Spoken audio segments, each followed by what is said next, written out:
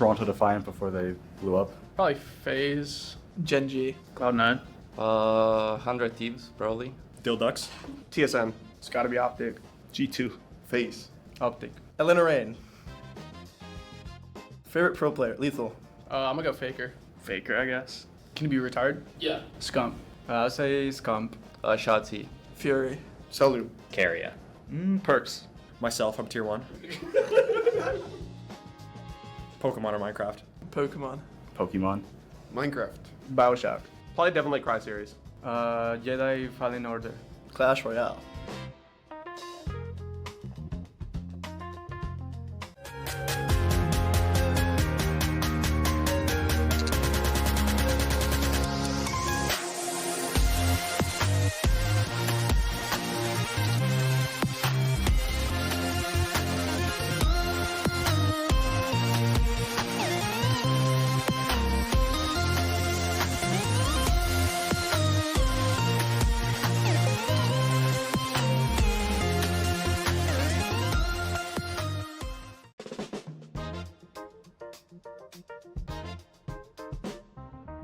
Probably around 200 to 400 bucks. Way too much. Way too much. Over 3K. Too much. Next question. Definitely over $1,000. I don't spend money in game items, so not much. Probably around like 2,000 over like 13, 14 years. So. Like $2,000, I want to say. On COD? None. Never spent a single dime on COD. What's the most amount you've spent in another game? Oh, too much to count on CSGO. Invisibility. I think it'd be really cool to know like how a person's feeling, like just by looking at them. Teleport. Be able to teleport. I would like to fly. Flight. Flying. Actually, teleporting. That's cap. Teleporting would be much better. I play RuneScape for fun. Play tennis. Not really secret, but I play card games. I like to DJ on the side. Eating. Queuing up Pokemon Showdown. My secret hobby is collecting Pokemon cards. I like fitness. Collecting Labubus.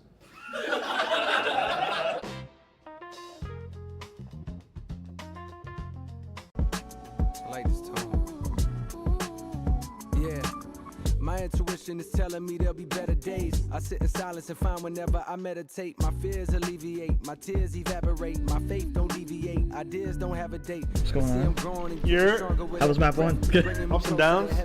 We're up in the beginning. As we speak, I'm in peace, no longer scared to die. Most niggas don't believe in God, and so they terrified. It's either that or they be fearing they gon' go to hell. Asking the Father for forgiveness got them overwhelmed.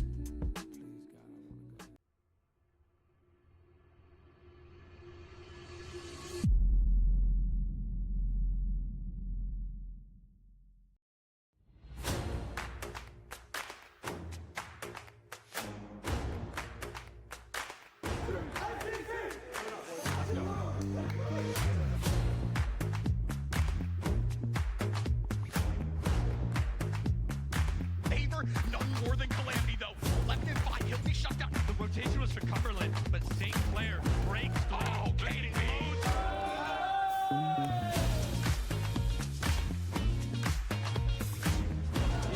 What a hacking back! Situation now 101, 1 HP on this solo. 1 bullet is a 4-person 1v5. Stand against the rest.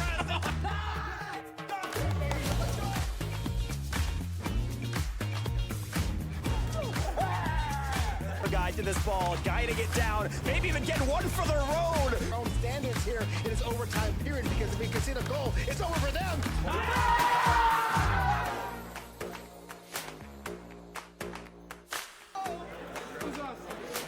He's doing a lot of damage, but he's got to keep you over. He avoids Ego. Bob Waena, no flash, no problem. St. Clair.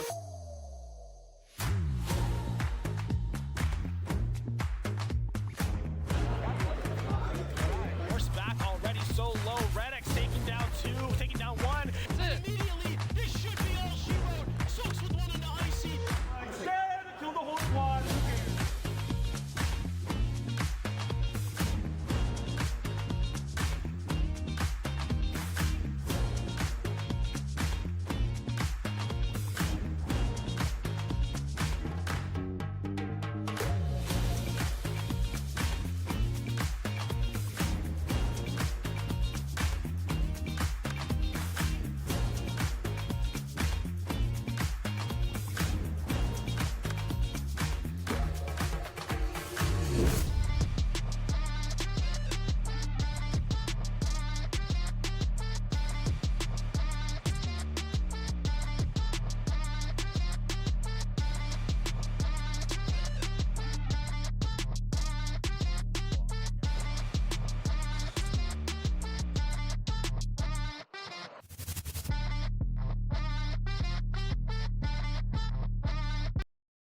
Welcome, ladies and gentlemen, to one of our final streams of the year. I am Patrick Smoke Chambers, joined by Evan, not really Evan Johnson, and we have CRL Last Chance Qualifiers. It's do or die. Top 2 get into the CRL Championships. The rest, sayonara until minimum September or October-ish. Yeah, a lot of stakes on the line. And like you said, one of our last streams, and what a better way to do one of that with a Last Chance Qualifier. So, I mean, like you said, it doesn't get any tighter than this at the end of the season. Both green and gold, you know, trying to squeak their way into the latter half of CRL League play. And already we've been looking at the bracket. I mean, like, I think there's a way that both teams can maybe find a way through. I think one is going to have a tougher path than the other, but I definitely think one of the two teams today is going to find a way in. No, for sure, but I mean, let's talk about them right now. Obviously, you know, no introductions really needed all that much for our green team, more or less just formalities with Vesh, Zai, and Jazzy.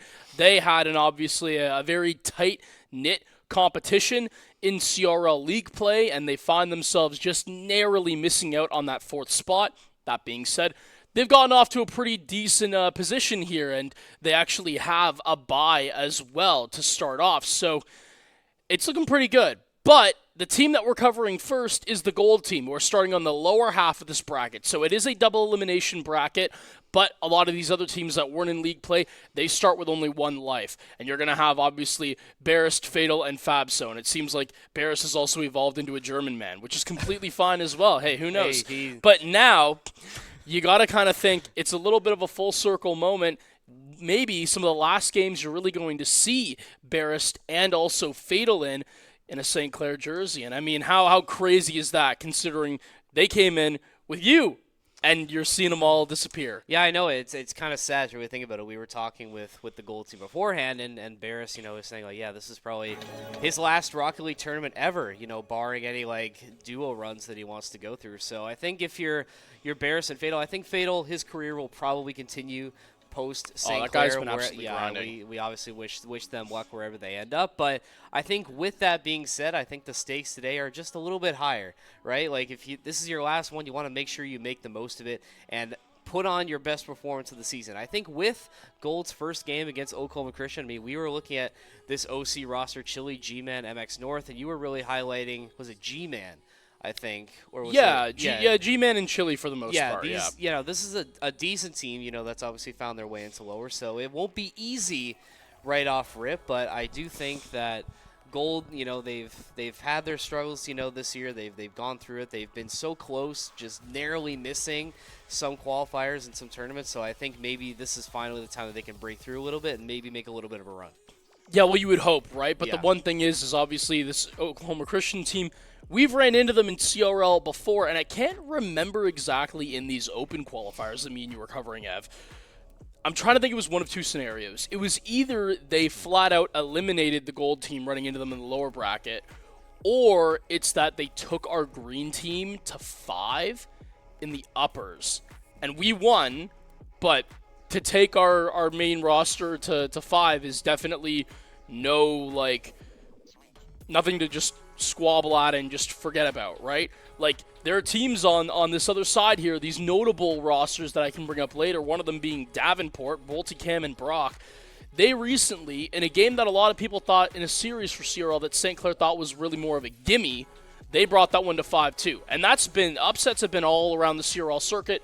So that being said, you know, whether you have OC Esports or St. Clair Gold, really goes down to tell you that Rocket League in this part of the year, man, no one's really been able to get anything right in terms of predictions. No, it's true, and I think that's what makes it so interesting at this point of the year. And obviously, like, when you look at the teams that are in this lower bracket, I mean, it's last chance qualifier for a lot of these teams. Like, these are not slouches that you're running into in the lower brackets. So, I mean, we were saying, like, we're hoping that Gold find a way through today. And, you know, this is obviously a lot of stakes on the line, and it is going to be tough, like, admittedly. Like, they're starting off at a really tough one, and then if they can somehow make it through this, you know, they take down the loser of A, which is either going to be Akron Blue or Indiana Institute of Technology. So, I mean, like, not that we have as much information about Indiana, but there's potential that it only gets harder for St. Clair Gold from here, but let's see if they can get off to a hot start early.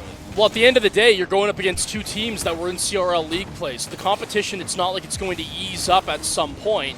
You are going to continuously keep on upping the ante as we go on further. We'll get into some more of those rosters later, but for now, Oklahoma Christian and St. Clair Gold doing battle here in this best of 5. Chili, the first one to strike. The demo comes through, but it's not fast enough. Not fast enough, and I mean, just a hole in the Gold defense right there. It doesn't get any easier for Chili with this one. Just nobody really home or reacting quick enough for Gold. So Oklahoma Christian, we were talking about these guys, Chili and G-Man. They can definitely make you pay when the moment arises. So Gold needs to start to wake up a little bit and try and respond. Yeah, and G-Man was fast off the ceiling trying to find a beat and had the assist for Chili, and he actually just did the exact same thing there. And again, now transitions this one into a demo. Barrist off the sidewall. North is going to have the downwards pass. Fatal, a little bit awkward on the near post. This one rifling back on over. G-Man not up to get it, but at the same time, you can tell the offense from Oklahoma Christian, it is very much threatening early on. And this is something we see with the green team sometimes, where it looks like the offense just can't really get clicking at the start of a series. And we're definitely seeing a little bit of a mental lag in Gold right now. They just can't seem to really get anything set as Oklahoma Christian just continuing to barrage the net with some opportunities. And Gold, they really need to try and find a way to get a handle on the ball, wrestle possession back in their favor, and just try and give themselves a little bit of breathing room. Yeah, I mean, right now they're just trying to struggle to find any sort of semblance of what you just talked about, Ev, and I think that with Barris obviously making the save, it's a good spot to transition on out, but you got to make sure you're getting these mid-pads, cutting rotation to keep up pressure. G-Man goes right down the line, and instead he says, you know what, screw that. Let me just get rid of their third man so they can't keep up this offense. Little does he know, St. Clair, they were able to still do just that. I like the creativity from G-Man trying to free up some space, but at the end of the day, Barris and Fatal, they're able to continue this one going. No, it was really good to see Gold find success there, and I like how it wasn't even a fast set play. You know, you have a solo effort to really get it in, but you have Barris waiting patiently for the moment to strike, and he just makes the most of it. So Gold, good to see them get tied up, but Oklahoma Christian already, Chili, he's trying to get that one back, and that's almost a quick response. G-Man trying to fly in for a shot, but that's going to be Fabso with the save, and Gold try and get it cleared to the other end. Fatal will try and take it up himself, but Oklahoma Christian trying to get a wrestle on their defense. Man, I mean, how many times have you seen us score and then the team comes back with an instant counter punch? I mean, so many times. You can't count them at this point, right? And again, I think that's something that you got to work on for St. Clair, and this goes for both teams, is just what you do after kickoff. Watch out for these transitional periods, because sometimes we can tend to lag behind in a couple of those moments. This one going downfield is very close, but going to have to wait a little bit more for some threatening offense. Almost the exact same play in what we saw last time. Gold was able to find a goal, but just not set up in the right spot, shot a little bit off target. And that possession going to get blown up as Fatal down for the count for a second. Oklahoma Christian trying to get this out. They will clear. North to take it up, but interception from Gold, but a little bit of a lapse in defense. Thank God Fabso was there to save it out. Man, but you got to watch out. I mean, that is a very heads-up play. Good awareness, but the pass is infield. It's a real good shot. And G-Man and Chili, this dynamic duo that we touched on earlier. I will say, North has a great pop-up immediately. It's a full team play. 1, 2, 3, St. Clair. They can't do a damn thing about it. Well placed as Oklahoma go up by 1. And it's always, whenever you watch a play unfold like that, you can always just tell whenever something is going to go in. You know, you just had a feeling with that last possession that Oklahoma was going to get a little bit of a successful possession. Goal just, again, it's the defense again, a little bit of a lapse, just not fast enough to respond to this OC offense. But hey, that's a quick response that I want. Barris, he's got 2 in this game. Nice sole effort from the Italian striker to make sure things stay tied up. Well, you want to talk about fast? I mean, let's just have it real quick. This one handed to him on a silver platter by Fatal, who, again, a very fast, offensively minded player in his own right, trying to get some offense clicking. And St. Clair, they answer back. 1:45 to go, but this one all even at 2 apiece. I think the next goal in this one is going to be the decider, no matter what way you find it in OT or in regulation. Fatal almost had it there, but G-Man, he's going to make a big-time play for Oklahoma Christian to keep things tied for now. 1.5 minutes left to go. G-Man trying to take it up the side, looking for a teammate, but another demo coming through from Fatal should give St. Clair possession or shut this down, but Chili's going to come flying in to extend this one for Oklahoma Christian. Man, North, it's a great touch for a force, but look at Barris, big man downfield finding 250s. This is great. It frees up a lot of time for St. Clair. Fabso's already up the opposite wall, and same with Fatal on the left side to try to meet him. This redirect going to be faked out. The shot incoming, but G-Man smarter to it as Chili looks for a demo. St. Clair, you got to be careful, especially with a whiff in your corner. This one passes by Central, but the miss on the shooter. It was very close, but Oklahoma, you can tell they're fishing. They definitely are, and if you're St. Clair, you can't really afford to just live off of these mistakes that Oklahoma Christian is making as Fatal finally gets it cleared out. 37 seconds left to go. Fatal's going to need some help if St. Clair want a chance to get this, but it does not come, and Oklahoma Christian already back on the attack. G-Man going up for it is going to miss it, but with two teammates back in support, they can definitely make a statement here, but as soon as I say that, St. Clair cleared out once again. Now, I do got to say, just watch out, Oklahoma Christian. You do have St. Clair in deep water, but you saw right there a little bit of an overcommit, and you had a little bit of space to work with. If you were St. Clair on the transition, North is actually going to completely redirect this back out. However, with an empty net, lapse in rotation, a little bit of a double commit. That should be all she wrote. 7 seconds left to go, and barring a kickoff strategy, there's not really much you can do for St. Clair to get this one going. You got to hope that ball can go sideways and into a solo play. That's just tough to watch right there. It's almost like the exact same goal that Oklahoma Christian starts this game on. Just what a bomb. Complete lapse in defense from Gold to let that one slip right at the end there, although they will have at least another attempt, but all for naught as Oklahoma Christian squeak by in game number 1 to find the lead in the series. Yeah, and I think that was Fatal who had the solo play opportunity as it rolled to the right or to the left, but really good heads-up awareness play from North there. The third man coming on through and finding the bump to immediately have to force a second member up in order to continue the play. From there, the drop down, it gets picked off. Good stuff from Oklahoma Christian. Heads-up defense with 7 seconds left to take 1-0 so far in the series. And that's what we were talking about. You were saying specifically that this Oklahoma Christian team, yes, they start out in lowers, but they're definitely not to be trifled with right now. They've had a very solid season of CRL, and they're definitely going to be a tough task for this Gold team, and already down 1. I mean, this is your last life right here, so Gold, I really want to see a big bounce back game for them to get back in the series, just build up that confidence once again. Well, you know what, the 50s are going to work out. A little bit of a double commit as well. G-Man has a lot of work to do, but with that final touch, he's burned enough time as Barris couldn't get the exact challenge that would have put St. Clair in dangerous territory. Chili, bar down, send it through upper 90. 1-0 Oklahoma Christian off a beautiful aerial. Well, Chili staying hot in game 2. I mean, this is just a great shot right here. It's going to go bar down, top right corner. I mean, you just can't draw it up any nicer for OC. And St. Clair, I mean, similar story to game number 1. You open up the game with a goal, and I mean, that almost could have gone in as well, but a little bit off target. So Oklahoma Christian clearly finding success in the early stages of this series. St. Clair Gold defense specifically really need to start seeing them click. Yeah, you know, again, OC, they're a team that can really drag you into deep water. And, you know, we were talking about this earlier as well. I was saying this, too. I could see St. Clair Gold just getting eliminated right off the bat in the first series. This is a very strong team, and you're seeing the fruits of their labor that they put in and day out right now. G-Man, it's going to be freed up. Chili to be able to have the pass. It just lofts it right past Fatal, and Fabso's in too bad of a position to make a play on the ball. You can just tell Oklahoma Christian's offense, they just locked, man. Went together. Yeah, they are absolutely dialed in right now, and they are making it so difficult for this Gold defense that's already been struggling to get a leg up in this game. I mean, still a lot of time left to go, but 2 goals in the first minute. Definitely not how you want to start a critical game 2 in this series, but see what St. Clair is made of right now. A little bit of a back pass from Fatal that goes awry. Is Chili able to save it? Fabso's still back.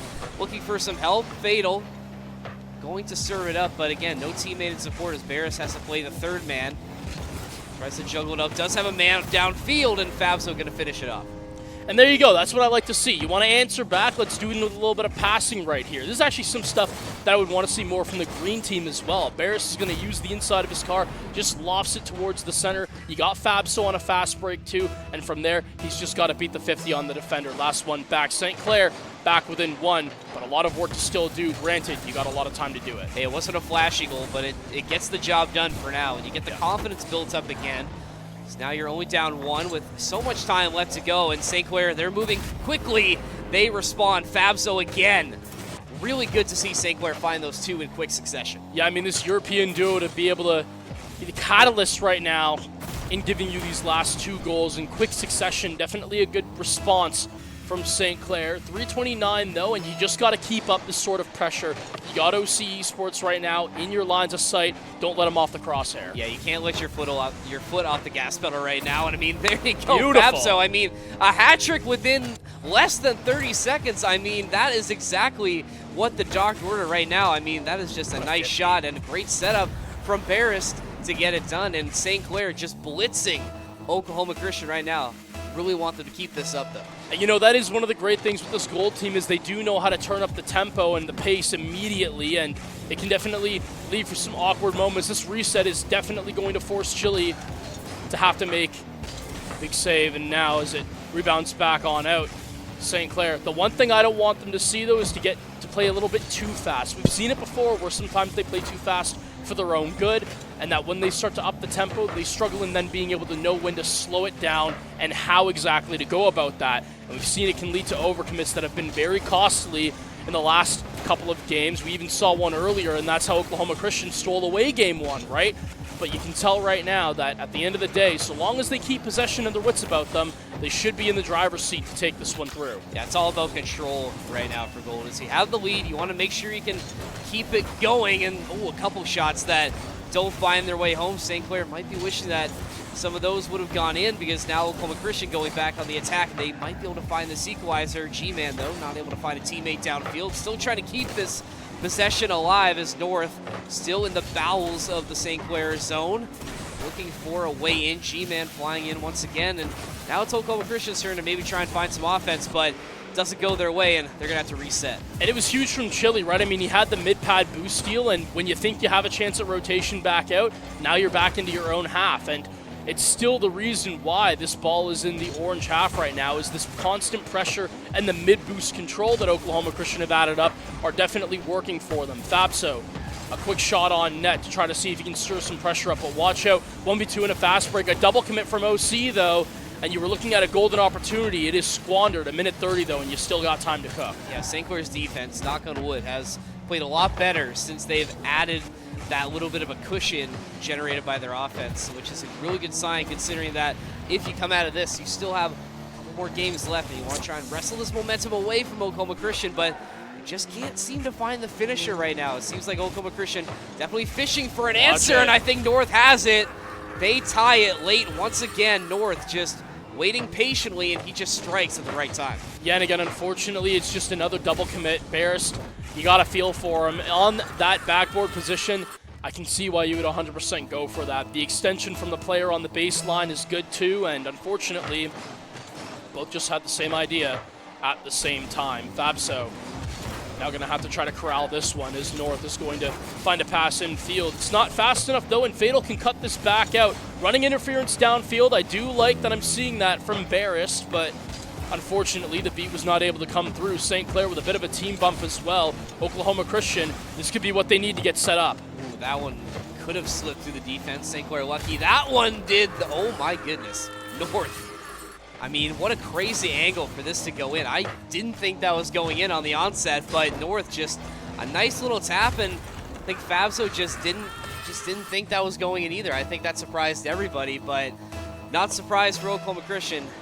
They find themselves in the lead late once again. St. Clair, you need it now. Let's see if he can get it. Well, Chile had a nice placement earlier, but that is your shot of the day so far. North, that was absolutely beautiful and well deserving of a goal. This one, the redirect just barely off target, but you might want to argue that OC should be up 5-3 right now. Chile, an infield pass. G-Man, the pre-jump, it's too damn good. What do you do about it?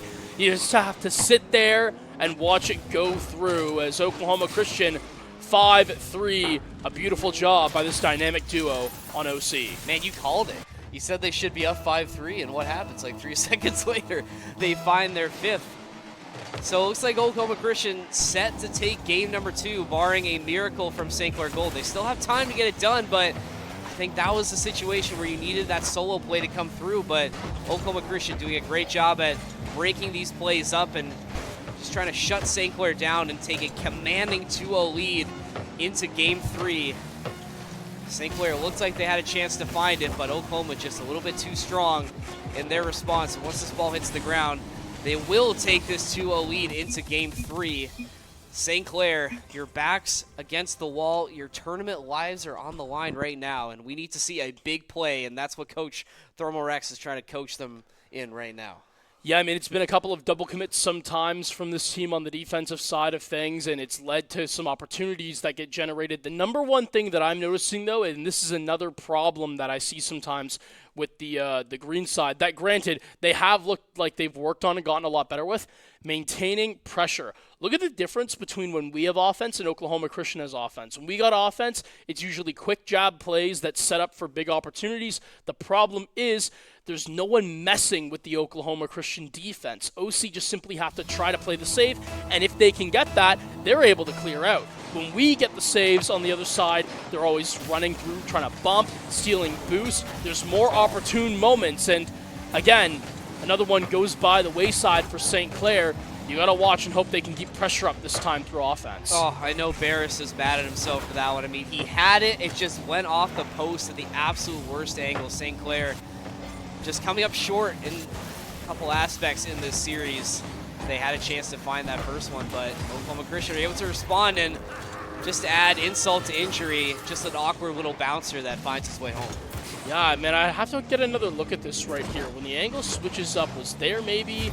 No, G-Man had a bump. Man, that's just tough. And again, that's one of those moments, right? The setup's coming through, but Oklahoma Christian, they're running interference. They're messing with these defenders a lot better than we are to them. So, again, it's chances generated by your first man that are giving you shooting lanes, and really good ones at that. St. Clair, I'd like to see them replicate this, and 4:20 left to go. You got to try to find a way back into this one, or like you said, sooner than we all would have predicted, they are going to be out very early in this tournament. Yeah, for St. Clair, you just really can't afford this to start getting to you right now. You just have to stay the course, try and get back into control, and fight, just fight as best you can right now. Oklahoma Christian, though, they're looking very, very strong as G-Man trying to get his teammates set up for another goal, but that attempt will not find anything. G-Man going to miss that one as well, so St. Clair should be able to clear this one out. But again, Oklahoma Christian, they just seem to be able to get whatever they want on their attacking side, and even their defense as Chile makes a great save right there to keep them up 1-0. Yeah, I mean, they've had some insanely huge booming clears. This is, again, another pre-jump as Chile almost redirected that one, forces Fabso to go up. He's in the wing. Someone's got to feed him the ball. Fatal going to be the one to eventually get it to him. Did take a little bit of time, obviously, on zero boost, but regardless, you find the 50s, you find something to force it over to your teammate. Fabso, one touch, all is required to tie this one up at 1. Yeah, Fabso, he's been almost all the offense for St. Clair in this series right now. I need to see somebody else, though, try and step up and contribute. But hey, at least you have somebody who's able to find the goals where you need it. But St. Clair, you found one. But what can you do when the momentum starts to swing a little bit into your favor? Yeah, I mean, again, definitely got to be having a little bit of a head scratcher. St. Clair in game 2, they had opportunities and they had chances that they were generating to really control this game. And at the end of the day, Oklahoma Christian, they had the answers to come back, and good on them, deservingly so. St. Clair trying to work this one back into their favor. They've at least avoided being found on a counterpunch so far, and obviously this pass going down, you gotta try to hit that one. The presence of G-Man, though, is too forceful. Fabso gonna try to feel on the sidewall, gets bumped out. I was gonna say, surely Fatal takes this one over here with 100 boost. Well, you would think, right? I mean, he is going to, but Oklahoma Christian, they quickly get under control in their zone. Barris is finally going to be rewarded for the fruits of his labor. He finds the second for St. Clair, and shot that just perfectly found its way through, and he got his get back for the one he missed earlier. Yeah, and you know what? That actually is a way harder shot than you would think at face value. I mean, because of North's positioning, it actually had to be like literally pixel perfect in order to find that one through. You send it too shallow, North saves it out. You send it too deep, goes off the bar and out of play. Good job on Barris. Very clinical in his finish. He's still got to keep pushing, though. Like we said in game 2, just because you have the lead doesn't mean you want to try and give up control or get complacent. Because Oklahoma Christian, we know they can turn it up on offense when they need to, and they try to get it done there, but St. Clair going to get it back in Oklahoma, trying to get it back under control as both teams scrambling for the ball right now. Oklahoma briefly in control as Fabso coming to fly in, but he's going to be a little too late as G-Man and North back on the attack. Oh my God, it's like, is somebody going to save that one? They're lucky really it goes off the post, but really awkward for St. Clair on defense, and Oklahoma Christian, they're going to try and take advantage of this. Yeah, I was going to say, you got to think that at least you can clear out for St. Clair, but I was worried about that. I was like, man, they might pay for that one. Looking for a follow-up attempt, sadly, for Oklahoma Christian. They weren't able to generate it that time, but that being said, you know, I'm not an OC fan, so hey, you know, I'll take it. This shot going to be a little bit high. Barrist off the bar. Crazy redirect attempt from G-Man. Off the post as well with this save. A double commit gets forced up. You got to think it's going to be a little bit awkward here as this one goes back up. The reset, can the double happen? No, but it's a pass nonetheless. St. Clair by the skin of their teeth hanging on in defense, but they're not out of the thick of it yet. Somehow, but I mean, these chances for OC have been really, really strong thus far. St. Clair have to be lucky that they just haven't been on target. And oh, another great save from Chili. That should have been the dagger right there for Fabso, but Oklahoma Christian, they're back on the attack once again. I think that one's going to squeak in. G-Man, once again, Oklahoma Christian find the equalizer late in the game, the third time in this series. Yeah, I was going to say, that's 3 times in a row Oklahoma Christian have scored within the last minute of play, and it's just opportunities like that that you can't pass up, and you also can't let generate for the enemy team. I mean, for St. Clair, a few questions that have to be asked. This one, another double commit. The follow-up shooter's got to be inbound. That one should have been further than just bar down. Oklahoma Christian should have the lead right now. You're going to want another attempt on that one. You got to think it's Chili. Got to focus up and just go next. Well, if you're St. Clair, you're hoping they don't get another try on that, but Chili is going to try. Gets the flip reset, but Fatal going to shut that one down. G-Man, though, is able to save it before it goes out, so you would think Oklahoma Christian might have one more chance before we get sent to overtime. Not going to happen as St. Clair get this one cleared. 10 seconds left. The last chance for either team to find in regulation, but I think with that fatal breakup, I think overtime, Patrick, should be on the docket for Game 3 of this series. I don't know, man. This redirect's going, and I was going to say you had a follow-up shooter in north and bound. I was really liking the direction on where Oklahoma Christian were taking that play. Be wary of the kickoff. This one bouncing high, Fatal. Going to want to be the first one, too, and it's Chili waiting in the back corner. A beautiful catch. And look at this. He can just use the rest of the flip, play the 50. It's well done. Shooter inbound, maybe, but G-Man going to be stuffed by the second man on defense for St. Clair. Good to see that St. Clair's defense in OT has been good, but they can't convert it to offense as Chili able to save it once again, keeping things all calm, cool, and collected on the side of Oklahoma Christian. Going to find a demo as well, so brief man advantage for OC as they head right back into St. Clair's end. No goal does get it under control, but G-Man, he's always lurking. He always keeps it alive whenever they need it to. His ability to continue plays when he really has no business in doing such is really what's helping Oklahoma Christian right now. I mean, the extension of this offense is definitely wavering on St. Clair's mind always, and it's making them second-guess themselves. As Fabso, a beautiful correction from the bump that comes through is North. Going to try to catch this one. Beat his man, Barrist. Maybe would have had a nice attempt on net if that one was a miss on the sidewall. North going to be whiffing himself here. And G-Man, again, with this reset, can get it back down. It goes up and over. It leaves Chili for a 50 opportunity.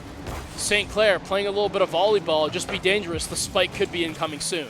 It just seems like they're just trying to keep their head above water right now. Oklahoma Christian slowly trying to drown them out on offense. That's going to be another save from St. Clair as they try and get this one out desperately, but they just can't right now. Chili going to reset and fly in, but not going to be able to find anything as St. Clair finally get this one under control and out, but quickly back in control of Oklahoma Christian. Now they have a chance to reset and go back on the attack as Chili going to clear it right back in, and Fatal, the only man left back.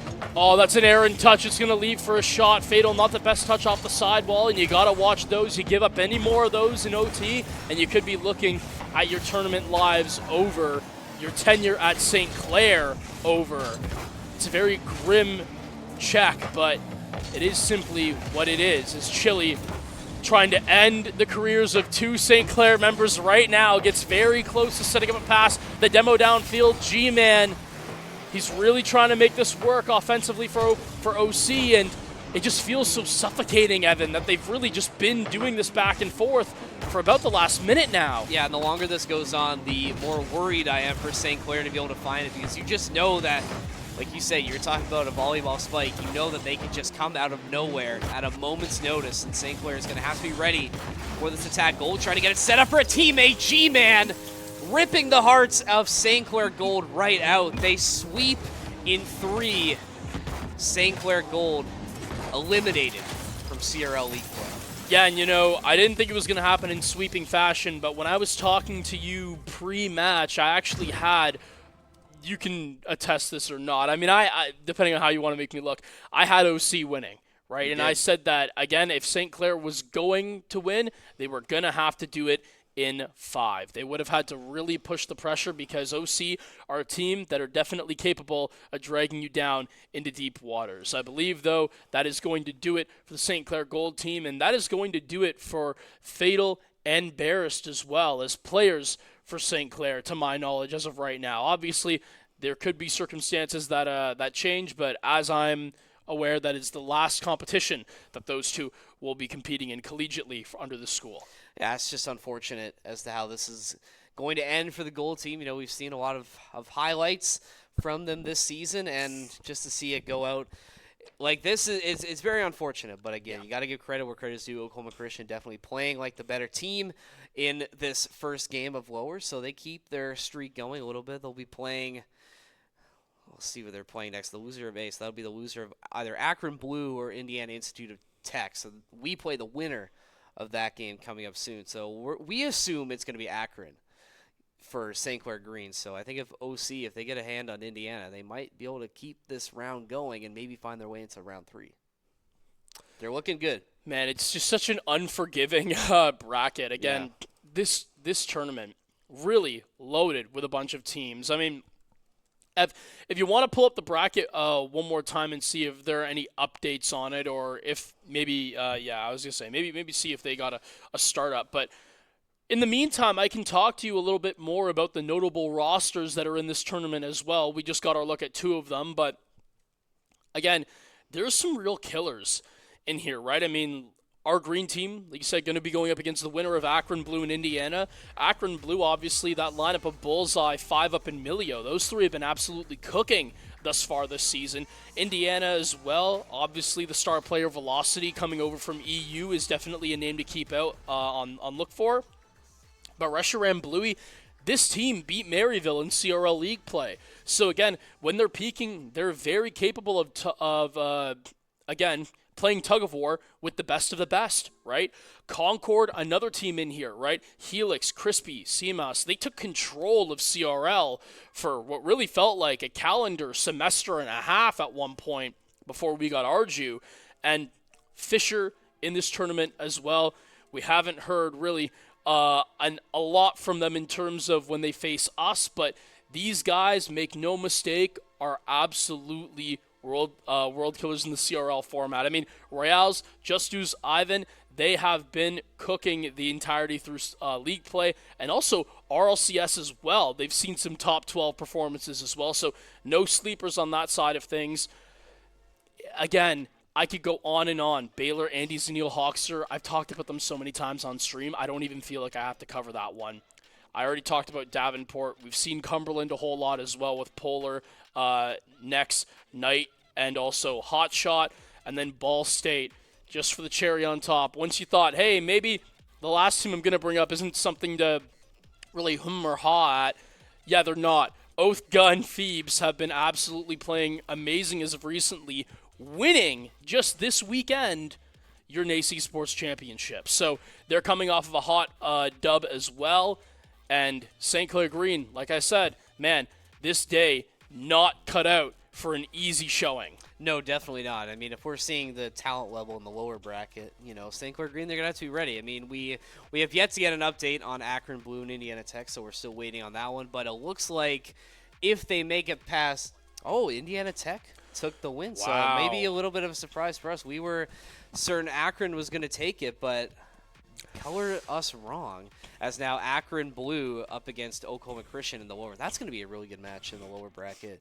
Round 2. So now St. Clair face off against Indiana Tech and are going to play the winner of Davenport and Ball State, which we were talking about. Ball State just won NACE for Rocket League. So this is a Ball State team that's coming in very, very refreshed after their time at NACE. So if you think St. Clair is going to have an easy time, you might be mistaken, because once you get past this first round, even in this first round, I mean, if Indiana Tech is able to take down Akron, a team that has beaten us in NACE. Actually just did, yes. Literally just did. So St. Clair, they're going to have to be ready right from the get-go. Yeah, they definitely are. Again, it's one of these things where you have a player who's extremely fast-paced, one of the most mechanical in the scene, Velocity coming in, who can absolutely dominate a series at will when he is feeling it. And I think that, again, Risharam and Bluey, no names to scoff at. This team, they were able to get it done against CRL's best. So you got to think that, hey, if they're coming into here today and they're immediately beating Akron Blue, I mean, those aren't nobodies. 5-up, ex-Dignitas, Pirates on a boat. He has been absolutely crazy in the past. And I think that, again, I've seen checks where he can also just will a series in Akron's favor. Bullseye and Milio especially, has been making such great strides and leaps and bounds in RLCS for himself compared to what used to be happening about a year ago, right? So these three players, they've really kind of came into their own, and to see that Indiana Tech, Velocity, Rusher, and Bluey are able to take them down just like that and move on through to face our team, part of me thinks that, hey, there's a chance that St. Clair, they could bottle this one. Me personally, I think they should have it in 4. I'll give them 1, but could I see Indiana Tech bringing it to 5? Sure. And if that happens, I wouldn't be able to tell you who's coming out on top of that one. Yeah, I don't know. I think there's too many variables when you get to a 5th game in a series like that. So I think you just hope that St. Clair are able to get it done in at least 4. I think that's a pretty fair prediction. If for some reason St. Clair doesn't make it out of Indiana Tech, they get dropped down, and I believe they will then play. So they move on to round 3. They would play. So it would be Columbia College potentially, or the loser of this one, which would be, or wait, bracket. Why does Wikipedia make this bracket so hard to read?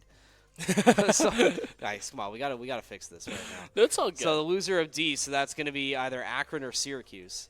Yeah, and I mean, we just had a Syracuse series that me and you were on that went the distance, right? Yeah. I believe. I don't think I was with Lelo on that one, was I? For CRL? I thought that was us. But so I don't know. Honestly, a lot of these Rocket We've League done games, so many of these they at this blur point, together, yeah. and you know what? I'm starting to forget what this green team looks like. So, Patrick, I think I need to get a visual reminder for what this green roster looks like as probable by. Thank you, guys. It would have been so funny if Jazzy's player model was just Barris on that one. Yeah, Jazzy pulling double duty today, playing on both rosters, and standing head and shoulders above Vesh in this graphic at least. But hey, this team, they've had a lot of success this year, and some might argue that maybe they should have already qualified for CRL League play, but there's just been a lot of talent. It's very top-heavy this semester for CRL. So St. Clair, I mean, they're going to have to earn it today. Like, there are no gimmies anymore. If this is the last chance, you got to get it done. Yeah, you absolutely have to, but at the same time, let's break down why I think they can. I mean, this team has been very dominant in CRL when they have to be. Obviously, questions to be asked when they face top 4 contending teams. And, again, it's just more or less, hey, maybe they do belong to be in that 5th to 6th spot ranked-wise against these rosters. And it's just kind of one of those things where, hey, at the end of the day, if you can't beat them, you can't say you're better than them. And there are times where they can flip the tables, but in terms of consistency, they definitely have shown where they deserve among in-league play standings. With this tournament, though, who knows? This is one day decides all. There's no consistency that has to happen here unless you're really questioning whether you are the ones playing it. So, St. Clair, Vesh, Zai, Jazzy have been definitely upgrading as the semester has gone on. I remember at the start they kind of looked a little bit sloppy in terms of mistakes that they were generating. Sure, they got off to CRL with a hot start, but we were especially seeing them start off slow in NACE. Yeah, NACE definitely was a little bit of a slow start, like you were saying, but I think that just means the team needed some time to gel and adjust. Obviously some pretty significant roster changes in between semesters. We met, Arju and Shuffle leaving to go over to Maryville. So there were a lot of question marks coming into this semester about what this gold team was going to be about, or this green team, I should say, was going to be about. But I think that as the semester's gone by, I think things have been figured out. You know, they're starting to come into their own. They're getting a lot more comfortable when the time comes, but weaknesses do still remain, Patrick. Sometimes we do see this team get off to slow starts in a series, where sometimes game one could be a little bit of a burger fest for St. Clair Green. And in this stage of this tournament, you can't really afford to have that happen. You need to be dialed in from the start to make sure that you have your best chance to win, and you can go as far as you can in the uppers just to make sure if you need to do a lowers bracket run, that it's not as grueling as it would be if you're to lose here in the first round. Yeah, and remember, we just got through example A of what a team in lowers can look like if you can't maintain offensive pressure like they can. And it was a sweep. OC, they really dealt with our gold team very handedly. And now you're going up to the top part of the bracket. This is where there's levels to this. This is another jump forward in both sides. So, again, I think that you got to definitely have your head in a swivel. Somebody who's really taken that into account, though, and has put on quite the showing this semester, Vesh, one of the players who has really kind of evolved as the main goal-scoring threat for this roster, usually on the right end of a ball if it has to be going towards a net. And again, give credit to Zai and Jazzy for being able to play make. The thing that I see a lot, though, is that everyone doesn't really talk about the offense. They talk about the defense of this team. And while they do not concede a whole lot of goals, and I can agree with on that front when it comes to conceding, they are very much elite in not doing that.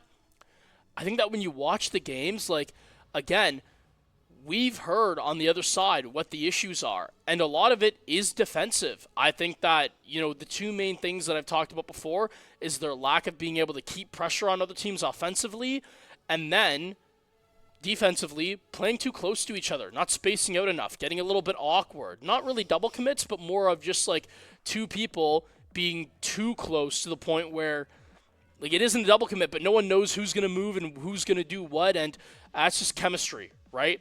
Yes, it is their first semester, but you're going up against teams where you can't allow yourself to have these sort of mistakes. They will cost you goals, they will cost you games, and they will cost you this tournament if you do them enough. Yeah, I think you're right about that. I mean, I think it's easy for us to say because we get to watch the team so much, right? So obviously it's easy for us to really get a chance to nitpick and critique some issues that this team might have. But I think that being said, obviously, like we've been talking about, you know what's involved in today. It's like you know what you need to do, and I think the team knows that as well. You know it's your last chance, so I think we are going to see the best version of this team today. And I mean, when you talk about guys like Vesh, I mean, that's a tough spot to fill when he comes in, you know, having to replace the production of Arju, who's arguably one of the best collegiate players in the scene right now. So losing him and then trying to slot in somebody else for the offense, you know, there was expected to be a little bit of a lag back, but I got to give a lot of credit to Vesh and the rest of the team for sticking with it,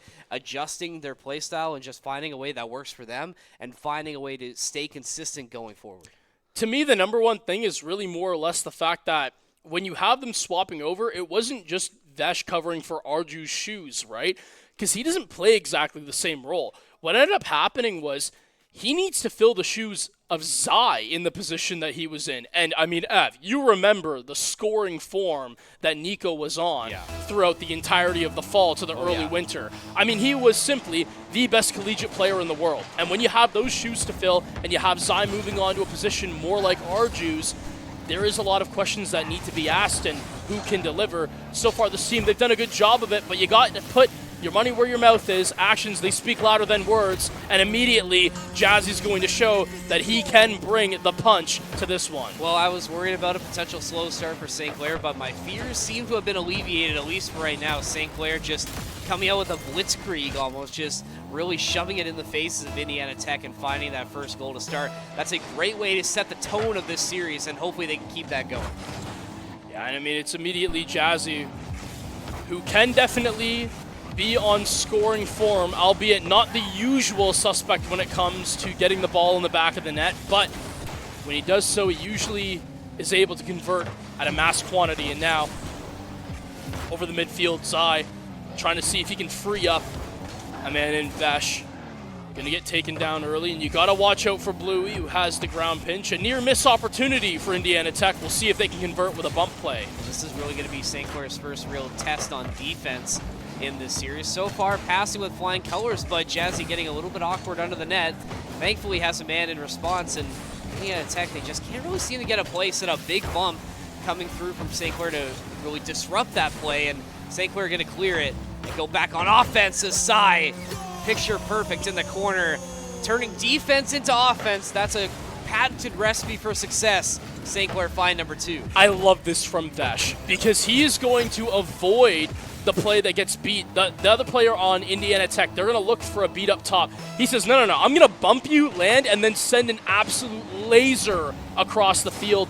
Zai with the pre-jump, he converts those doubles all day long. You know who to feed the ball right now. Everybody getting it done on the side of St. Clair offensively. Yeah, I just hope they can keep that up because right now they are just suffocating Indiana Tech right now. I mean, it is still very early in this series. They just haven't really gotten a comfortable look yet. It just seems like they're trying to play very reactively right now, where St. Clair is just controlling everything going on right now. Vesh setting it up once again. Might have a teammate in response, but a little bit of an awkward bounce off the backboard as Jazzy tries to keep it alive. Sai is there at midfield. Let's get the flip reset and keep it going for Vesh, who's going to keep it up.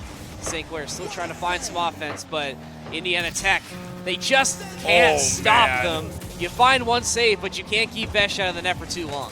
Look at the follow-up, though. It's Jazzy. He's cutting through the midfield, and Vesh immediately lands from his double and is in prime position to send this one low and away. Indiana Tech down by 3 with 3 minutes left to go. What do you have in the gas tank? Because right now, you're getting dusted. Yeah, St. Clair really making a statement coming out. We said that early with how you find a goal so quickly, but they are just continuing to pour it on here against Indiana Tech, and maybe that could have been 4-0 right there if Bluey doesn't make that incredible save, but might happen soon here as Sai once again trying to get up, and Indiana Tech just forced to play defense right now. And Patrick, we know from experience that if a team is forced to play defense the entire time, that is just not a way that you can find a way to win a series. Right, I mean, it's just unfortunate if you're Indiana Tech, you're just being strangled, and, you know, it doesn't help when you have people on the St. Clair roster who just know how to carry and generate so much space and drain time. It allows for the other two on St. Clair to get into prime positions for follow-up shots and passes to keep up momentum, and that's something that they've gotten better as the season has progressed. You're in the end stages now. This pinch is all downfield. It's just off the bar. Follow-up shot. Again, we really love that upper woodwork, but at the end of the day, there are opportunities that scare Indiana Tech into playing some more defense. Got to watch out for the fast break, but Jazzy, he's right there to make the stop. Man, if St. Clair are looking like this right now, that should be a good sign for how the rest of this day is going. They are looking very, very sharp to start this series and to start this day for league qualification. So let's hope St. Clair can keep it up. Still looking to find as many goals as you can as St. Clair getting back on defense, but even so, it's a quick trip as Indiana, they don't find any men downfield. Bluey was sort of isolated on an island, and when you have St. Clair just surrounding you like that, just suffocating you, there's really nothing you can do to try and get any shots off. Man, I mean, not only just for the other two, but Velocity has really been held on a leash by St. Clair in this game, and that's going to be one of your win cons as well, as obviously stopping him. This one going to fall on through. Doesn't matter that Jazzy can't get the final touch on it. Vesh, he'll definitely take another one on his already very much quantifiable goal tally this season. Yeah, I mean, we were talking about this guy's ability to just generate offense and score from almost anywhere, and he's really been having a good start to this series. So is the rest of the team as St. Clair win this kickoff battle. Might have another chance in Indiana's end as Vesh, maybe not a good spot to find. He's going to be a little bit late, but challenging at the midfield. Just to keep things up for St. Clair. Velocity with a shot, but gets redirected very quickly. Indiana trying to struggle and really scramble just to find any sort of momentum at the end of game one, but a little bit of a friendly redirect for St. Clair, and they will take 5 like that. I mean, the team pinch is just so fast. I mean, that's unreal. And hey, you know what? At the end of the day, they were just doing that with the intent of, yeah, you can get in front of it. might break your hand when you're trying to save it, though. That is great job from St. Clair, at least speed-wise, to get that one on a line. And 5-0 with 30 seconds left. I mean, there's not really even much to break down. Indiana Tech, they could just never get their feet sunk in the dirt. No, there have been chances, and they're finally going to get one there, but I think even that goal there, I think gets helped out. I think it gets redirected from Vesh on the goal line, I think, or not Vesh. It looks like it went off of Sai, actually, to go in. So I guess Indiana Tech, you know, they take one for the road. Hatsune Miku pretty happy about that one, but still not enough to get over the hump. St. Clair comfortably going to take game one.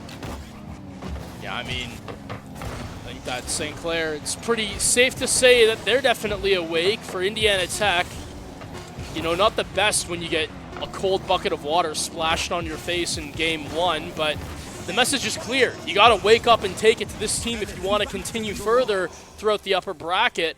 Real well done stuff from the Saints green side. Hopefully they can keep replicating that performance. I think they can. It just seems like they have a game plan they want to execute right now, and Indiana just, they're not up to snuff right now. I mean, we give them credit, you know, able to take down Akron, a team that, you know, has given us some trouble in the past, but I don't know, man. I'd really like to go back and watch how that series went down, because right now it seems like St. Clair is just playing on a totally different level than Indiana Tech right now. I mean, at least off of the small sample size of game one, it has been very impressive with how they've come out, and I don't know, Patrick. Maybe they get this 1-3.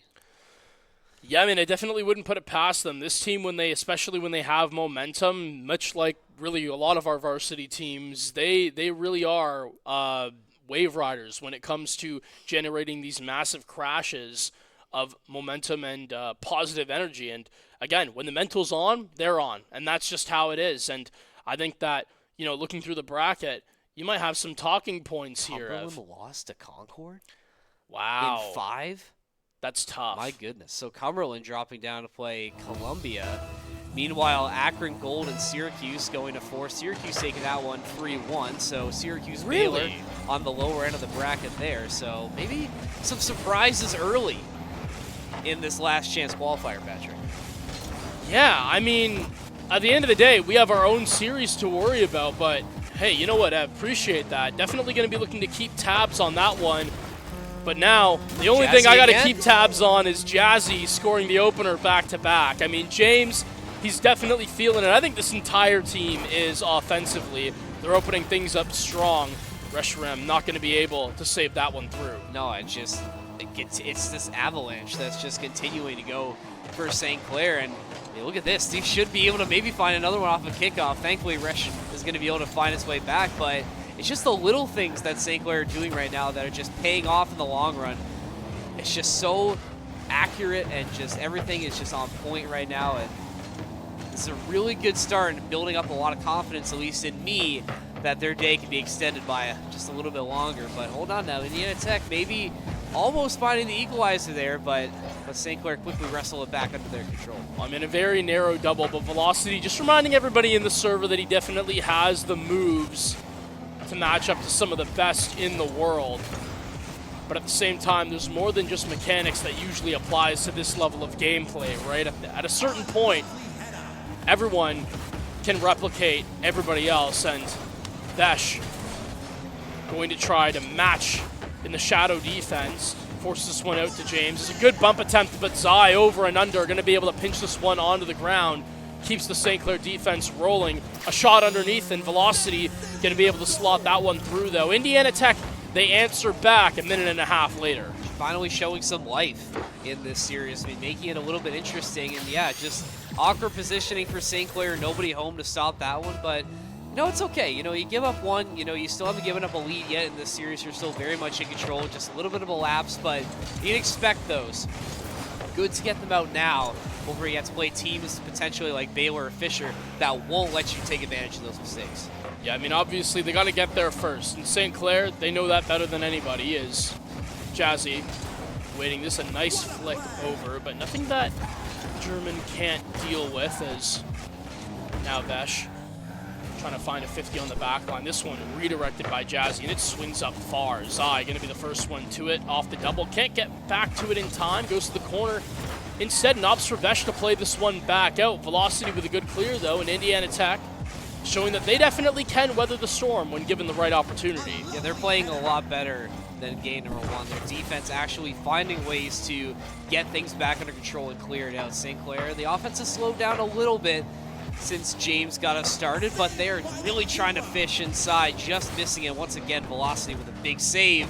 Indiana Tech, though, still can't clear it, and Vesh flying in, but they're making some really big saves on the side of Indiana, but you just cannot keep Cy out of the net. That long possession finally paying off for St. Clair. I mean, at the end of the day, these shots, this drainage of boost, the double commits, they add up. Everybody on zilch nada, and Zai is going to be able to find the reset off the double and secure St. Clair the lead with 2:30 remaining. Yeah, good to see them find the response to it. Just that long possession in Indiana Tech's end, like you said, draining their boost and just draining their endurance in stopping them. And that's what you want to see St. Clair do. Just wrestle back control in the game, get momentum back under their control. You know, you give up one, but a quick response, just ride out these last 2 minutes, try and add more cushion if you can, and just bring Indiana Tech out to that deep water and bury them in the rest of the game. Velocity gonna have to deal with this double as Zai following through. A good drop down from Vesh, but you gotta watch out for the wing as James, I think, had the right idea on that one. Gonna just completely take the player out. Velocity, though, double. It's cute. It's on the money, but it's not in. Man, that is a tough one and one that Velocity would like back.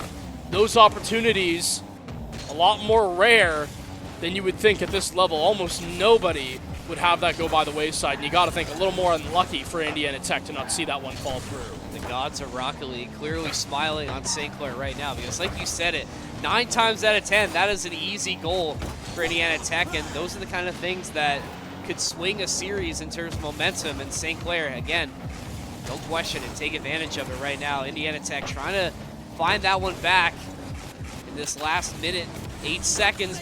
Resh with a solo effort that gets denied by Vesh, and Jazzy on the other end trying to set it up for its teammate, but that one just goes awry. But St. Clair quickly on the attack once again, turning that defense into offense like we saw earlier. Yeah, and the clock's going to start becoming a fourth teammate right now for St. Clair if Indiana Tech can't get anything offensively going. Resh going to have to challenge back up, and you're going to see a lot of these players, they're going to start rushing and playing ball first, considering they all have full tanks now. You got to start upping the tempo. Jazzy has the right idea. Eliminate one right off the rip. This one net side, but Zai going to cut down the baseline. Makes a key save. James finds all these demos looking like a Jazzy of old. I haven't really seen him get that active on demolitions since at least the fall, but I love it now that it's coming back because it is handing St. Clair key eliminations on defense. Yeah, Jazzy is that enforcer, you know, so valuable and just disrupting everything that Indiana Tech is trying to do. And because the time is so limited, like you said, you need to be operating quickly, and just a bump or a demo coming through from Jazzy is just enough to really shut everything down. And unless this solo effort from Resh goes through, but it will not, as St. Clair bump it out, they come back from the tie, and they get the win in Game 2. Well, St. Clair taking care of business thus far. They're going to be able to take the first 2, and they put Indiana on reverse sweep watch. So now you got to win the next 3 in a row if you want to move on or get sent to lowers. Some bracket stuff that I'm looking for in the bottom. We see that Cumberland going to be facing off against Bruton Parker, Davenport's red team. They are no longer here to stay, as the Tigres of UANL also being eliminated by Columbia. You said that earlier. And, man, both Akron teams, they find themselves in the lower bracket almost immediately. Tough, as Wichita State going down in the top bracket. George Mason moving on through to face them as well. George Mason, a little bit of a sleeper team that I've commented on in the past. I was just going to say, don't sleep on George Mason. We've seen them in some CRL stuff before, and they can definitely come out and surprise you. I think they might be a dark horse to maybe go a little bit farther in this lower bracket. I mean, you might have to go up against one of these teams. In this one, I believe it probably would be Indiana Tech, the loser of match 3. So, I mean, either Indiana Tech or someone like Ball State, Davenport might end your run in that space. I think we can assume that it most likely will be Fisher and Baylor in the upper bracket semis. I mean, unless Syracuse or Concord surprise us, but I think this Fisher and this Baylor team have been so consistent and so good this year that I think it'd be foolish to not think that both or one of them will make it through into league play because they have just both been so very good. And you gotta think, you need a team to get firing early on all cylinders. Indiana Tech, definitely not the ones to be sleeping on the wheel. They're opening this one up on instant offense. Resch sends a bullet on through, but again, St. Clair, they just have the saves covered. Granted, they need to clear out, and they've done just that. The shot from Vesh a little bit high, finds the bump instead, and Jazzy going to try to force this one back on over. Indiana Tech, though, playing very proactively in the midfield. Well, hopefully they made some adjustments after these first 2 games because, you know, obviously you don't want to find yourself down in the lowers, or you might have to face either, you know, like Concord or potentially a Baylor or Syracuse. You want to try and get the most out of this right now, but St. Clair have been doing a really good job at suffocating everything Indiana Tech has really thrown at them right now. Bluey trying to extend this possession, but it gets cleared out, and Velocity, another booming clear to set something up for Indiana Tech, but can't really get it going when guys like Jazzy and Sai are just so quick at intercepting those booming clears. I will say, a great catch from Bluey, but takes a little bit long trying to get to it. The St. Clair net, though, on an overcommit has been left open, and for Velocity, that's going to be an easy tap-in.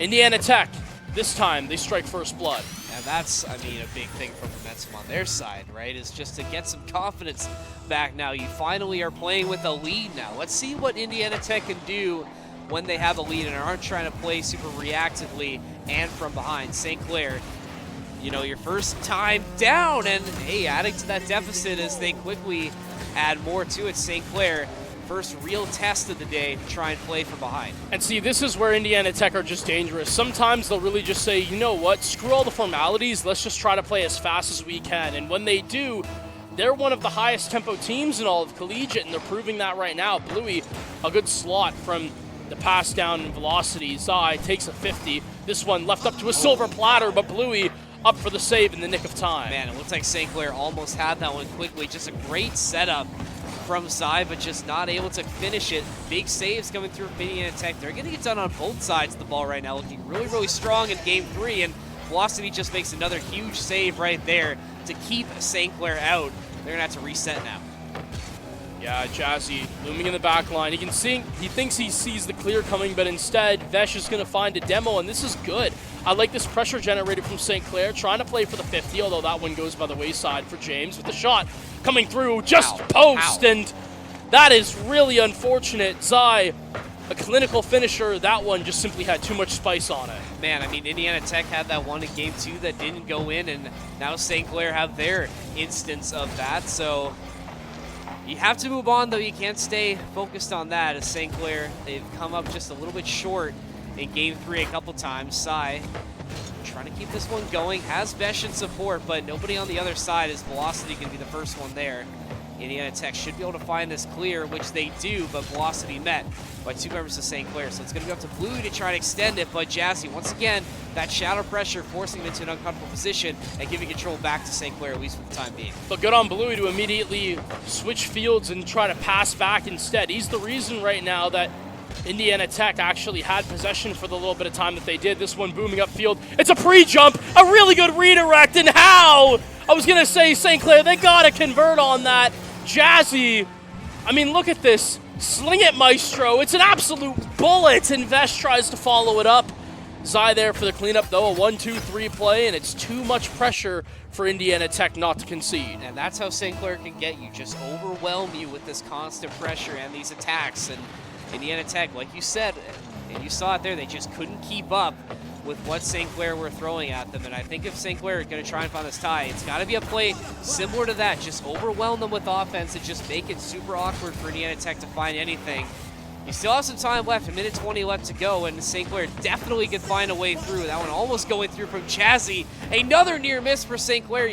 Surely you capitalize here. Asai going to try and go up and keep this one going, but Indiana Tech just narrowly getting out of this one. And you're going to really see them up the tempo right here, the Saints, because they're down by 1 with a minute left to go. It doesn't really matter if you get Braziled or whether the score is 2-1. It's the same result. So overcommits, I'm sure, aplenty within these next 50 seconds. The problem is they got to actually get a save out to be able to have it happen. It will not. Indiana Tech, they established their safety lead, and surely not trying to cast a curse. That is the dagger for Indiana Tech and company.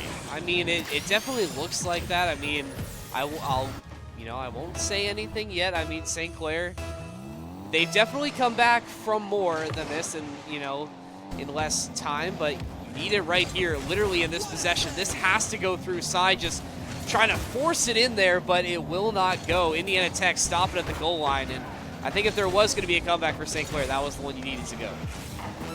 Well, Zai, he's going to try to still make a play. This one, it seems like there have been so many close attempts for St. Clair. Jazzy, a beautiful first touch. Bluey up. The dunk is well on, though. But how many times is it going to meet the woodwork? Just can't have that happen right now. I mean, obviously, you got to give credit where credit's due to this defense of Indiana Tech, but those are the things you just need to fall for St. Clair in order to get this comeback, and it's not going to happen. Indiana Tech, they almost add a fourth one for their troubles, but it will not happen. This one continuing as Indiana Tech, not dead yet. They find a little bit of life in Game 3. Well, it seems like we're poised to go to 4 at minimum.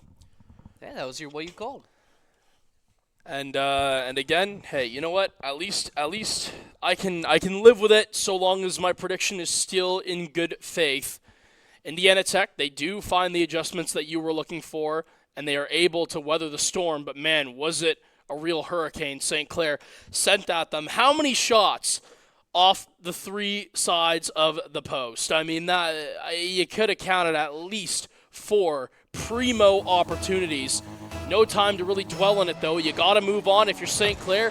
Muster up the answer. Try to get rid of Indiana Tech here. The last thing you want is for them to build up momentum and find a way back into the series. And this is a game that St. Clair they need to get things under control. Oh, this is a swing. Once again, because, you cannot let Indiana Tech find momentum in this series. You have been playing so well to start.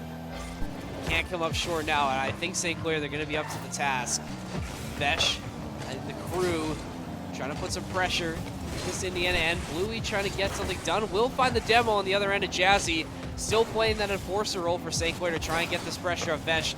Not going to be able to find the bounce, and that's going to get cleared out by Resh. Yeah, unfortunately, that ground pinch didn't exactly loft where he wanted as Zai. Pre-jumping, has the angle read out. Jazzy now trying to burn some time. It goes off the corner. A good boost steal in the back as well, so keep note of that as he's looking to cut by through the baseline. Velocity sends one through. It's a redirect. It's real on target, or at least it was looking to be. At least had some speed to it. Indiana Tech definitely showing, bearing their fangs, I guess is what you would say, is they're trying to send some through early. This pass, though, is too damn good.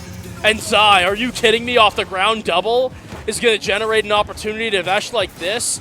Hey, real good stuff from the St. Clair duo. Hey, you talked about it. These guys have been working in the lab for a long time. They have just been cooking, and that's that connection I want to see really start to pop off as we get farther into this day.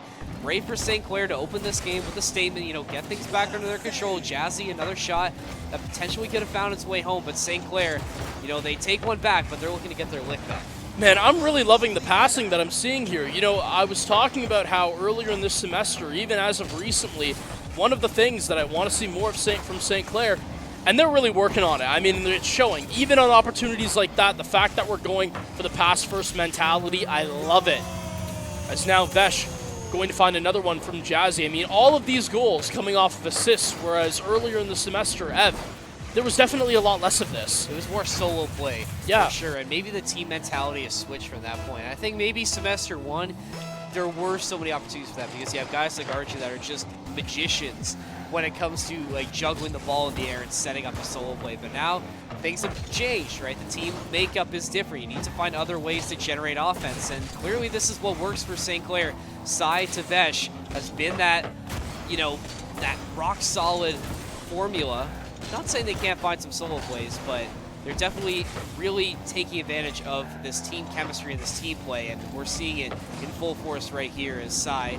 He's trying to get a solo play set up for himself. Not going to be able to find the dunk as Bluey's there, but Vesh, he's always around. You just cannot get rid of him. He's always lurking, trying to put pressure on this ball.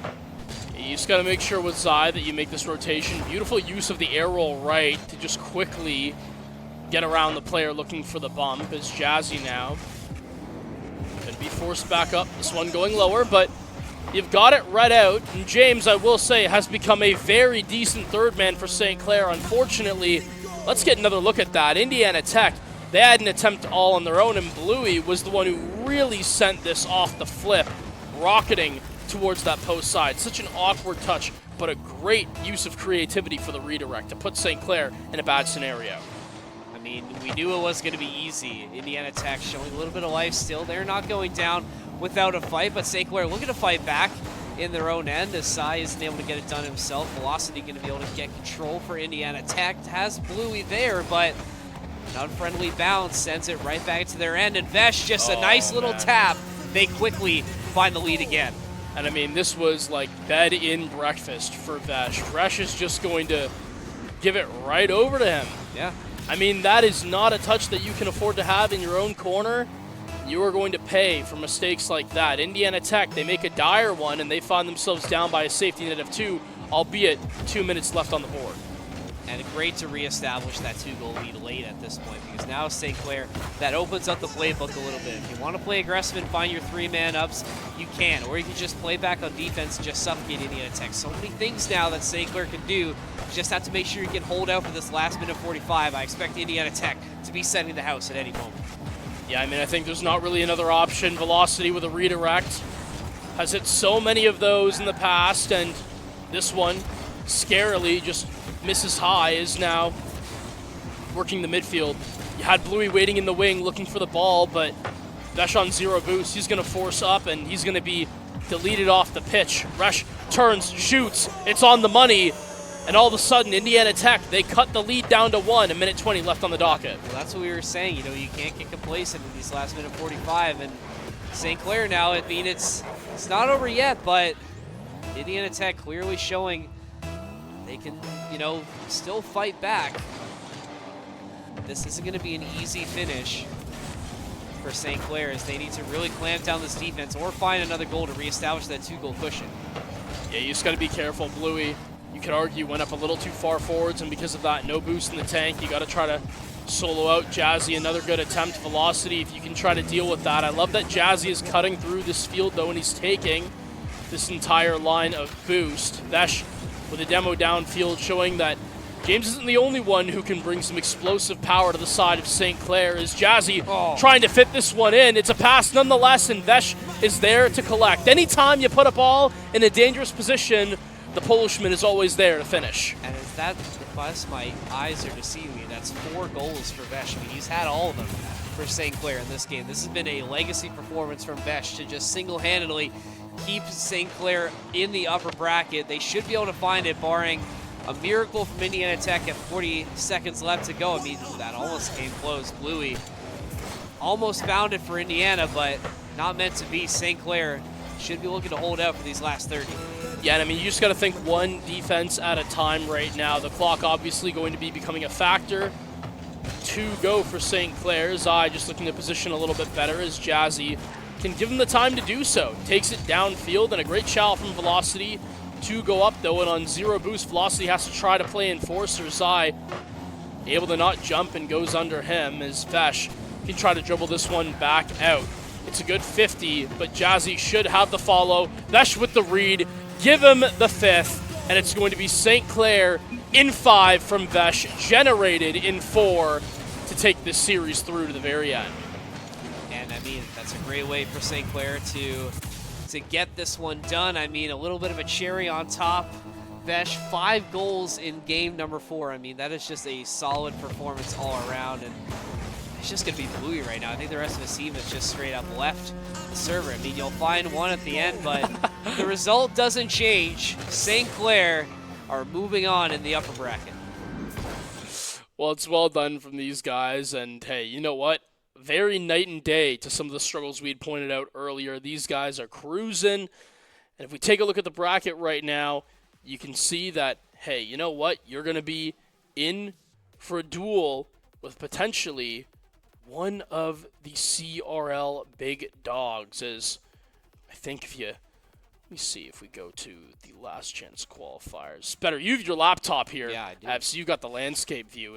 So it's going to be the winner of Davenport or Ball State. So I assume it's going to be Ball State.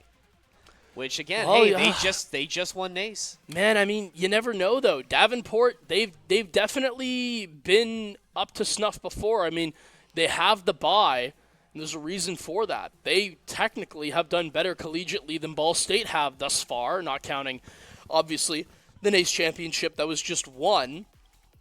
And you got to think, hey, you know what? If they can down a hot Ball State right now, you might be thinking twice about just looking past Davenport and onto what would be looking for the winner of most likely Fisher or Baylor. Yeah, I mean, like I said, it doesn't get any easier from here, but I mean, that's a good way to start the day at least. Sure. For St. Clair, and you know, I haven't seen any other updates in the lower brackets, so you know, I'm not sure what the plan is right now because we don't know where the other game is. I don't know if we're just gonna hang out or take a little bit of a break until. I think Prod is telling us we are going to take a break. So when we come back, we'll set up St. Clair's next game. It's going to be either Davenport or Ball State. Stay tuned for the answer.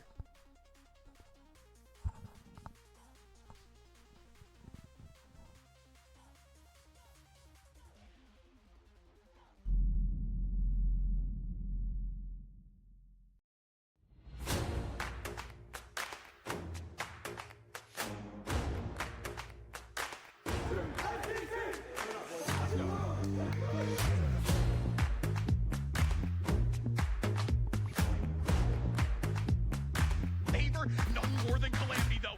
Left in 5, he'll be shut down. The rotation was for Cumberland, but St. Clair breaks through. Oh, getting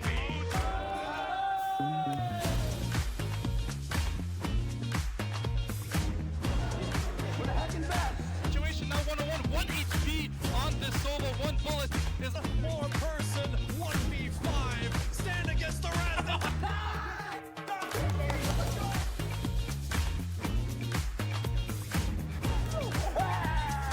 Guy to this ball, guiding it down, maybe even get one for the road. Their own standards here in this overtime period because if we concede a goal, it's over for them.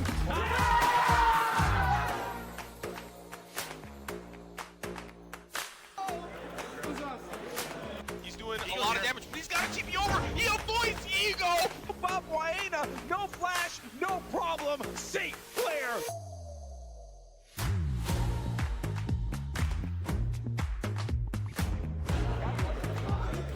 Horse back already so low. Reddick's taking down 2, taking down 1. Immediately, this should be all she wrote.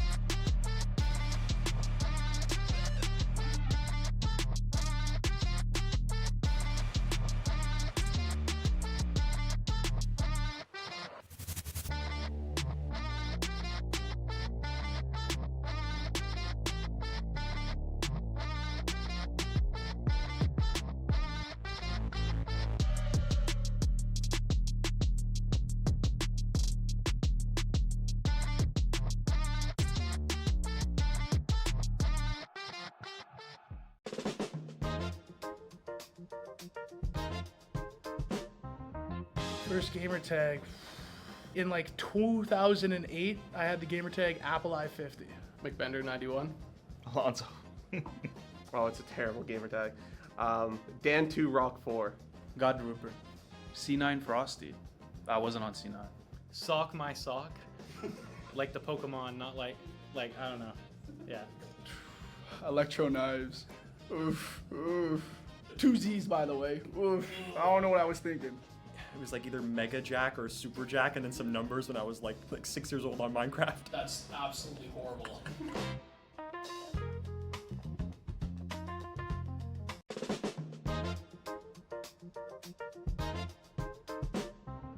What I'm most looking forward to is to see like all the boys make it. Div Winland. I think it's just a win. Like, our team has been going through a lot of changes. I want to see how far we can push it and see if we can finish third or get like a podium. Looking forward to competing with tough opponents and having a good time with my team. I really want to break that top 5, top 4 threshold. Winning seal. I'm looking for a revenge on CCL. Getting top 4. To be honest, nothing. I don't really have anything to look forward to. Next semester is what I'm looking forward to. I'm looking to win CCL. We only lost that one, so. What's up, guys? We're here with members of the Overwatch team for a Pokemon Roulette Wheel Challenge. On the wheel, we have different characteristics of Pokemon that they have to hunt down in the open world. The catch is, all the Pokemon that they have to find have been randomized, and they have to catch a Pokemon with that attribute. First one to get 3 is going to win the challenge. Yay! Yay! W Pokemon! Are you excited for Gen 10, guys? Yes. Oh my Pokemon God. Wind and Waves? Wait, you can't leak that. You're not allowed to leak Sorry. that. Sorry. But we're going to get canceled by Pokemon.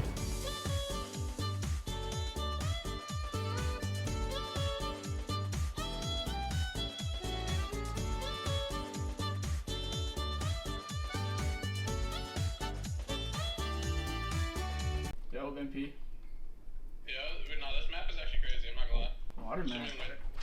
Yo, Chris Scott, what the hell are you doing, bro? We got a match, bro. You're late. Yo, I gotta go. Yo, log in, Yo, bro. I gotta go.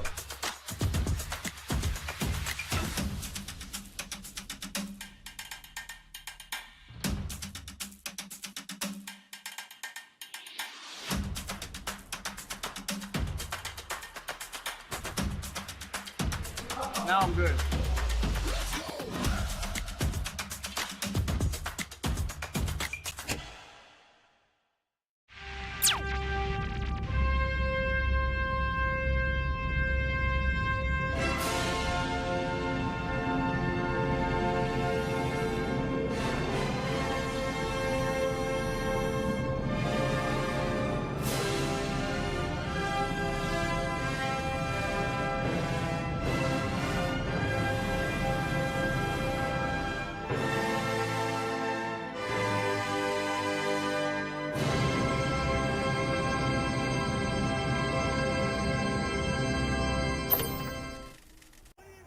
Classic. Alright, what do we got here? Oh, chat, this guy is cooked. Oh, pre-fire. Pop it open. Warming up those fingies. And now he's just not missing any shots? That can't be how that works. Moving on. Ooh, Obelisk. And chimps in VR helmets. And a legally differentiated enough version of Film Score.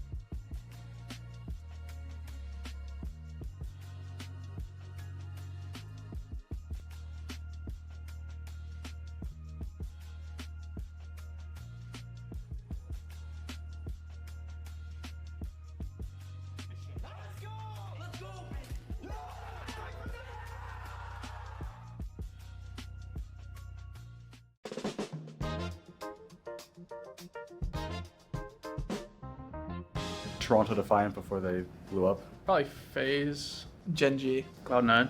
100 Thieves, probably. Dildux. TSM. It's gotta be Optic. G2. Face. Optic. Elena Rain. Favorite pro player? Lethal. I'm gonna go Faker. Faker, I guess. Can it be retired? Yeah. Scump. I'll say Scump. Shotzi. Fury. Salute. Carrier. Perks. Myself, I'm tier 1. Pokemon or Minecraft? Pokemon. Pokemon. Minecraft. Bioshock. Probably Devil May Cry series. Jedi Fallen Order.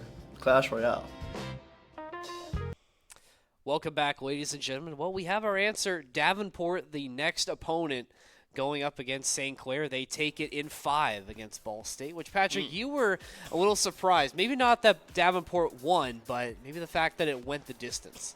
Well, okay, sort of. I guess, yeah. The reason being is that obviously, you know, Ball State are coming off of a NACE championship heater, so, hey, sure, maybe that's why they're in form. Who would have thought, right? But Davenport, they've been very consistent, and they've shown up to play in big-time games recently, like the CRL matchup against us, and they took us the distance as well. That roster of Bolte, Cam, and Brock, who have been here for a long time, very experienced and chiseled players in their own right, and they definitely know what it takes to outlast teams in a long series or in tournament format. I will say, with this one, I think I have the same thing. St. Clair, I expect them to get it done in 4, especially given the form that they are in right now. If it were to go to 5, again, I've seen it before, so I wouldn't be that surprised. But that being said, I still think I would expect them to pull through nonetheless. They shouldn't be getting sent down to lowers against Davenport, in my opinion, just how I currently rank them. But hey, Davenport, feel free to prove me wrong and make things interesting. Yeah, I think I agree with you there. I think St. Clair is going to take this series probably in 4. I'm sort of thinking that way as well, but competition definitely a lot stiffer now as we get further into this bracket. But St. Clair just can't get hung up on that. Just need to come into this game, take care of your business, and find a way to keep this one going. And already Davenport putting a lot more pressure in St. Clair's end early, a little bit different from what we saw in the Indiana series. Yeah, you can definitely tell where the pace change happens to be in. Davenport just getting out of 5. They probably don't want to take as much of a break, and they want to just heat back up. A huge demo on the last man. This infield pass, it's a real good setup play, but Vesh, he shadowed it perfectly. Shadowed it perfectly, and good to see St. Clair on point on defense early because, like you said, this pace so much quicker than the last series. Davenport just full pedal to the metal to start this game. Jazzy, another big save for St. Clair. They're fighting. Davenport really trying to get the most out of this offensive possession, and St. Clair, somehow they're staying alive. Yeah, and again, it's the same thing, right? Great saves from St. Clair, good defense, but there it is. You need to clear out. Eventually, if you just keep on letting shots come through, boost numbers are going to drain, and you will eventually concede. And that is, again, another save, this time from Zai. All 3 members of St. Clair having key saves in pivotal moments a minute 30 in.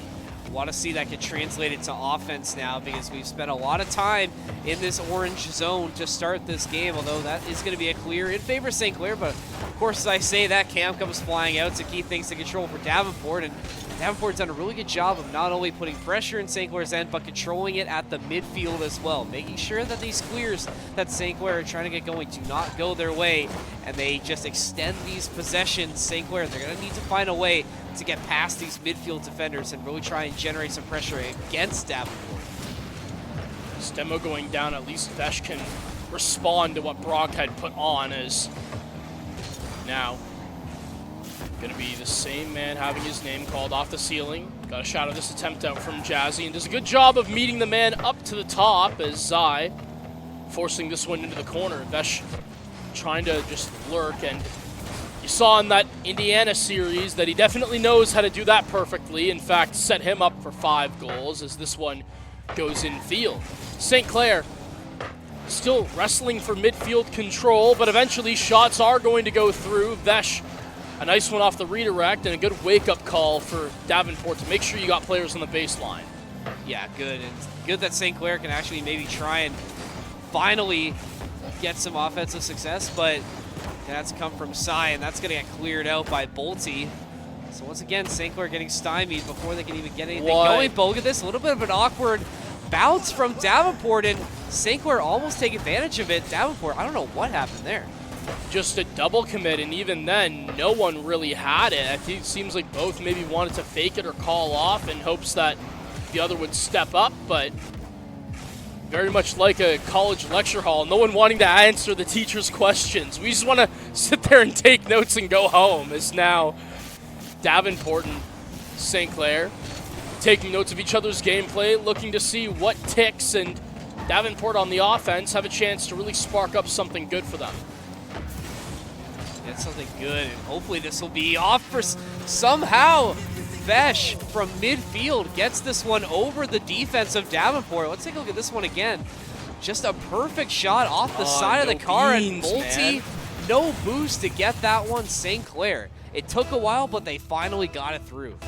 Yeah, Bolte on 0, and unfortunately not going to be able to meet that one up top.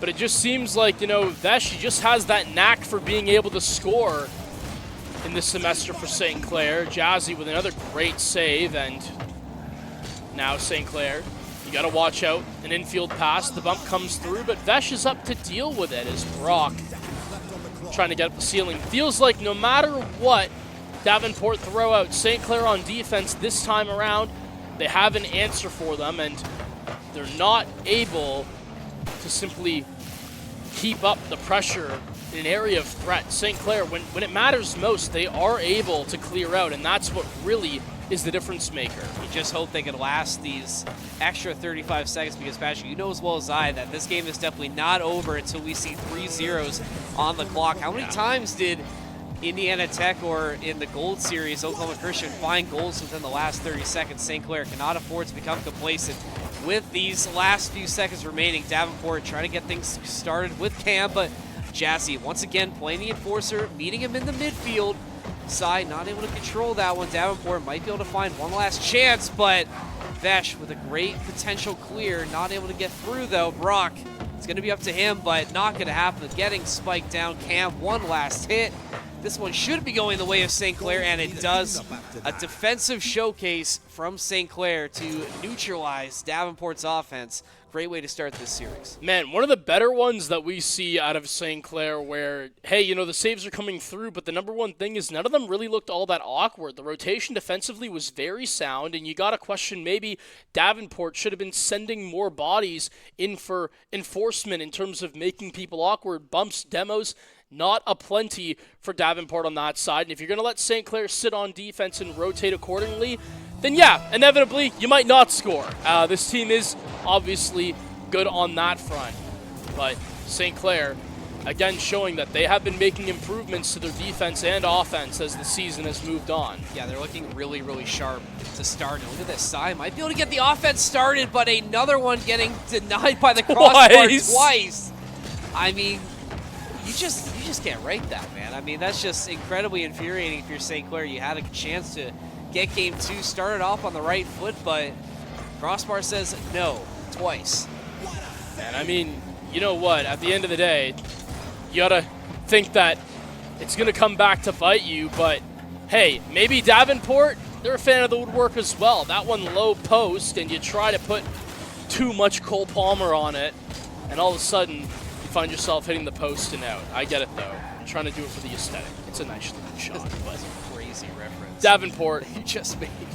Trying to get through to the other side. A dunk, maybe, but a save out from Vesh. Once again, St. Clair standing strong on the back line. And nice to stay strong there because Bolte, or Cam, I think it was, who was just, you can see how patient he was, waiting for the right moment to strike, and they're just not able to find anything right now. Davenport still looking, still fishing for this goal. Sai going to try and juggle it himself. Bolte to intercept, and Cam a nice little tap to maybe find a dunk, but still nothing going the way of Davenport as St. Clair desperately trying to clear. Brock saving it. Cam with another shot.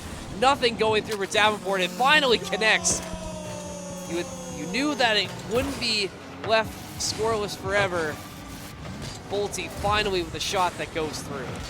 And it's just one of those moments, right, where St. Clair, again, the saves are there, but what happens when you don't clear out? You're going to just keep on getting opportunities. Davenport, good on them to at least have the pressure downfield. And you saw one of their players making some St. Clair defenders awkward in net. That's the difference in terms of generating quality opportunities. And Davenport, able to adapt on the fly, they open up with first blood.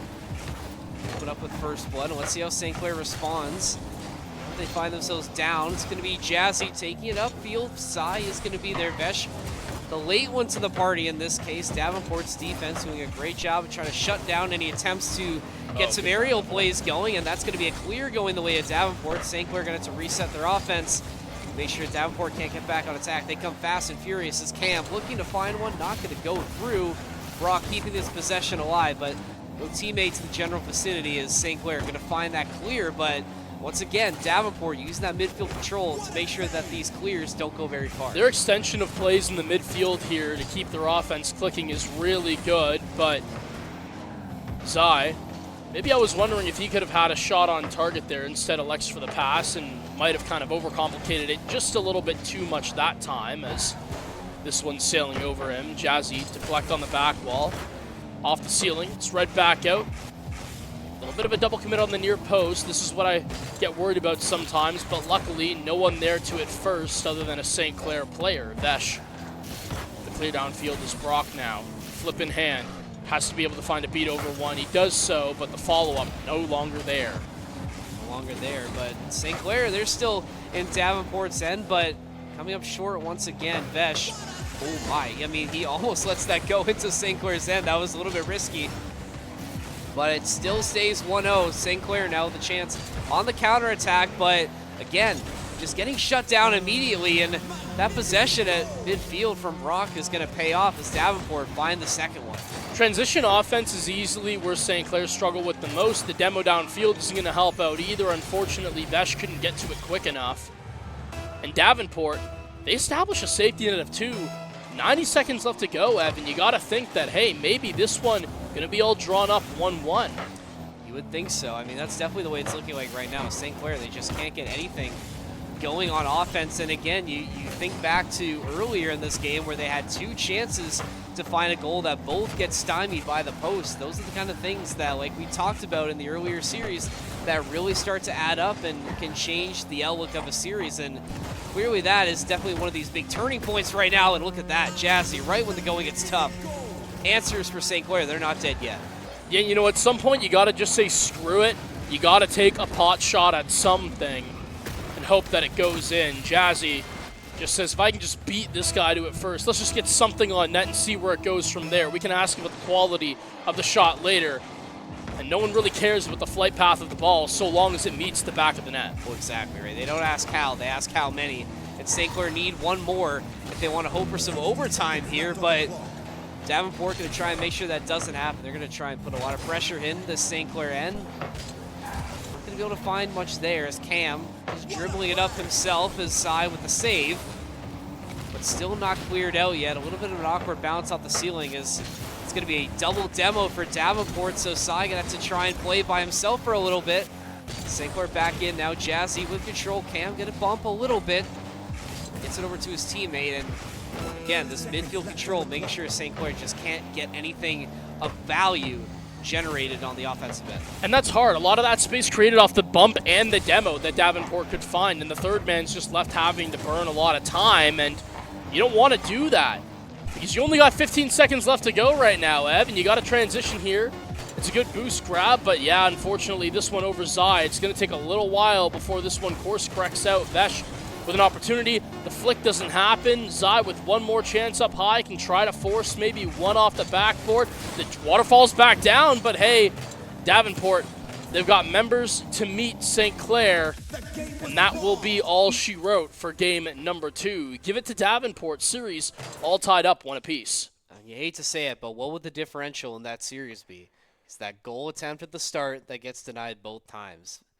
You hate to say it, but I mean, that's just how it goes sometimes. And you got to give credit where credit is due. This Davenport defense just locked in and shut everything down in game 2. I think these are going to be really low-scoring games from here on out. Both defenses have been playing very, very strong thus far. It's just who's going to blink first. And in this game 3, you can tell that right off the rip, that is going to be the mentality. I'm expecting to see both teams maybe coming out a little bit tepid, a little bit timid, because you don't want to be the one to blink first in this really critical situation now. Right, and I mean, what does that play at in the background when we're talking about the mental too, right? Like, you know, you're like, oh man, we're on defense again. Oh, this is so just dumb and rough and whatever, right? That doesn't help you. obviously. That's not going to fix anything. But you can't help but have those thoughts go through your mind of, oh man, they got us on defense again. St. Clair, again, they have so many quality saves, but the clear is what they kind of lack in, and when they have offensive opportunity, they can't keep pressure like Davenport did.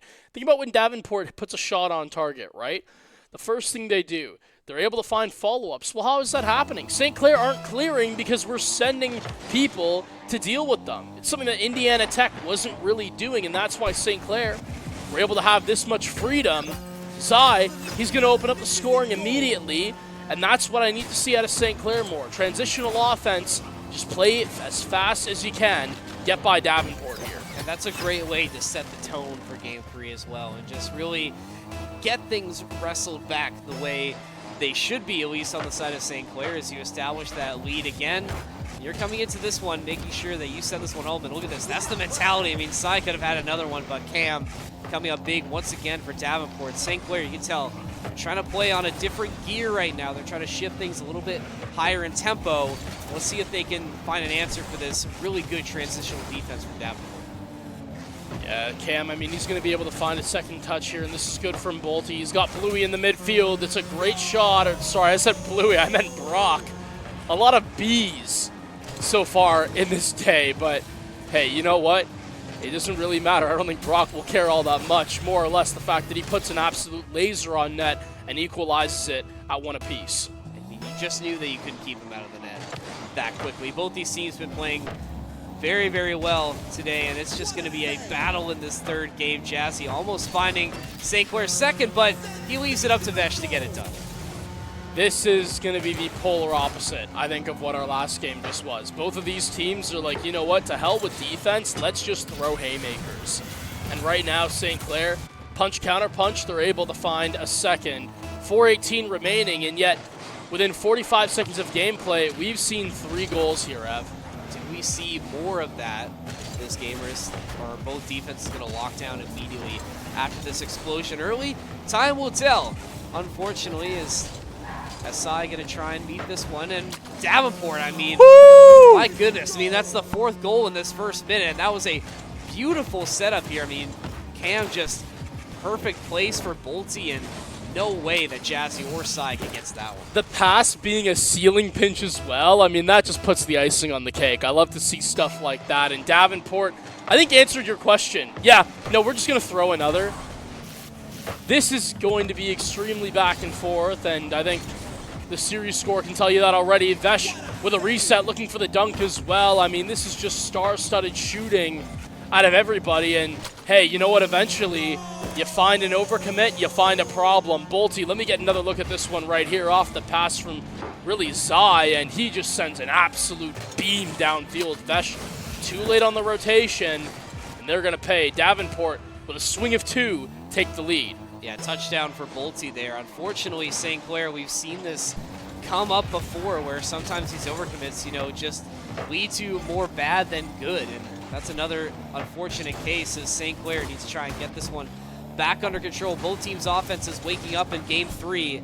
Davenport looking for more of that as this one gets set up for Bolte, and he's going to find another one for Davenport. They just can't stop right now. We're getting into dangerous territory. If you lose this game, you have to win the next 2. It's a swing game, and Davenport, they are not playing around. Offensively have been looking superior thus far, and they're really finding quick passing lanes, turning into really high arcing shots. I think for St. Clair, you need to try and find a goal as quickly as you can. You need to try and wrestle this back under your control right now, because it's, like you said, it's starting to get scary. It's starting to get out of hand.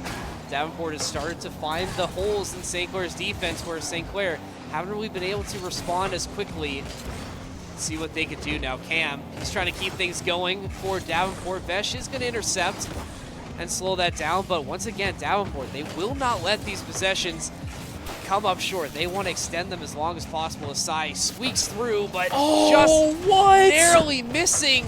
Another one almost going through, but Jazzy cleans it up. St. Clair add their 3rd. I mean, look at this from Vesh. That is almost insane. Great job reactively to just get the follow-up and provide a ball for Jazzy to put on target. Eventually, it goes through on brute strength alone. And St. Clair back within 1, 2:49 left remaining. That's what I was talking about as a response, but how quickly they almost give it up. They have to be lucky that that one doesn't go in for Davenport. And somehow this one stays a 1-goal deficit. Sai going to try and tie it, but not able to find the finisher. Vesh not able to either, but this possession still going through as Jazzy just squeaks it through and equalizes it at 4. I mean, this is just troll from Jazzy. Look at this. The defender on the goal line is expecting Jazzy to absolutely clang this, and instead, Jazzy hits the slowest pinch that mankind has ever seen. Hey, like I said, they don't ask how, they ask how many. 4. That's all you need to tie it up. Let's see, it's a whole new ball game now. St. Clair, they found some life once again. Davenport, though, looking to strike Brock. He's going to get that broken up as Bolte trying to pick up the pieces of this failed attempt. Jazzy, the next one on. Flip reset, going to flick it into this Davenport end, but Bolte quickly there as Cam trying to get to this dunk setup, but just a little too awkward of an angle, and it goes awry. Right back over to St. Clair, who looked for the strike and can't find it. I mean, this is just tough. It's another huge redirect from Brock downfield. Cam going to pass this one up to Bolte. The double, it is online, but Zai going to be able to keep it out. Bolte has just been absolutely clinical when it comes to taking these cuts in the midfield. He's made St. Clair look so awkward. Brock with 1, and can you smell what the Brock is cooking? Look at this on the sidewall right here. The 50 over Vesh. He takes it through, bumps Jazzy out of the way. The beat on Zai. See you later.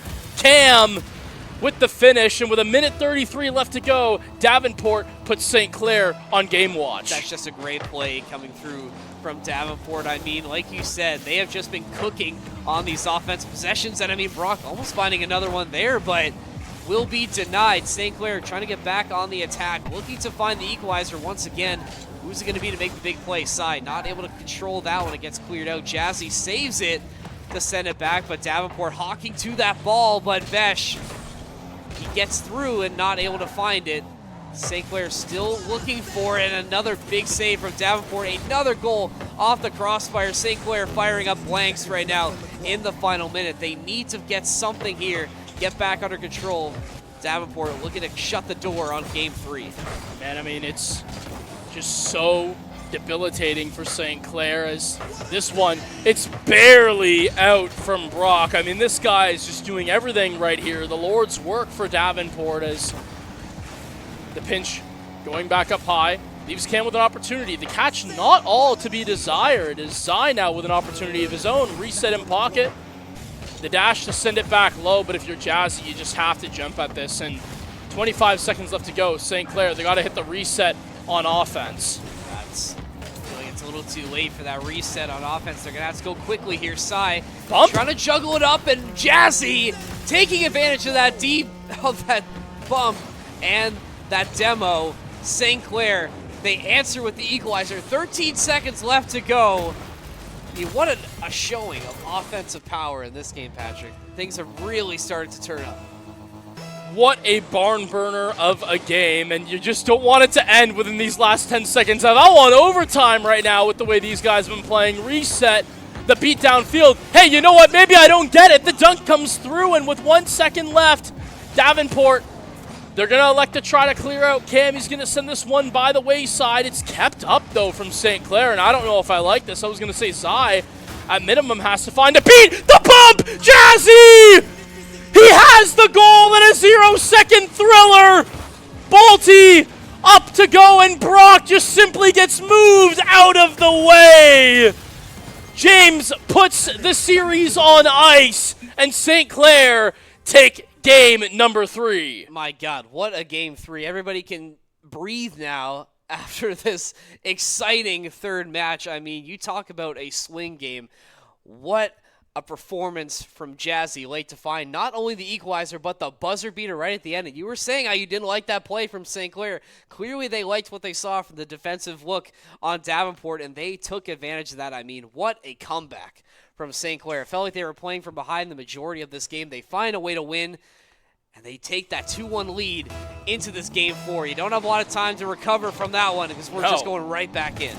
I mean, hey, you know what? I guess in Nico, we trust, because to have the awareness to get the bump off was great, but like you said, right back into the swing of things for game number 4. And Ev, hold on. I what's got going some on breaking here? news in the bracket. Concord No University way. defeating Fisher in 5. So Fisher being sent down to the lower bracket. This is breaking and shocking news, I would say. So Concord moving on to the winter semis. They face the winner of Baylor and Syracuse, which, judging by the time on this one, looks like it's also going the distance. Hold on, let me tap into Danger Taco shout stream. out. Let's see, shout out. Let's see where they're at in this series. Bracket is yet to be updated. Looks like the game has ended. Hey. Not see what's happening, but hey, we're missing out. St. Clair getting off to a good start. Vesh finding the first one. And I appreciate the news, but yeah, we got a series of our own to take a look at, and the demo downfield leaves Davenport absolutely defenseless. St. Clair, looks like they were 1 and 4. A good job to get their first goal, as now Bolte trying to make an opportunity. It's again another pinch pass all the way down to Brock. Cam now trying to see if he can apply some more pressure.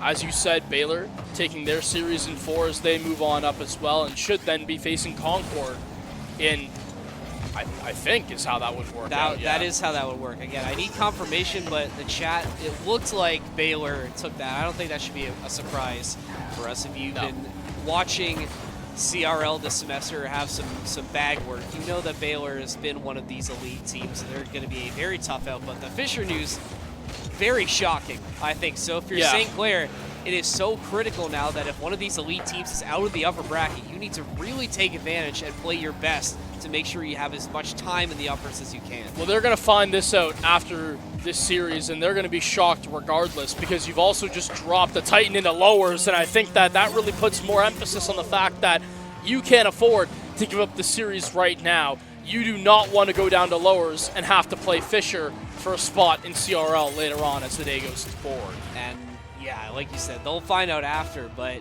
need to make sure they can keep this one locked in as Davenport. You know they're not going down without a fight.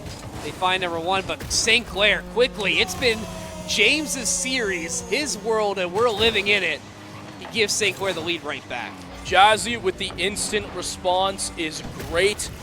Good stuff from James to find an answer, and immediately St. Clair with 3 minutes left to go.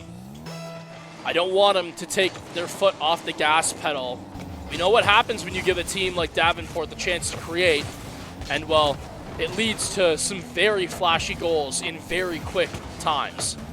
Hopefully that will be negated for St. Clair for these last few minutes. Within 3 now as St. Clair getting back on defense. Davenport trying to get this play set up. Bolte up in the air looking for Brock. Ooh, nice little touch from Brock, but just not enough to send it over. Just not enough mustard put on that kick. Asai going to try and force this clear out. Lets it drop, juggles it in the air a little bit, but nobody on the line for St. Clair for the follow-up.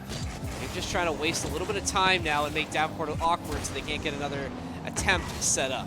Man, at the same time, this has really allowed at least the carry from Zai to have St. Clair get some breathing room and develop some offensive proceduring now, as Jazzy can now work the midfield. Reset in hand, the 50. It's good to go. Maybe a bump out would have been nice for the shooter, but Zai can try to cut this one back. 50's back out as Bolte, the one to clear. St. Clair, got to be careful transitioning back to their side. Yeah, it looks like St. Clair, they're trying to take a page out of Davenport's book, where really focusing on this midfield defense and doing a good job in denying these transition attempts from Davenport, but you can't really feel comfortable when the lead is so slim right now, and we know that Davenport can just strike at a moment's notice. St. Clair, though, almost within this last minute 30, really taking a lot of time to get this clear set up. Davenport going to be able to rotate back in. Bolte looking for that shot. Cam trying to get one online as well. Nice pass, but off the post once again, and Vesh coming up huge again, denying Davenport at the goal line. Vesh, take a bow, but maybe in a minute and 12 seconds, because you're not out of this one just yet. Jazzy gonna have to continue moving it forward. St. Clair looking to make right on both you and my predictions to take it in 4, but in doing so, they got to make sure that they can shut this one out. 55 on the clock. Brock trying to cook some more as the wave dash away is going to have to rotate back on over. Vesh, reset in hand, over one, trying to find the dunk over a second, but Davenport still productive on defense, looking for some transitional plays. That was a nice play from Vesh, really nice setup, but better save coming through from Davenport's side, trying to get another one as well, but none of these goals going through for St. Clair. 30 seconds left to go. Have to clamp down this defense side going up with a great clear. That's going to waste a lot of time now for Davenport. Not finding the dagger, but Vesh does get it. You would hope that's the dagger as Vesh giving St. Clair a 2-goal lead within 18 seconds. Side not able to finish it, but that connection still going strong. Vesh. But it's decent placement because it forces Cam on 0 boost to have to make a kind of a Hail Mary play, right? And just pray and hope that a second Davenport player is there for the reception. It simply was not to be. Jazzy, one up top. The pressure from St. Clair, and you got to score right now after Davenport. Quite literally in the next 3 seconds. It will not happen. And in 4, give it the 2 time for me and you, Ev. We call it right. St. Clair, they move on. Man, and what a series as well. So exciting, you know, compared to that Indiana Tech series where that was a bit more telegraphed, I think is the word you can say. St. Clair just with an absolute masterclass of a Game 3, able to carry that momentum into Game 4, win the series. That Cy-Vesh connection clearly going strong right now, and they continue their run, make it to the semis, or make it to, I guess the winners finals, I guess this would be now. So awaiting the winner of Concord and Baylor. Yeah. They just got underway, so once we get it back to the studio, we'll just have to wait, I think, and see how that one ekes out. Yeah, and I'm sure just breaking the news that Fisher probably just beat Concord to the players, and, well, they're probably a little bit shocked and surprised, but at the same time, I'd like to think that Zai would have, hopes for 2 of his former teammates in Simas and Crispy. Obviously, that 100x35 team that made the Copenhagen kickoff earlier in the fall. Seems to me like those 2 are clicking on all cylinders with Helix putting all the glue together to keep that team afloat. And now we just got to wait to see if they can get through a matchup, a faded one with Baylor, a strong team in their own right. But until we have the end of that one, we're probably just going to be hanging around for a little while. Yeah, I think so, because that series just got underway. So we'll hang out and wait. We'll update as fast as we can. But it's either going to be Concord or Baylor coming up. I think if you had to predict, I'd probably take Baylor in that one, but with the way Concord's been playing, if they're able to take out Fisher, could be anyone. That could be anyone's game, but we'll wait here until we find out who St. Clair is going to play in the winners final. Until then, hang around, tap into the Danger Taco stream while you're at it, but make sure we're in the second monitor, obviously. We'll see you in a bit.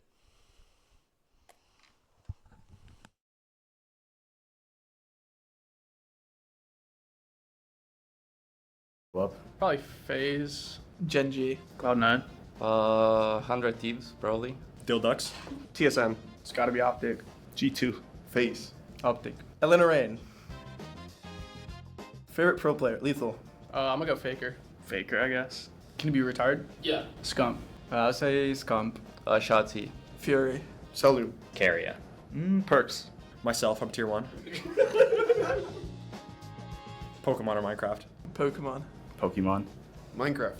Bioshock. Probably Definitely Cry series. Jedi Fallen Order. Clash Royale.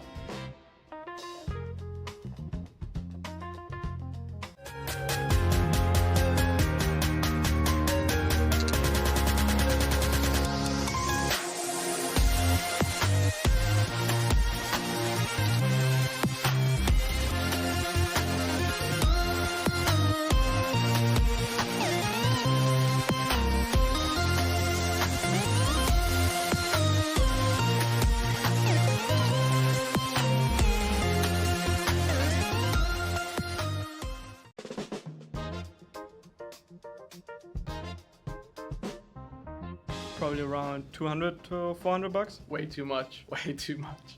Over 3K. Too much. Next question. Definitely over $1,000. I don't spend money in game items, so not much. Probably around like 2,000 over like 13, 14 years. So. Like $2,000, I want to say. On COD? None. Never spent a single dime on COD. What's the most amount you've spent in another game? Oh, too much to count on CSGO.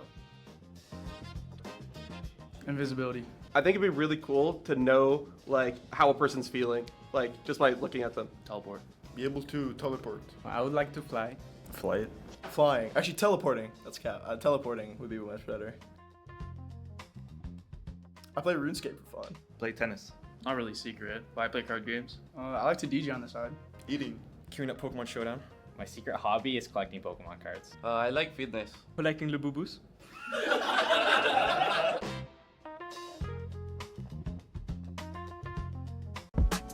like this tone. Yeah. My intuition is telling me there'll be better days. I sit in silence and find whenever I meditate, my fears alleviate, my tears evaporate, my faith don't deviate, ideas don't have a date. What's going on? How was map 1? Ups and downs. We're up in the beginning. As we speak, I'm at peace, no longer scared to die. Most niggas don't believe in God, so they terrified. It's either that or they be fearing they gon' go to hell. Asking the Father for forgiveness got them overwhelmed.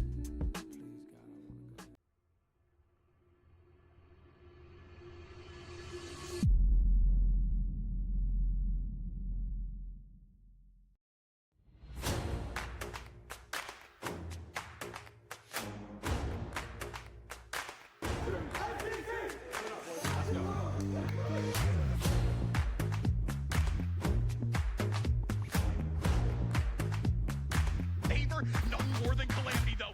Left in 5, he'll be shut down. The rotation was for Cumberland, but St. Clair breaks through. Oh, gaining lead.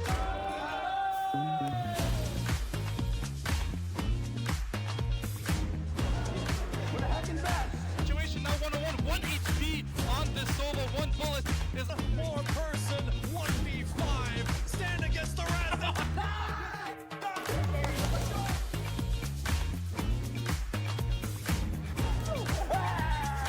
Guy to this ball, guiding it down, maybe even get one for the road. Our own standards here in this overtime period because if we concede a goal, it's over for them.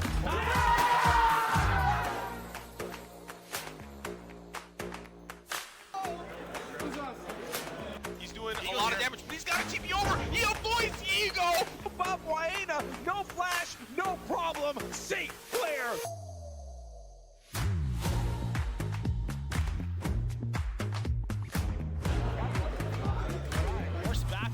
So low, Reddick's taking down 2, taking down 1. Immediately, this should be all she wrote. Soaks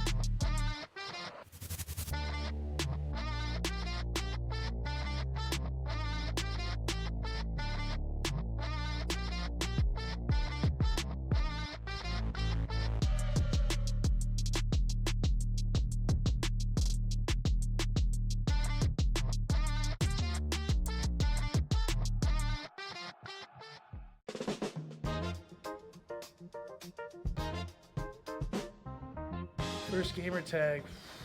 In like 2008, I had the gamer tag Apple i50. McBender 91. Alonso. Oh, it's a terrible gamer tag. Dan2 Rock 4. God Rupert. C9 Frosty. I wasn't on C9. Sock my sock. Like the Pokemon, not like I don't know. Yeah. Electro knives. Oof, oof. 2 Z's, by the way. Oof. I don't know what I was thinking. It was like either Mega Jack or Super Jack and then some numbers when I was like 6 years old on Minecraft. That's absolutely horrible.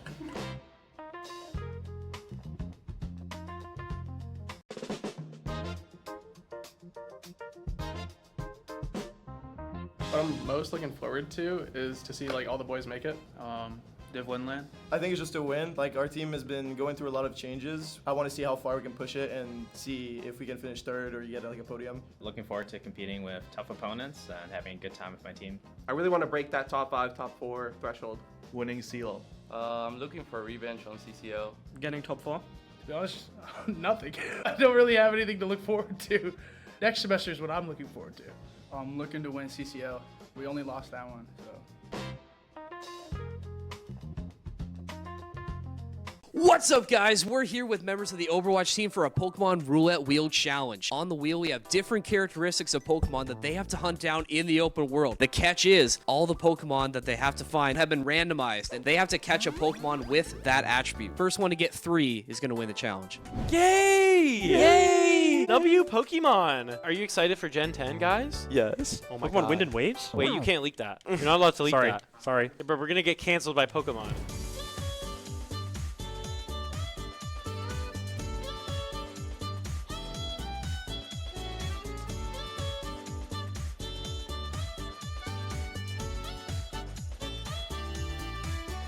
Yo, MP. Yeah, no, this map is actually crazy, I'm not gonna lie. Water man. Yo, Chris Scott, what the hell are you doing, bro? We got a match, bro. You're late. Yo. I gotta go. Yo, log in, Yo, bro. I gotta go.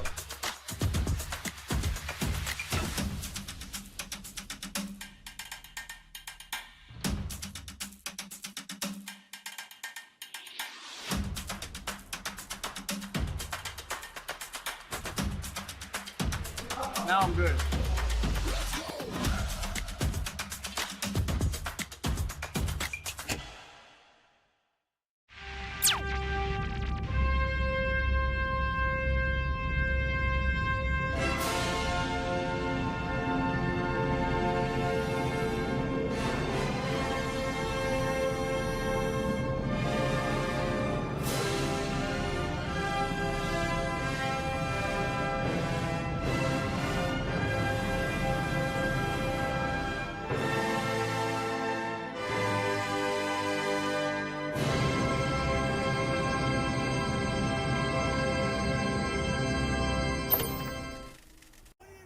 Classic.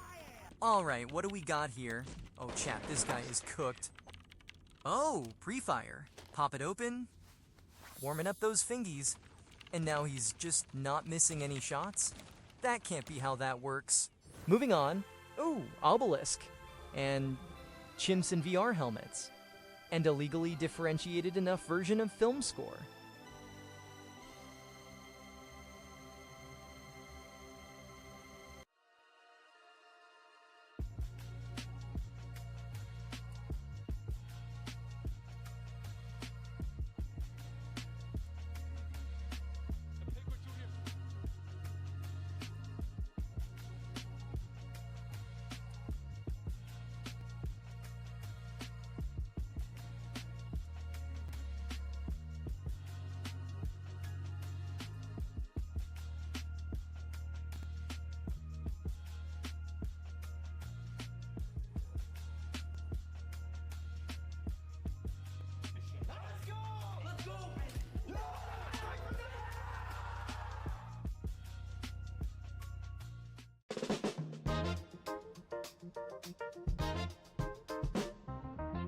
Toronto Defiant before they blew up. Probably FaZe. Gen G. Cloud9.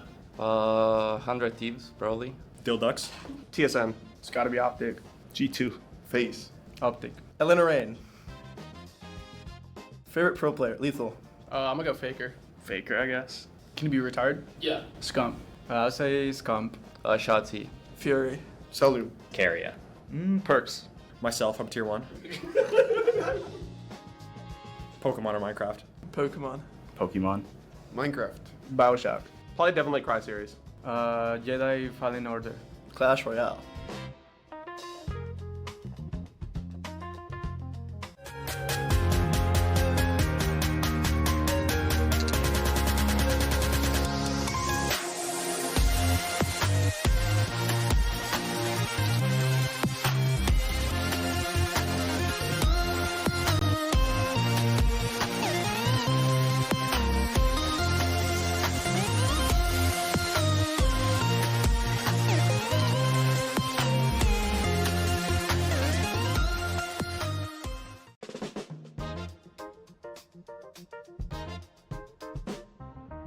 Probably around 200 to 400 bucks. Way too much. Way too much. Over 3K. Too much. Next question. Definitely over $1,000. I don't spend money in-game items, so not much. Probably around like 2,000 over like 13, 14 years. So. Like $2,000, I want to say. On COD? None. Never spent a single dime on COD. What's the most amount you've spent in another game? Oh, too much to count on CSGO. Invisibility. I think it'd be really cool to know like how a person's feeling, like just by looking at them. Teleport. Be able to teleport. I would like to fly. Flight. Flying. Actually, teleporting. That's cap. Teleporting would be much better. I play RuneScape for fun. Play tennis. Not really secret, but I play card games. I like to DJ on the side. Eating. Queuing up Pokemon Showdown. My secret hobby is collecting Pokemon cards. I like fitness. Collecting Labubus.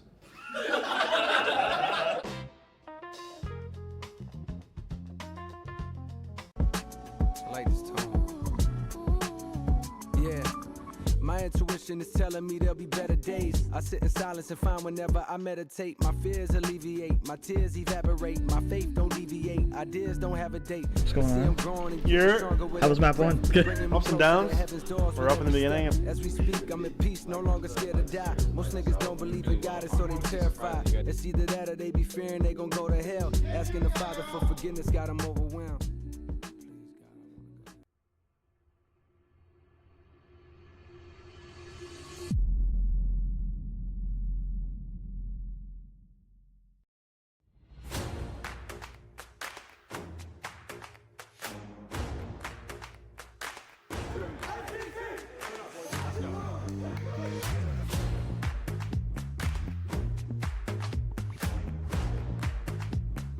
Favor, no more than calamity though.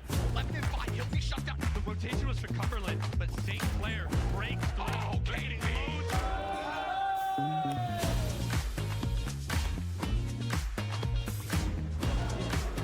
the situation now 1-on-1, 1 HP on this solo. 1 bullet is a more person. 1v5. Stand against the rest.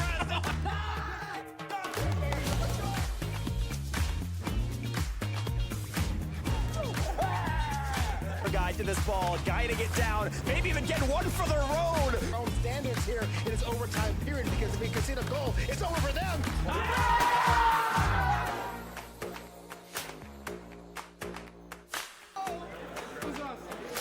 He's doing a lot of damage, but he's got to TP over. He avoids Ego. Bob Waena, no flash, no problem. St. Clair.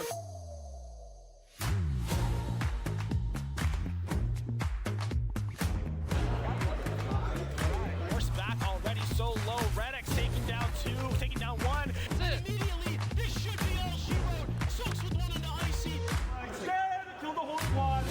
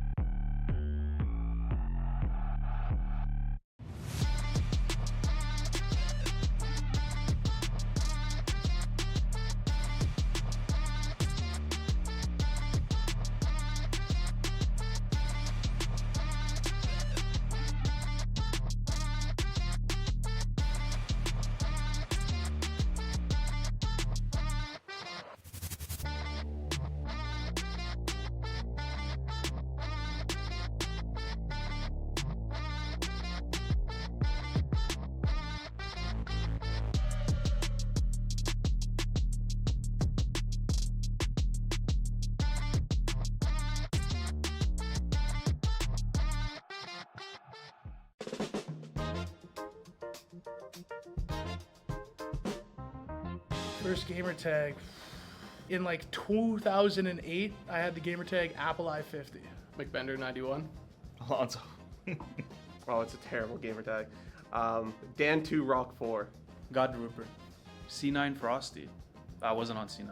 Sock my sock. Like the Pokemon, not like I don't know. Yeah. Electro Knives. Oof, oof. Two Z's, by the way. Oof. I don't know what I was thinking. It was like either Mega Jack or Super Jack and then some numbers when I was like 6 years old on Minecraft. That's absolutely horrible.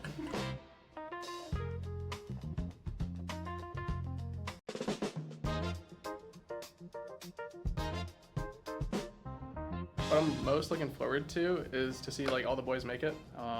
Div Winland. I think it's just a win. Like, our team has been going through a lot of changes. I want to see how far we can push it and see if we can finish third or get like a podium. Looking forward to competing with tough opponents and having a good time with my team. I really want to break that top 5, top 4 threshold. Winning Seal. I'm looking for a revenge on CCL. Getting top 4? To be honest, nothing. I don't really have anything to look forward to. Next semester is what I'm looking forward to. I'm looking to win CCL. We only lost that one, so.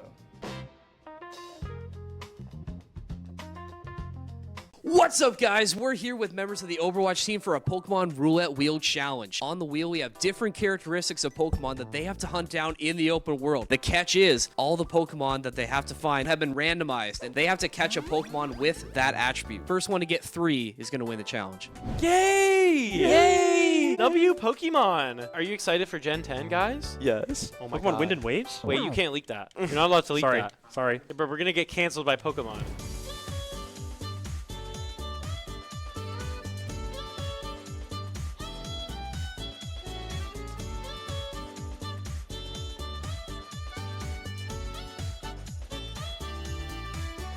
Yo, MP.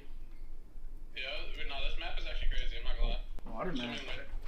Yo, Chris Scott, what the hell are you doing, bro? We got a match, bro. You're late. Yo. I gotta go. Yo, log in, Yo, bro. I gotta go.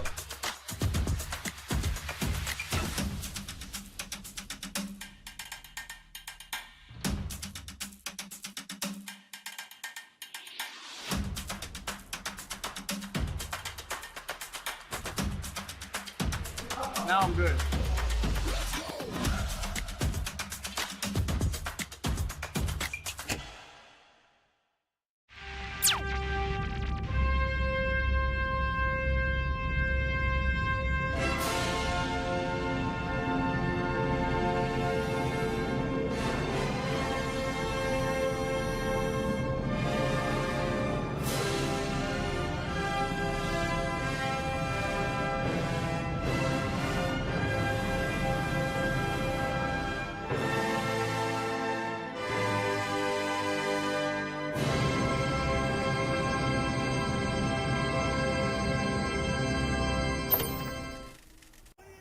Classic. Alright, what do we got here? Oh, chat, this guy is cooked. Oh, pre-fire. Pop it open. Warming up those fingies. And now he's just not missing any shots? That can't be how that works. Moving on. Ooh, obelisk. And chimps in VR helmets. And a legally differentiated enough version of film score.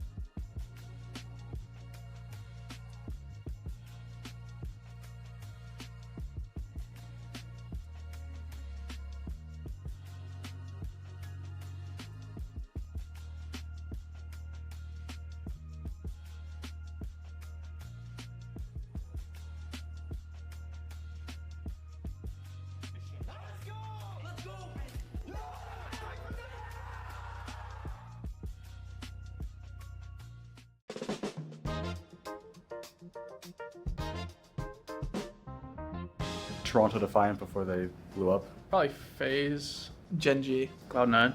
100 Thieves, probably. Dildux. TSM. It's gotta be Optic. G2. Face. Optic. Elena Rain. Favorite pro player, Lethal.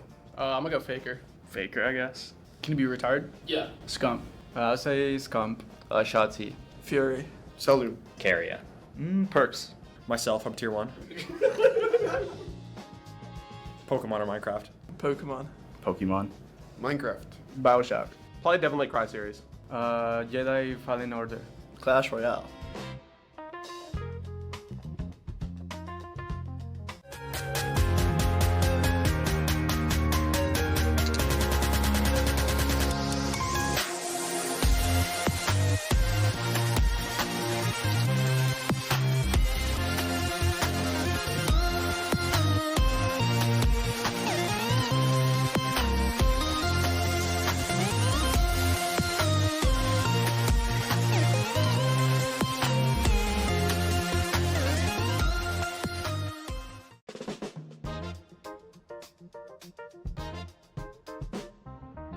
Probably around 200 to 400 bucks. Way too much. Way too much.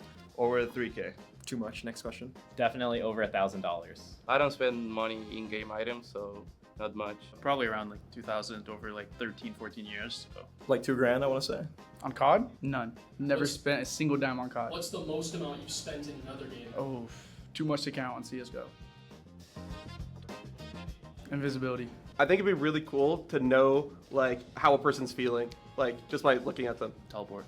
Be able to teleport. I would like to fly. Flight. Flying. Actually, teleporting. That's cap. Teleporting would be much better. I play RuneScape for fun. Play tennis. Not really secret, but I play card games. I like to DJ on the side. Eating. Queuing up Pokemon Showdown. My secret hobby is collecting Pokemon cards. I like fitness. Collecting Labubus.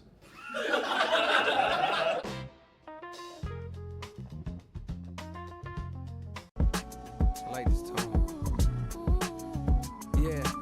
My intuition is telling me there'll be better days. I sit in silence and find whenever I meditate, my fears alleviate, my tears evaporate, my faith don't deviate, ideas don't have a date. What's going on? How was map 1? Ups and downs.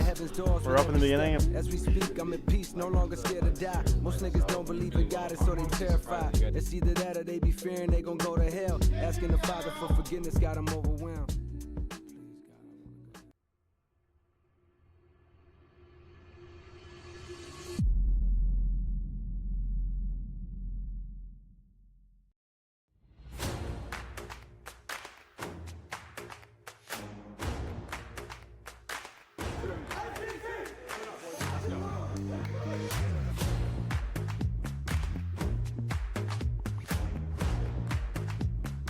Favor, no more than calamity though. Left in 5, he'll be shut down. The rotation was for Cumberland, but St. Clair breaks through. Oh, kidding me.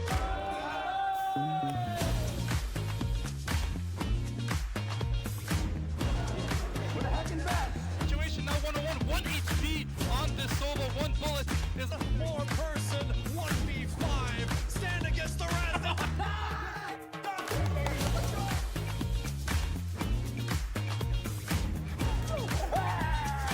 Guide to this ball, guiding it down, maybe even get one for the road. Our own standards here in this overtime period because if we concede a goal, it's over for them.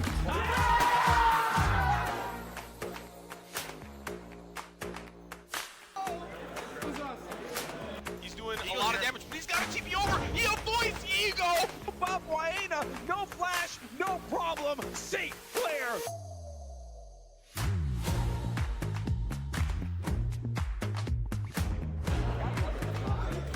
Horse back already so low. Reddick's taking down 2, taking down 1. Immediately, this should be all she wrote.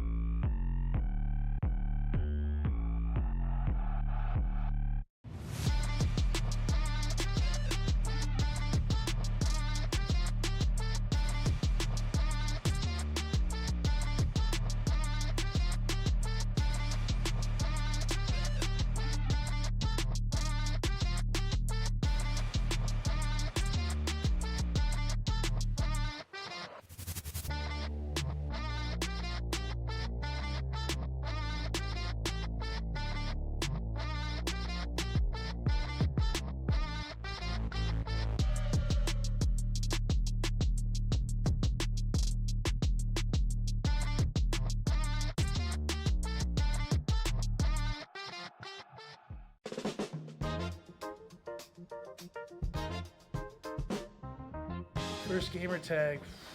In like 2008, I had the gamer tag Apple I-50. McBender 91. Alonso. Oh, it's a terrible gamer tag. Dan2 Rock 4. God Rupert. C9 Frosty. I wasn't on C9. Sock my sock. Like the Pokemon, not like I don't know. Yeah. Electro knives. Oof, oof. Two Z's, by the way. Oof. I don't know what I was thinking. It was like either Mega Jack or Super Jack, and then some numbers when I was like 6 years old on Minecraft. That's absolutely horrible.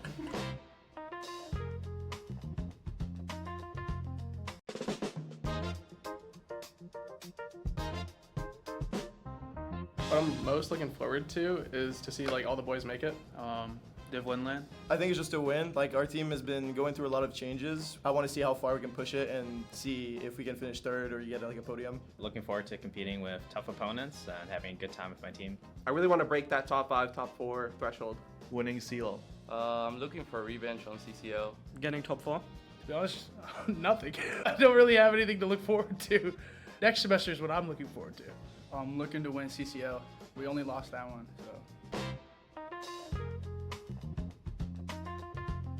What's up, guys? We're here with members of the Overwatch team for a Pokemon Roulette Wheel Challenge. On the wheel, we have different characteristics of Pokemon that they have to hunt down in the open world. The catch is, all the Pokemon that they have to find have been randomized, and they have to catch a Pokemon with that attribute. First one to get 3 is going to win the challenge. Yay! Yay! W Pokemon! Are you excited for Gen 10, guys? Yes. Oh my Pokemon God. Wind and Waves? Wait, you can't leak that. You're not allowed to leak Sorry. that. Sorry. But we're gonna get canceled by Pokemon.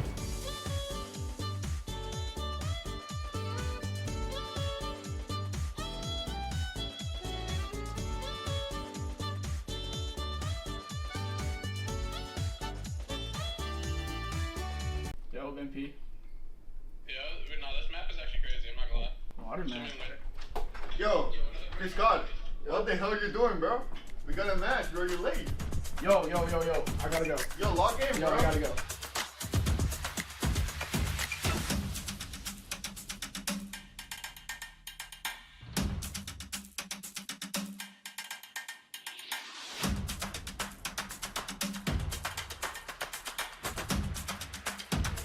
Now I'm good.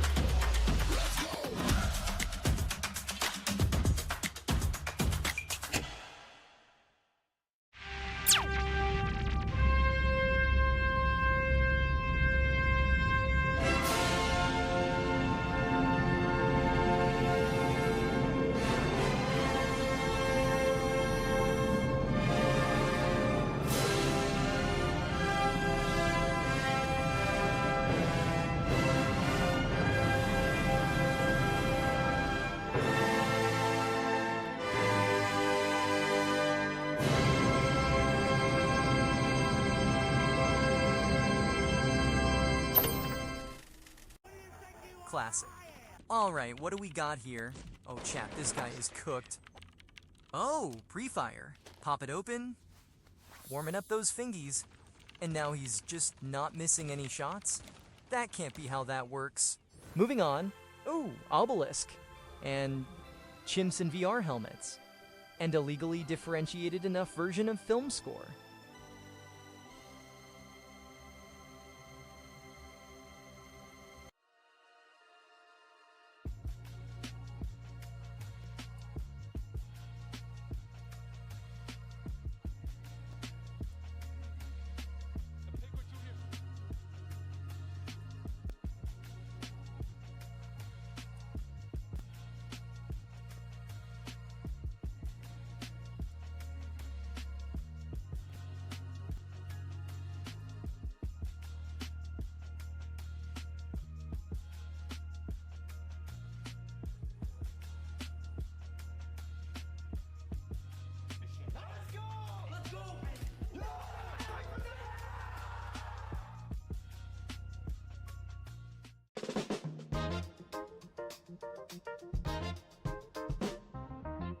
Toronto Defiant before they blew up. Probably FaZe. Gen G. Cloud9. 100 Thieves, probably. Dilducks. TSM. It's gotta be Optic. G2. Face. Optic. Elena Rain. Favorite pro player, Lethal. I'm gonna go Faker. Faker, I guess. Can he be retired? Yeah. Scump.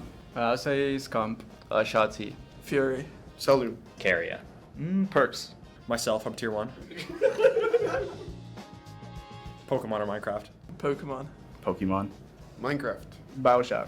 Probably definitely Cry series. Jedi Fallen Order. Clash Royale.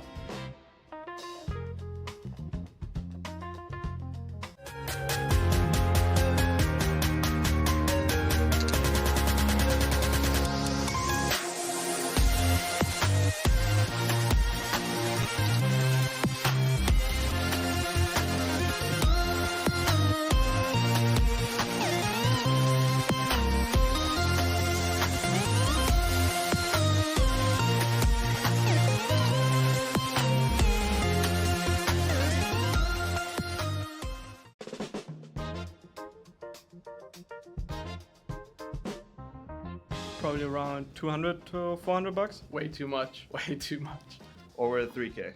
Too much. Next question. Definitely over $1,000. I don't spend money in-game items, so not much. Probably around like 2,000 over like 13, 14 years. So. Like $2,000, I want to say. On COD? None. Never spent a single dime on COD. What's the most amount you've spent in another game? Oh, too much to count on CSGO. Invisibility. I think it'd be really cool to know like how a person's feeling, like just by looking at them. Teleport. Be able to teleport. I would like to fly. Flight. Flying. Actually, teleporting. That's cap. Teleporting would be much better. I play RuneScape for fun. Play tennis. Not really secret, but I play card games. I like to DJ on the side. Eating. Queuing up Pokemon Showdown. My secret hobby is collecting Pokemon cards. I like fitness. Collecting Labubus.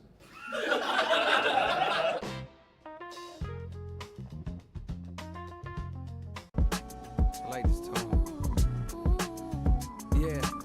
My intuition is telling me there'll be better days. I sit in silence and find whenever I meditate, my fears alleviate, my tears evaporate, my faith don't deviate, ideas don't have a date. What's going on? How was map 1? Good. Ups and downs. We're up in the beginning. As we speak, I'm at peace, no longer scared to die. Most niggas don't believe in God, and so they terrified. It's either that or they be fearing they gon' go to hell. Asking the Father for forgiveness got them overwhelmed.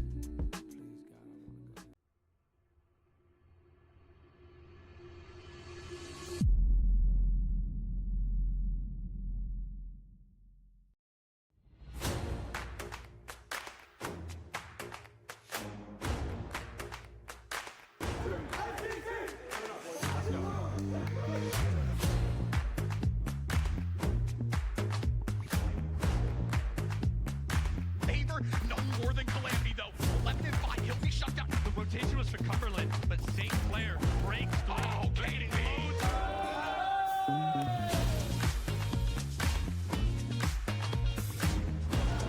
We're hacking back. Situation now 1-on-1, 1 HP on this solo. 1 bullet is a 4-person 1v5. Stand against the random.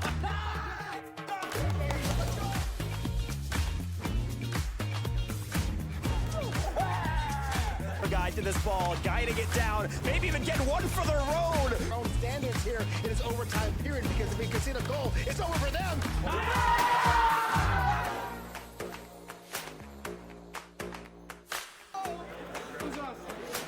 He's doing a lot of damage, but he's got a TP over. He avoids Ego. Bob Waena, no flash, no problem. St. Clair.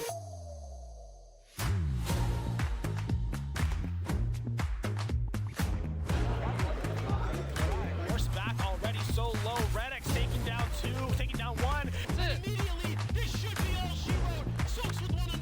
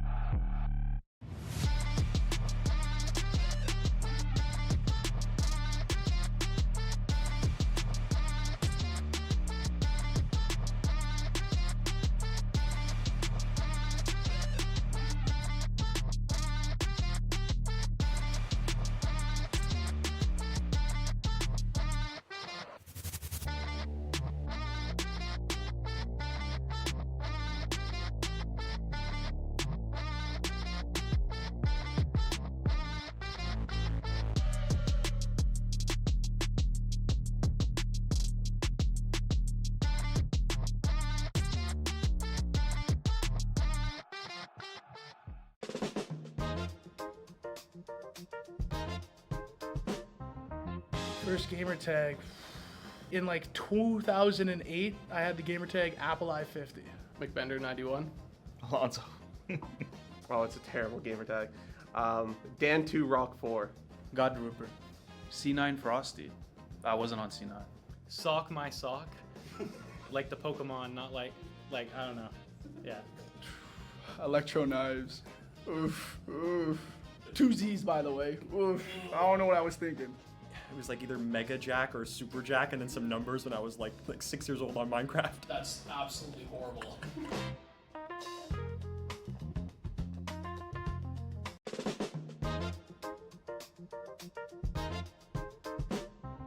What I'm most looking forward to is to see like all the boys make it. Div Winland. I think it's just a win. Like, our team has been going through a lot of changes. I want to see how far we can push it and see if we can finish third or get like a podium. Looking forward to competing with tough opponents. Welcome, ladies and gentlemen, back for some more CRL Last Chance Qualifier, and this, well, really is one of the last chances of the day. St. Clair, so far, moving through the upper bracket relatively well. You find a team on the other side named Concord who are absolutely dominating their side of the bracket, and then they run into Baylor, and we were sitting here and we were like, well, how's that one going to work out? The Danger Taco was covering it, and man, Concord, they, put up more than just a fight. Game 5 OT, as I'm pretty sure, we all were just watching over on the back room, and it is one of those ones where you're kind of like, hey, it's kind of pick your poison. Do I want to face off against a Baylor team that have done good against us in the past, or do I want to face off against a Concord team that is simply on fire? We know that Helix is, a lot of people usually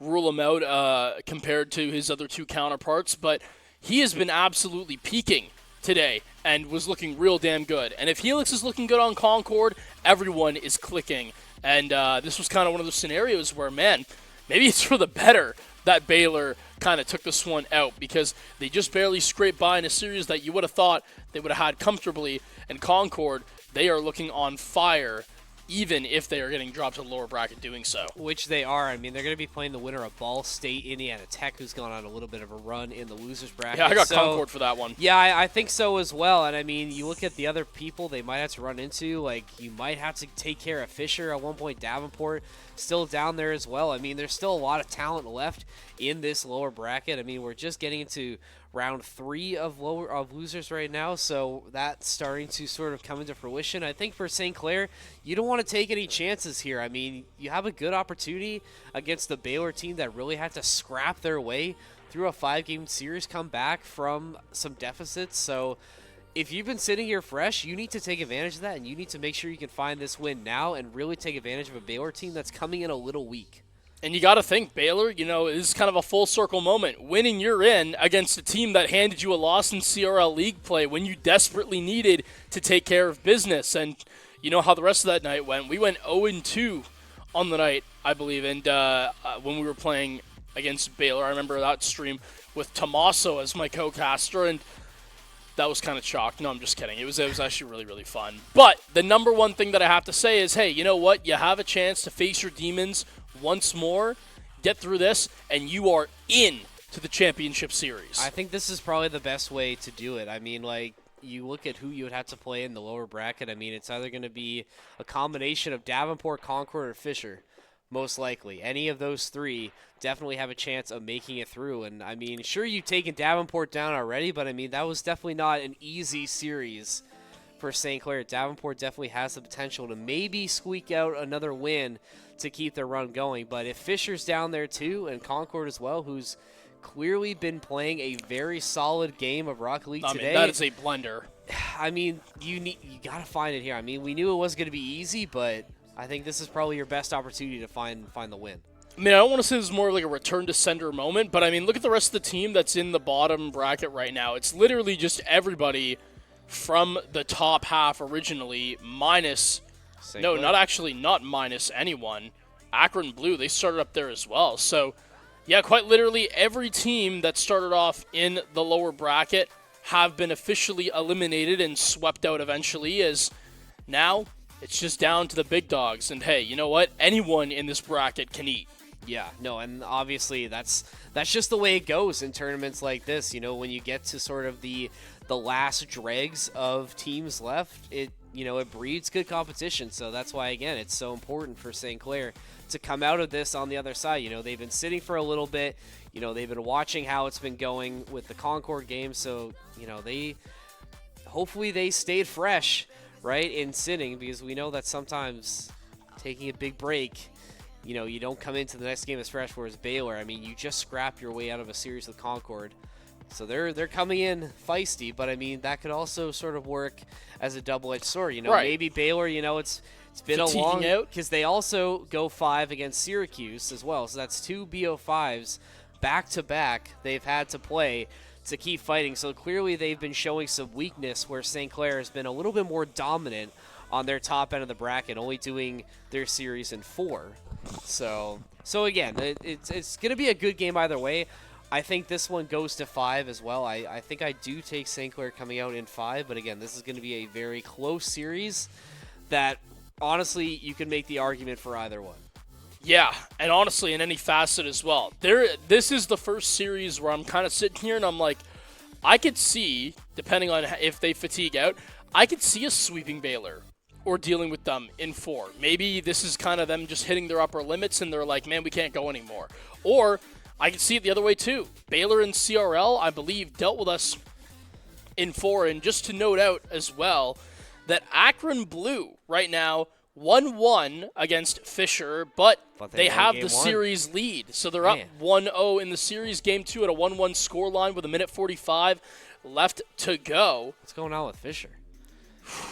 I don't know. They're just not pulling up, it seems, as best as you would think they would. And I know that roster definitely has the makings of a team that can not only get into qualifying for championships, but also to make a deep run there as well, right? I mean, they've turned some heads before. So I think that, again, unfortunate for what's happening, but it might just not be their day here, Ev. I don't know. I mean, obviously, it's definitely not the day that we were expecting out of Fisher College. No. I mean, we got to cast a game between St. Clair and Fisher. I think St. Clair actually won that series. I think it was in 5, but I believe they did win in 4. Oh, it was in 4. It was in 4, but that being said, it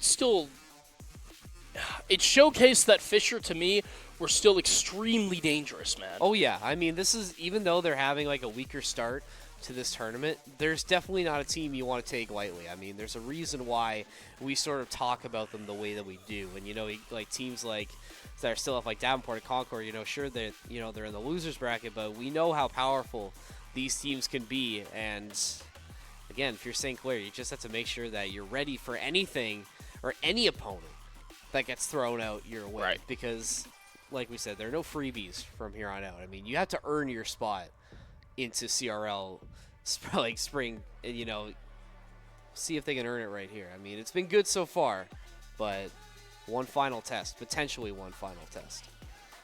Yeah, I mean, look, it's been a long day, but I think that, we're going to have to see if you deal with Baylor here, you move on and your day is finished. You can rest easy seeing that that you're in champs. If you lose this game, the problem with that is, well, then you drop into lowers and you are going to be waiting for a long time before you're actually going to be able to see where your matchup takes place. I mean, let's look at that right here. At right? least Losers final. I mean, at least everything's going smoothly thus far, but and to be fair, I think this would have been a little bit more efficient, but I think they had to reset everything. Yeah, in the losers, you are technically lagging a series behind. So this, it's lagged behind a little bit, but I mean, at least with quarters, I mean, you have one of the opponents there already, and we're gonna find out which of these two is gonna be waiting for those potential members. Vesh getting things started off on a hot note for St. Clair, but Andy, I mean, he's been that stalwart defender for Baylor.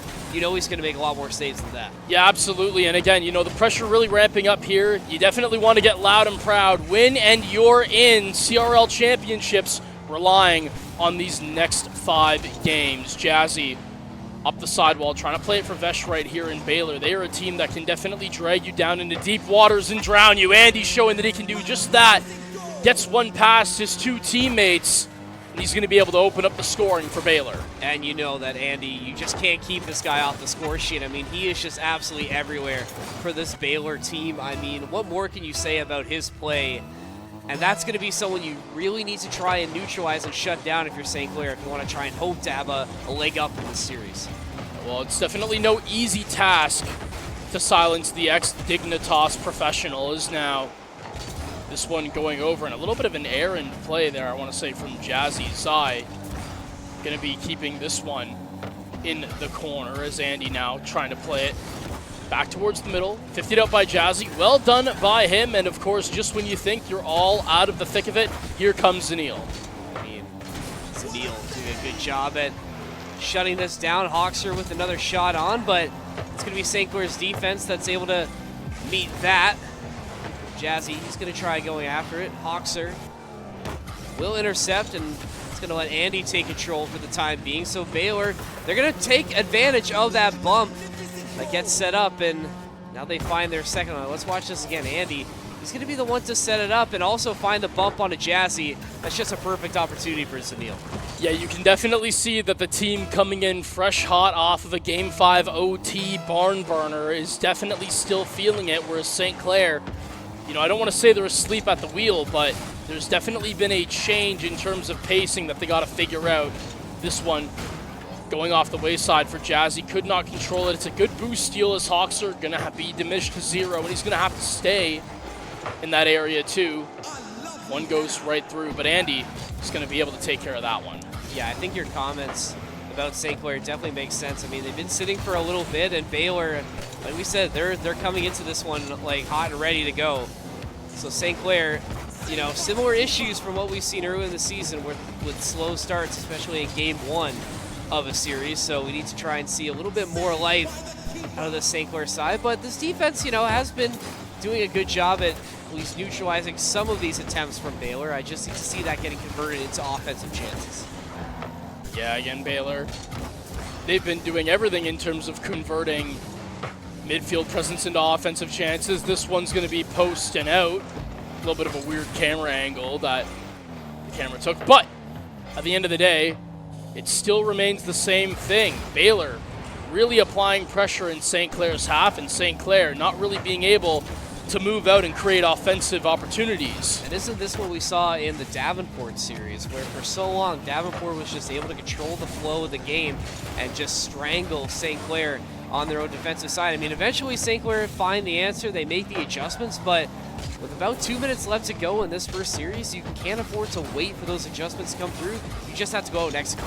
Well, and I mean, I'm not going to be the one to put out, you know, the crazy statements, but I will say that not as an insane stretch, Baylor are not going to give you as much wiggle room as a team like Davenport. I mean, that's why they're ranked over them, and they are on paper and also in my mind the better team, and they're showing that right now. 3-0 so far as Baylor, they convert yet again, and with a minute 56 remaining, I'm not going to lie, this game might have to kind of just be a healthy scratch. I think so as well, but I mean, it's definitely a good wake-up call for St. Clair if you do drop this game, and makes it so much more important to get this equalizer in Game 2, which we've seen before. They've been able to get that done today, but not done yet, and that's I thought that was going in for St. Clair, but another one that gets denied by the post. Patrick, we've seen a lot of those today.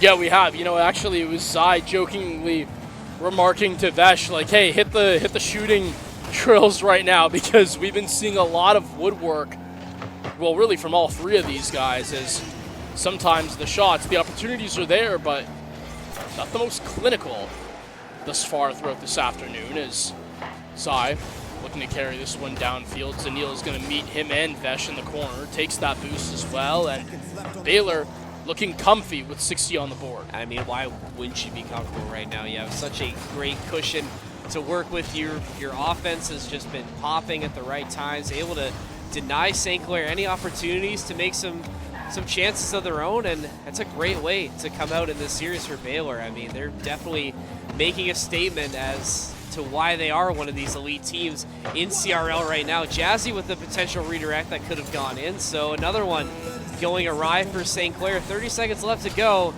You might be able to find one or two for the road, but I I think at this point it might be too little too late. Yeah, I mean, I'm pretty certain that at this point it's all she wrote, as this one going to loft down over. Vesh can't get it to go down, and instead it's going to shoot straight back up. And unfortunately, yeah, with 10 seconds left, this one at this point, impossible. St. Clair dropped game 1 to Baylor 3-0.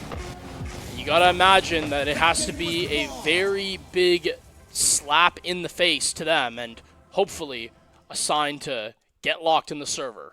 Yeah, I mean, hopefully this is a good opportunity for Coach Thermalrex to make some adjustments with the team and try and get things under control once again. I mean, like we said again, this isn't the first time the Saints have had to play from behind, so I don't think it's panic stations yet, but just need to make sure we can reset, get locked in for the second game. If you can find that, it's a whole new series.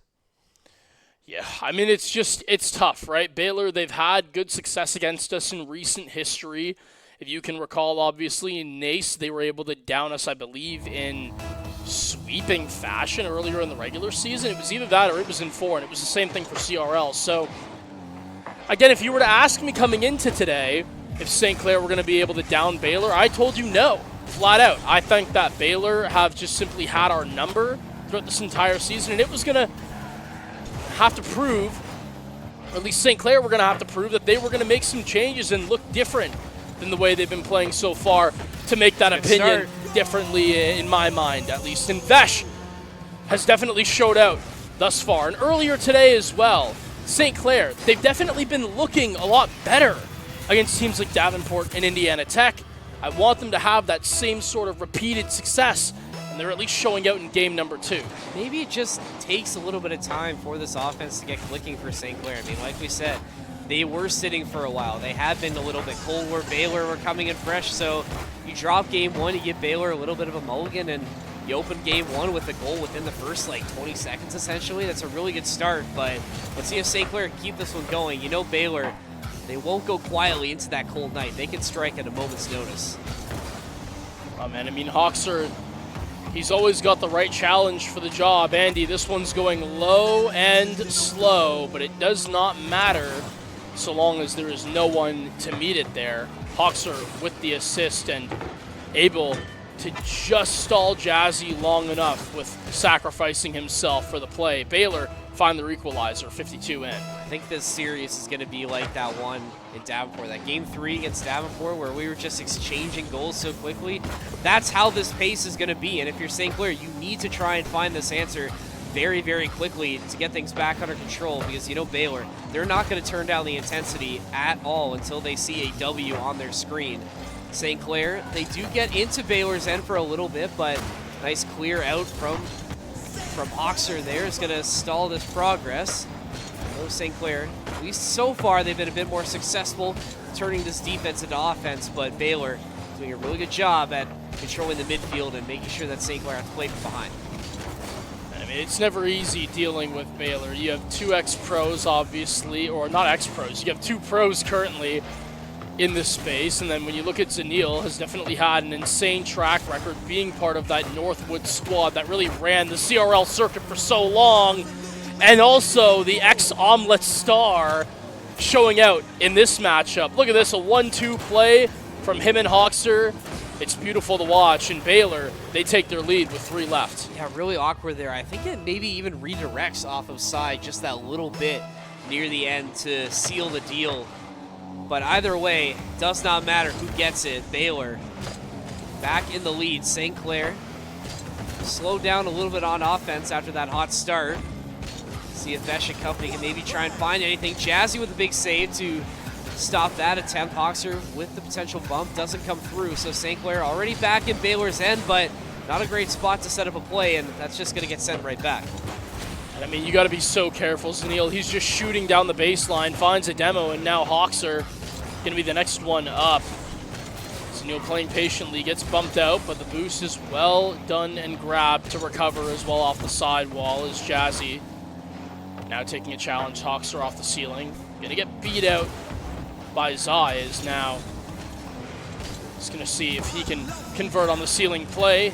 Zanil with the save, though. Strong showings in defense for Baylor, it's just hard. They're not really showing too many gaps here, Ab. No, it's been watertight all series so far for Baylor. They've been looking really, really fresh on both ends, but could have been a shot to go through. Not online for St. Clair. They're just desperately fighting and scrapping their way through, trying to get something going. Vesh with a solo effort that goes awry, and another effort from Jazzy that also getting saved out by Zanils.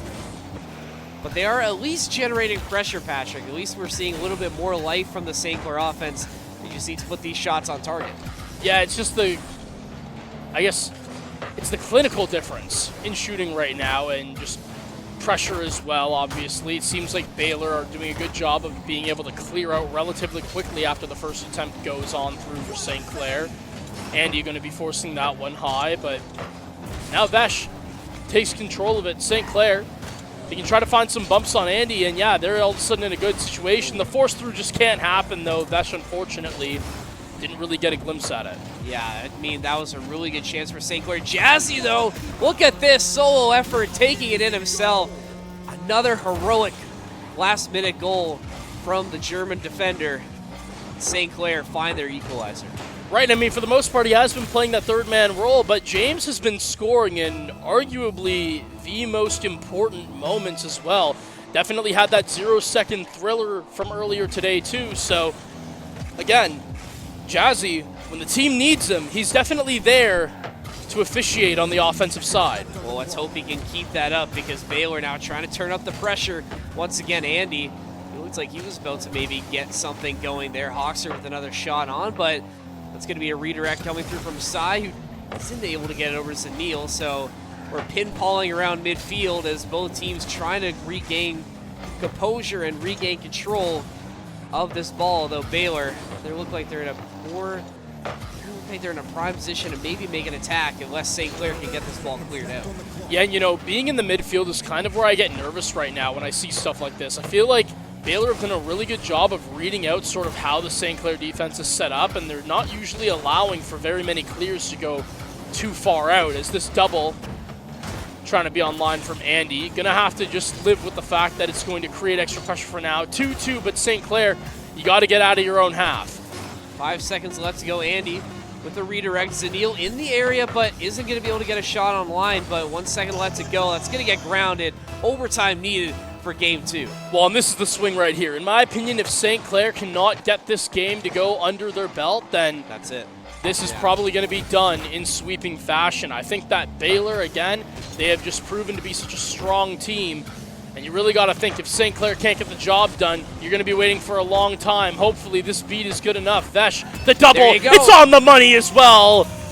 Vesh strikes back 19 seconds in and swings the series with St. Clair momentum. How desperately did St. Clair need that to just get things back under control in the series? And Vesh knew, you could just tell by the look on his face, he knew he got a cheeky little goal there. So I think your analysis was exactly right. I think if St. Clair don't win that OT, that's probably it right there. But now it's a whole new ball game, a best of 3 essentially right now. And St. Clair clearly have started to make a little bit of an adjustment. Yeah, I mean, it definitely has to go without saying that we need to start finding other ways to deal with the pressure. And this is the kind of thing that I'm talking about when people always glaze the St. Clair defense and they're like, these guys are just simply like a brick wall. Yes, while that may be true, again, you can't win a game if you're just playing it on your side 100%. And I like that you're at least making the adjustments, and the OT reset is huge for these guys, because if the timer were to just keep on going and we didn't have an OT with a ball reset, I mean, this one could have been over with the way Baylor were finding attacking opportunities. No, for sure. But, hey, they're still going to be attacking, so you have to make sure that you can keep this one going if you're St. Clair. Try and ride that momentum into game number 3. And if this game 3 is going to be anything like we saw against Davenport, we're going to be in for a treat. Hoxer, the lone man in for Baylor right now. Going to be intercepted by St. Clair, but Zanil with the time to get a flip reset. Shot on target, but Vesh with the clear. And Hoxer and Andy trying to combo up here. Hoxer with the pinch maybe to force for a center, but it's going to be blocked on out by Jazzy. This one awkwardly gets by Zais. Now Vesh going to have his name called on the back wall. And, well, apparently our observer left the party, so we're probably going to have to figure that one out when the game ends. But for right now, That is obviously not a problem. Arsenal reset. It fakes one out. The bump attempt comes through. And even if it doesn't land, it gives enough room and space for Hawkster to cook. The goal was so good, it disconnected our observer. We're going to have to get reconnected, unfortunately, as we wait for that. Oh, there we go. We're sent back in. And, I mean, like you said, you just can't keep Baylor down and out for too much longer. They are just too elite on all sides of the ball to be denied like that. St. Clair, buckle down a little bit more. Still have a lot of time left to go. Try and take this defense, get something cleared out for some offense, try and get things back under control. I mean, Zanil and company, this is the first time we've really seen the ball just wavering on their side for more than what feels like 5 seconds, and already you can see how quickly these three just clear out and give each other space. Jazzy with a good catch. This flick going high, it forces 2 up as well for Baylor, but Hawkster with a nice pop is going to be able to buy time to make sure that situation doesn't get critical.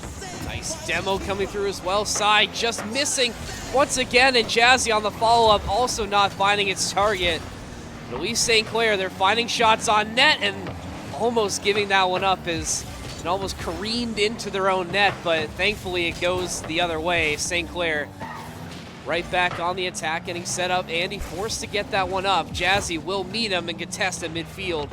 Sai, oh, another miss, so that's going to give Davenport a chance to just score because the net's completely wide open after that triple commit.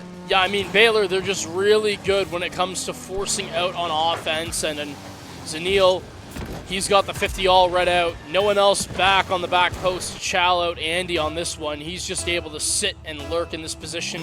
2:45 to go, but Baylor, they've got a safety net established. Yeah, and St. Clair now going to have to work double time, double their efforts to get this one back. Even Jazzy, we know what he can do when given a tough situation. He's not going to get a chance there, though, as Andy will meet him. But still trying to fight at midfield as St. Clair and Baylor doing battle to try and gain control of this ball. All these booming clears going through really benefit Baylor at this point in the game. You're just wasting a lot of time now and not really giving St. Clair a chance to get anything set on offense. So that's the game they're going to play. St. Clair has to be ready to anticipate it and try and find ways to neutralize it. Man, I mean, it's so rough there. The fake is nice, but unfortunately, Vesh gets demoed, and that was going to be the player who you were looking for the follow-up attempt. Is now Jazzy. Solo efforts. He's around 1. The dunk over 2! And James strikes yet again when St. Clair need him to. I mean, what more could you ask him? He's just been meeting, you know, the difficulties and, like, rising to the occasion, giving St. Clair a little bit of life late. Still a lot of time to find an equalizer. I'd like to see them get it sooner rather than later, though, so you can at least try and fight for the equalizer rather than go for another OT win, potentially. Yeah, again, 1:45 left to go, so St. Clair, they definitely need to keep upping the tempo. You just got to be careful because you are obviously susceptible to plays on the fast break if you're willing to give them up. Vesh, a 50 comes through. Hawks are going to be the first one to it and snags the mid boost as well as this one booms out towards center field. Hawks are going to have the 50 side. Reading off the ceiling, a beautiful job working his car to get that second touch as this one pops out, but Andy, more than enough in the tank to deal with it. And Andy's just going to take it himself, but Jazzy dislodges it from the front of his car. Is that clear going out towards Hawkser? St. Clair, though, they are going to be able to intercept Bavesh with a miss on the wall to extend this time in St. Clair's end just a little bit, and that mistake leads to an Andy goal. Yeah, and I mean, you know, again, these are one of the situations 58 seconds ago, and now you're down by 2, where you start kind of thinking against this caliber of team, that might be the finishing touches for game number 2 in Baylor's favor. St. Clair would need to win back-to-back if they want a shot at qualifying for champs, and Vesh off the miss. This one centers back out. Good and composed from Vesh, but you need to basically score right here with this offensive opportunity. The fake is good. The 50, Hawks was able to get it around. This one going off the ceiling. Andy with one touch, it pops back out to the center, but even on 0 boost, he's able to meet St. Clair attackers. He's just so good at any situation. And I mean, for St. Clair, hey, even even if Baylor's able to come out on the other side of this one. I mean, Baylor did technically choke away that 1-game lead to Concord, so it's definitely not out of the realm of possibility that St. Clair find a way to get back into the series. But backs against the wall now. What are they going to be able to do?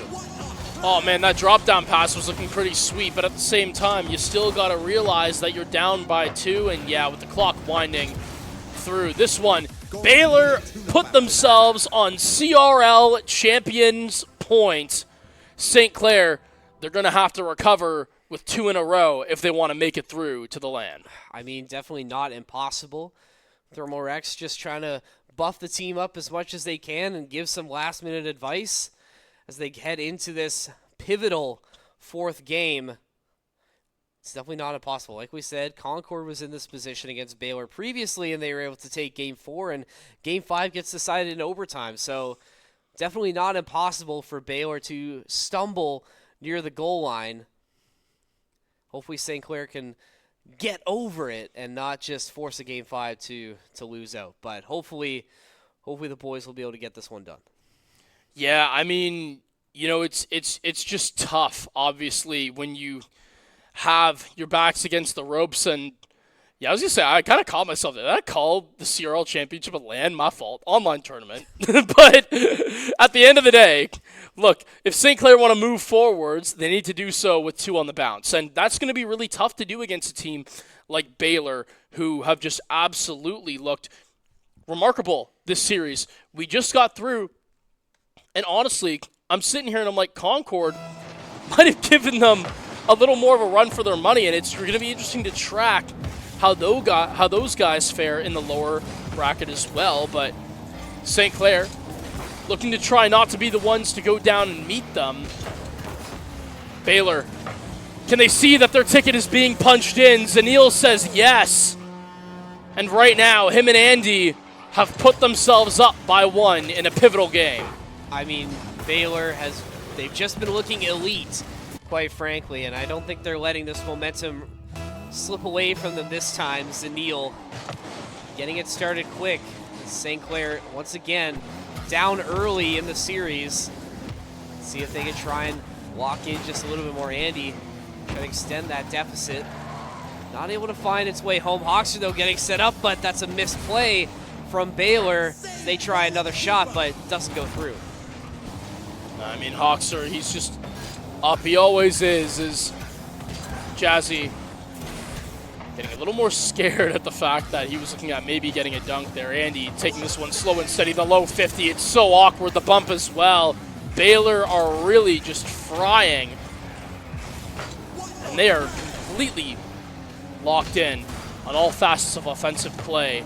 Andy with the clear back out as St. Clair, they got to try to find something to go in their favor. Need something, but I mean, with the pressure that Baylor is putting on them, you just can't really turn any of these defensive wins into offensive tries, because Baylor, they're just so quick at rotating, they're so quick at intercepting on the way back, and just these bumps and all of these air like clashes, everything going their way, and Hoxer finding another one. And at this point, this is really starting to get scary for St. Clair. It definitely is, because that's also a double commit that sets up for this 1v2, and Jazzy on 0 boost and Andy chasing him down. You got a snowball's chance in hell if you want to try to save that one out. Hoxer, good on the placement, but not that there was really much required of him. Right now, Baylor looking very much in control, like they want to be moving on to this online tournament, as up by 2 now. It's going to be really rough to try to jar this one loose with 3 minutes remaining. Sai with a bit of a solo effort does have James in response, but Vesh will finish it. Not the first time we've seen St. Clair in these 2-1 situations. And that triple commit does finally get something through. And you still have a lot of time left, so St. Clair definitely not out of it yet, but this could be the start of something. Well, yeah, you got to hope momentum swings in your favor. This is a good chance at maybe something off the kickoff. Andy saves it out, but again, pressure, it needs to be there from St. Clair. They're just sitting too far back, and the clear comes through. It would have been a nice opportune moment for some shots on target with a lot of these Baylor defenders on lower boost, but now Baylor's going to be able to clear out And it's going to have to be Jazzy to try to take the reins here and force another 50 downfield. Andy has the pop-up. Vesh back to the corner, but Hawkster able to deal with it. You gotta really be careful with these triple commits at this point. One mistake could be your last in this game, and you can just tell on that last possession, or 2 possessions ago, Baylor almost was able to find it, and so did Cy, but Andy with a colossal save to keep Baylor in the lead. St. Clair, though, still trying to push. Best trying to fly in, but not going to find purchase as that one gets sent out, and honestly, it might get finished, and it does. Yeah, I mean, again, it's just St. Clair. They know this is pretty much it. They need to try to convert here, but in doing so, Hawkster slips by the wing, and he just sends an absolute bullet there. You can't even blame Jazzy. You're in that position. It could go any corner, any height.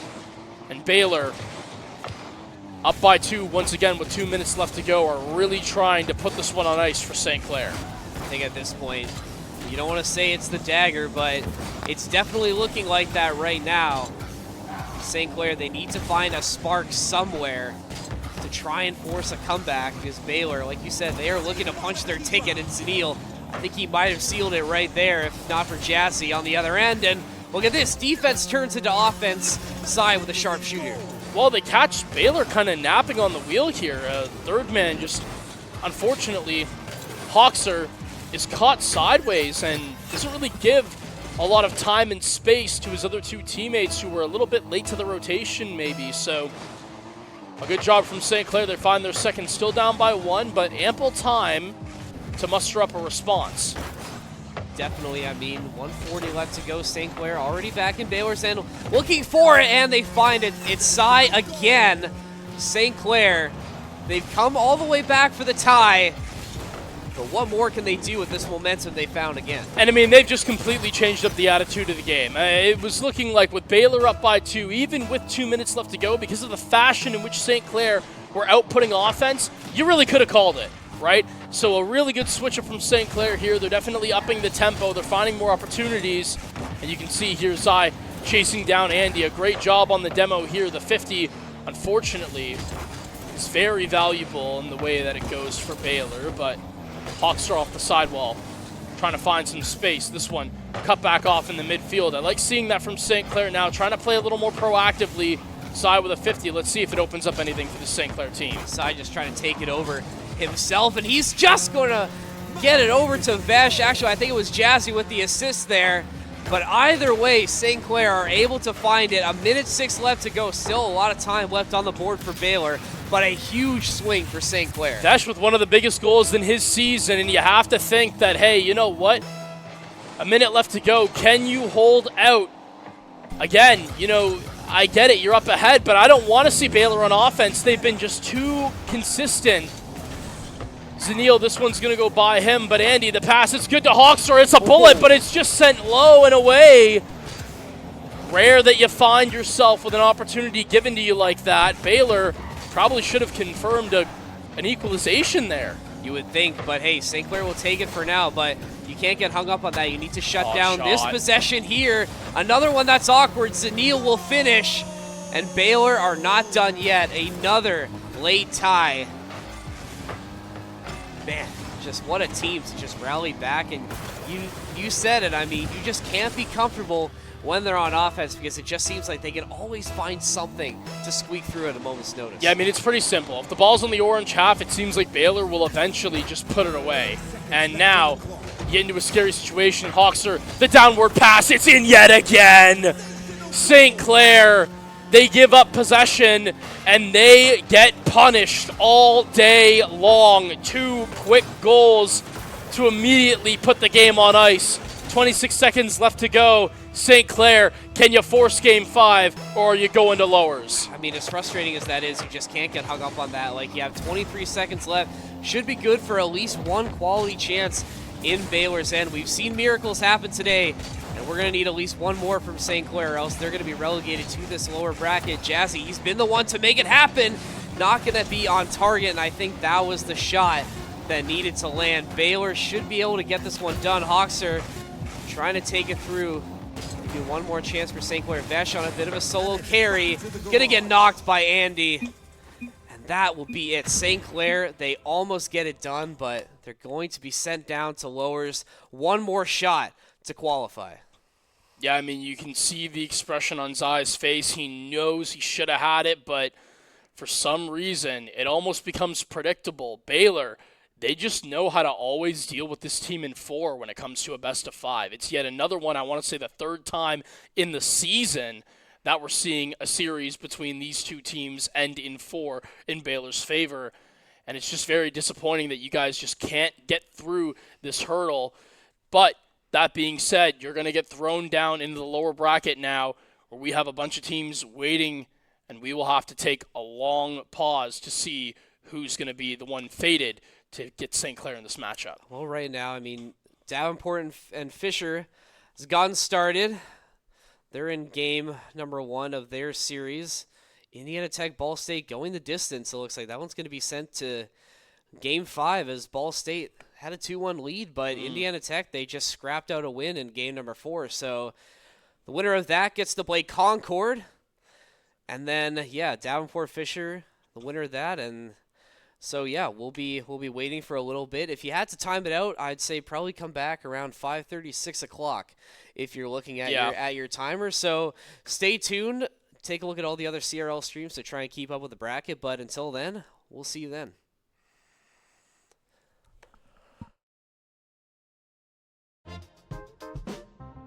What I'm most looking forward to is to see like all the boys make it.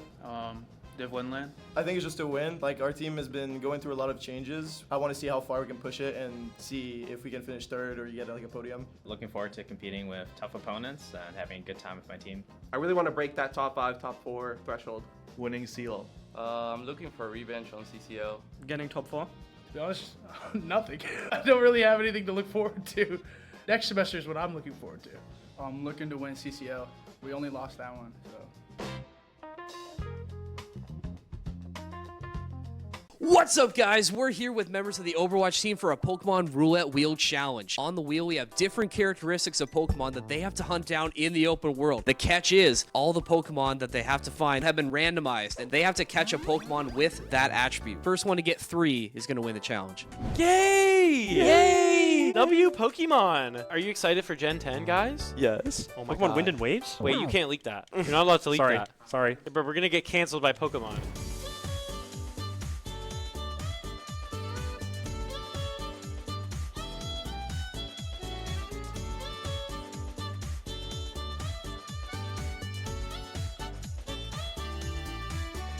Yo, MP. Yeah, no, this map is actually crazy. I'm not gonna lie. Waterman. Yo, Chris God, what the hell are you doing, bro? We got a match, bro. You're late. Yo. I gotta go. Yo, log in, Yo, bro. I gotta go.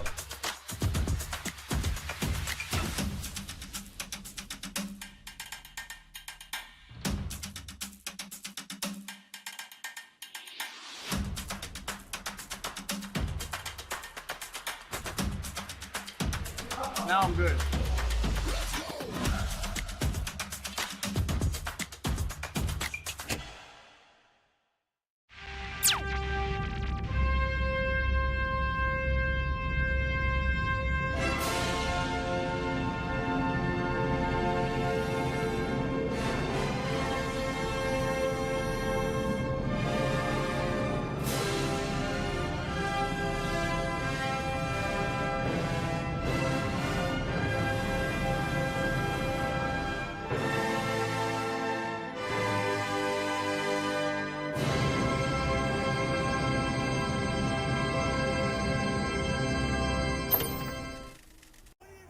Classic. Alright, what do we got here? Oh, chat, this guy is cooked. Oh, pre-fire. Pop it open. Warming up those fingies. And now he's just not missing any shots? That can't be how that works. Moving on. Ooh, obelisk. And chimps in VR helmets. And a legally differentiated enough version of film score.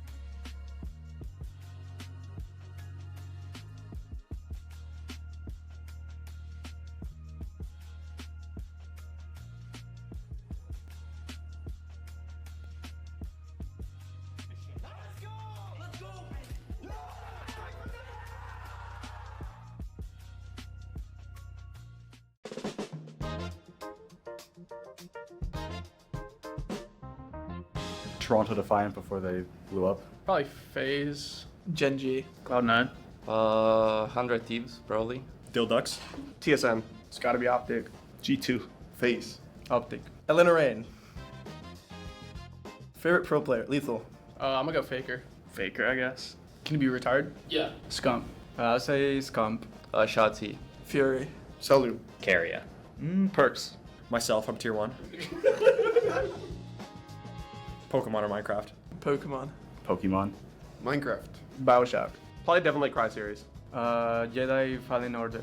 Clash Royale.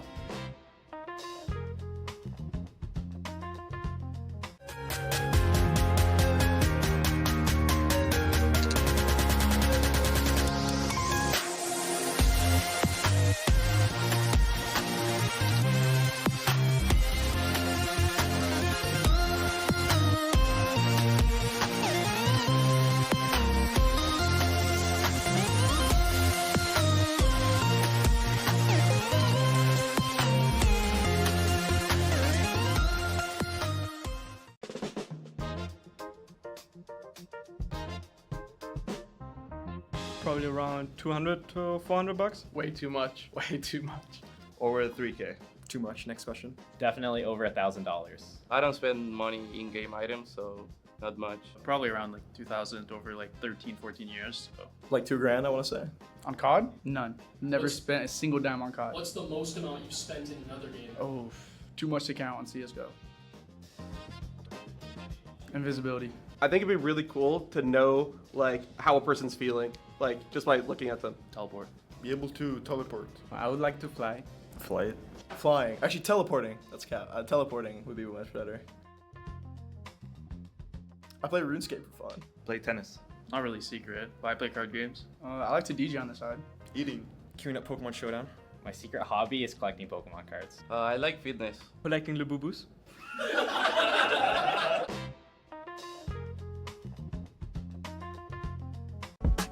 I like this tone. Yeah. My intuition is telling me there'll be better days. I sit in silence and find whenever I meditate, my fears alleviate, my tears evaporate, my faith don't deviate, ideas don't have a date. What's going on? How was map 1? Ups and downs. We're up in the beginning. As we speak, I'm in peace, no longer scared to die. Most niggas don't believe in God, and so they terrified. It's either that or they be fearing they gon' go to hell. Asking the Father for forgiveness got them overwhelmed.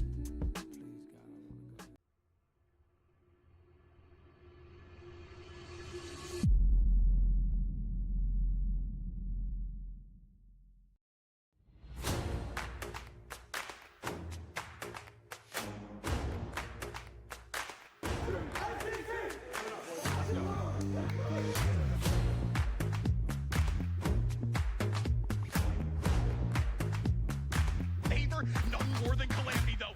Left in 5, he'll be shut down. The rotation was for Cumberland, but St. Clair breaks the rotating moves.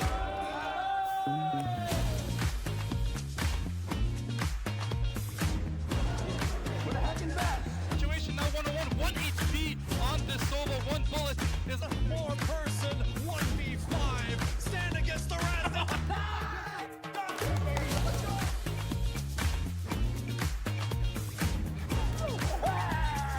Guy to this ball, guiding it down, maybe even getting one for the road. Our own standards here in this overtime period because if we concede a goal, it's over for them.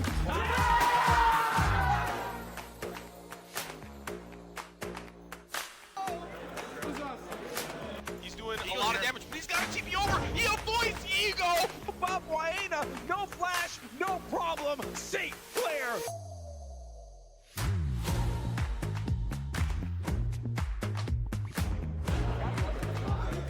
Horse back already so low. Radix taking down 2, taking down 1. Immediately, this should be all she wrote. Soaks with 1 on the icy. Stand until the whole squad.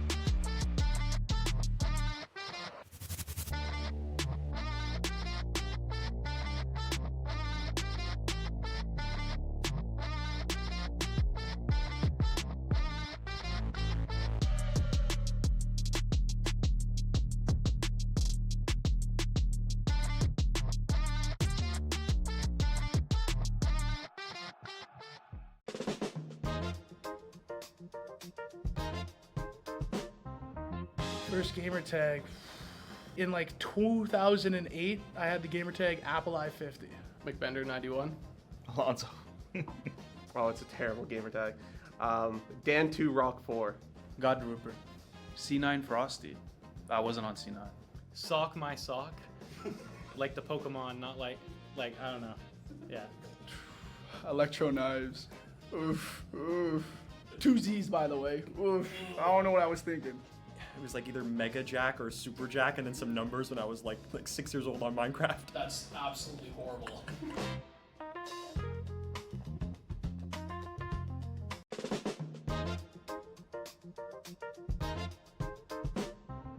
What I'm most looking forward to is to see like all the boys make it. Div Winland. I think it's just a win. Like, our team has been going through a lot of changes. I want to see how far we can push it and see if we can finish third or get like a podium. Looking forward to competing with tough opponents and having a good time with my team. I really want to break that top 5, top 4 threshold. Winning seal. I'm looking for revenge on CCL. Getting top 4. To be honest, nothing. I don't really have anything to look forward to. Next semester is what I'm looking forward to. I'm looking to win CCL. We only lost that one, so. What's up, guys? We're here with members of the Overwatch team for a Pokemon Roulette Wheel Challenge. On the wheel, we have different characteristics of Pokemon that they have to hunt down in the open world. The catch is, all the Pokemon that they have to find have been randomized, and they have to catch a Pokemon with that attribute. First one to get 3 is going to win the challenge. Yay! Yay! W Pokemon! Are you excited for Gen 10, guys? Yes. Oh my Pokemon God. Wind and Waves? Wait, you can't leak that. You're not allowed to leak Sorry. that. Sorry. But we're going to get canceled by Pokemon.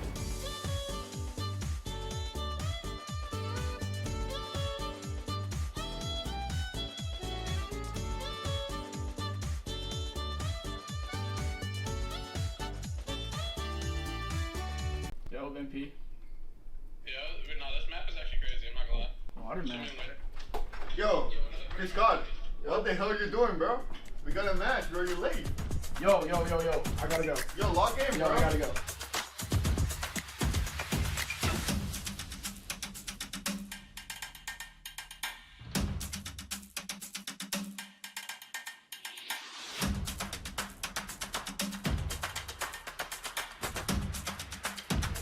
Now I'm good.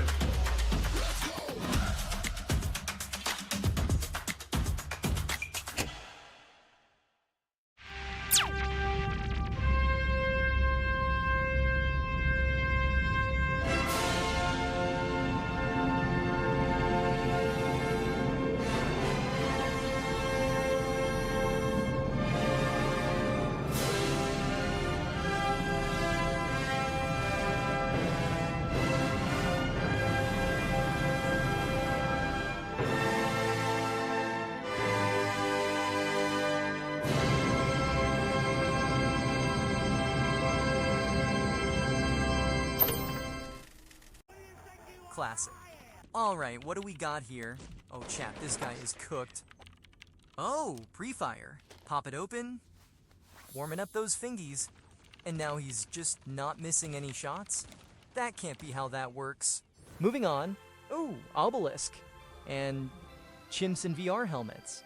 And a legally differentiated enough version of film score.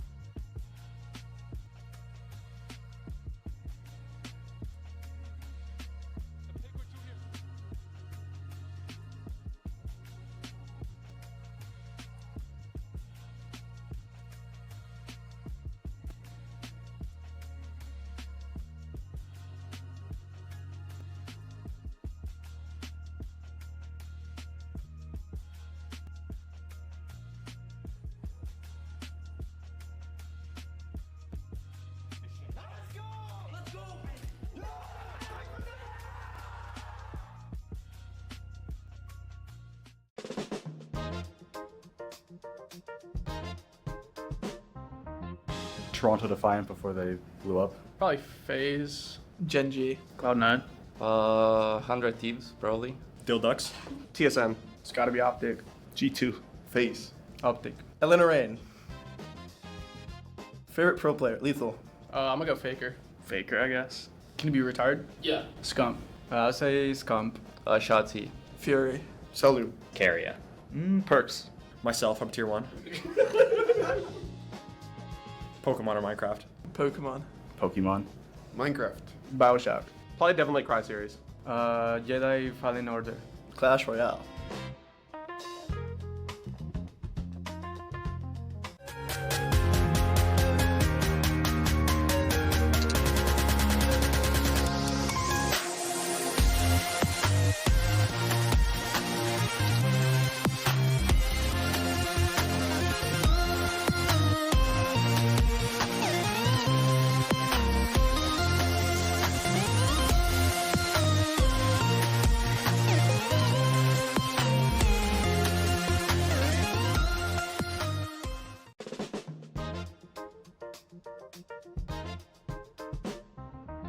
Probably around 200 to 400 bucks. Way too much. Way too much. Over 3K. Too much. Next question. Definitely over $1,000. I don't spend money in-game items, so not much. Probably around like 2,000 over like 13, 14 years. So. Like $2,000, I want to say. On COD? None. Never spent a single dime on COD. What's the most amount you've spent in another game? Oh, too much to count on CSGO. Invisibility. I think it'd be really cool to know like how a person's feeling, like just by looking at them. Teleport. Be able to teleport. I would like to fly.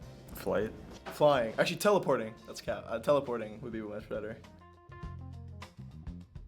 I play RuneScape for fun. Play tennis. Not really secret, but I play card games. I like to DJ on the side. Eating. Queuing up Pokemon Showdown. My secret hobby is collecting Pokemon cards. I like fitness. Collecting Labubus.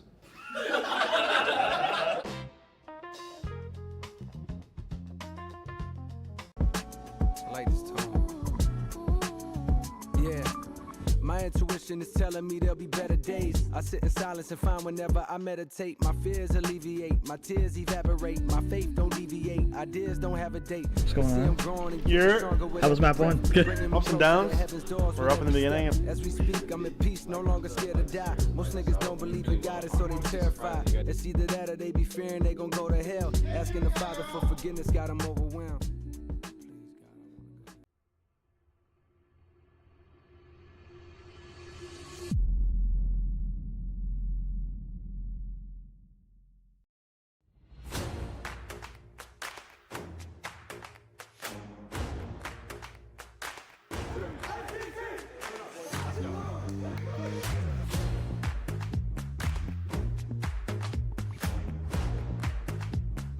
Favor, nothing more than calamity though.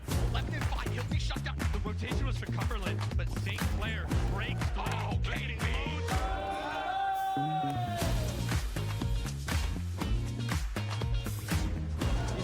We're hacking back. Situation now 1-on-1, 1 HP on this solo. 1 bullet is a 4-person 1v5. Stand against the rest.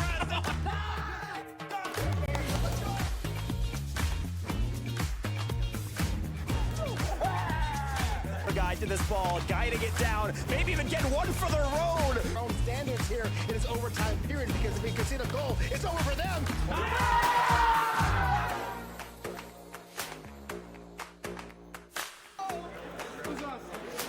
He's doing a lot of damage, but he's got to keep you over. He avoids Ego.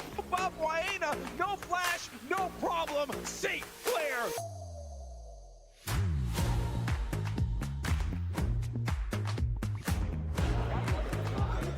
Horse back already so low. Redx taking down 2, taking down 1. Immediately, this should be all she wrote. Soaks with 1 on the icy. Stand until the whole squad.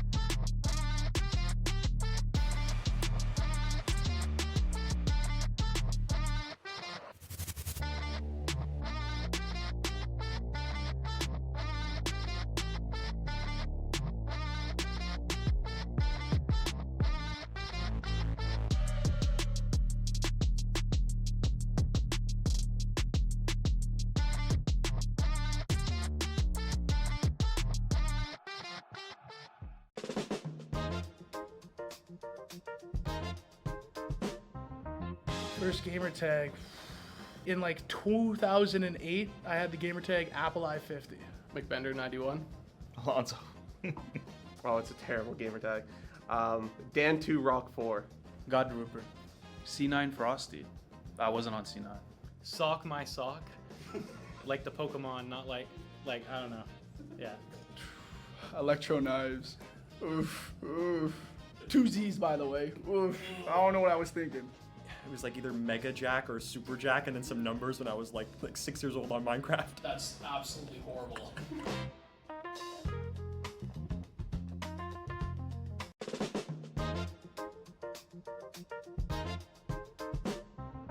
What I'm most looking forward to is to see like all the boys make it.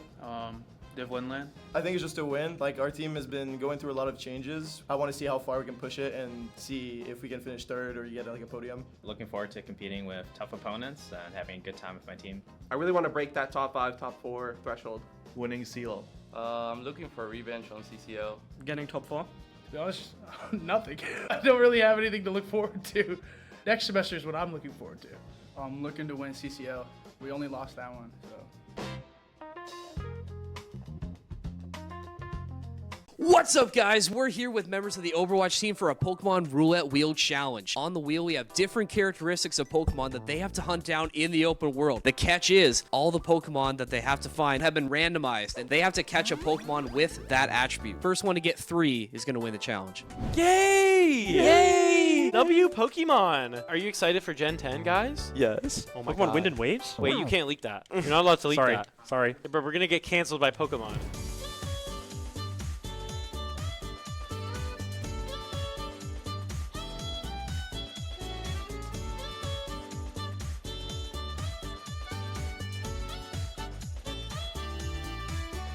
Yo, MP.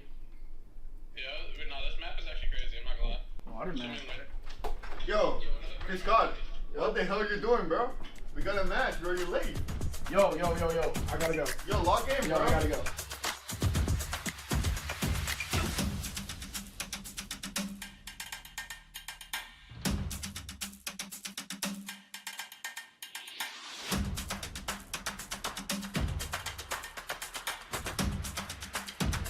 Now I'm good.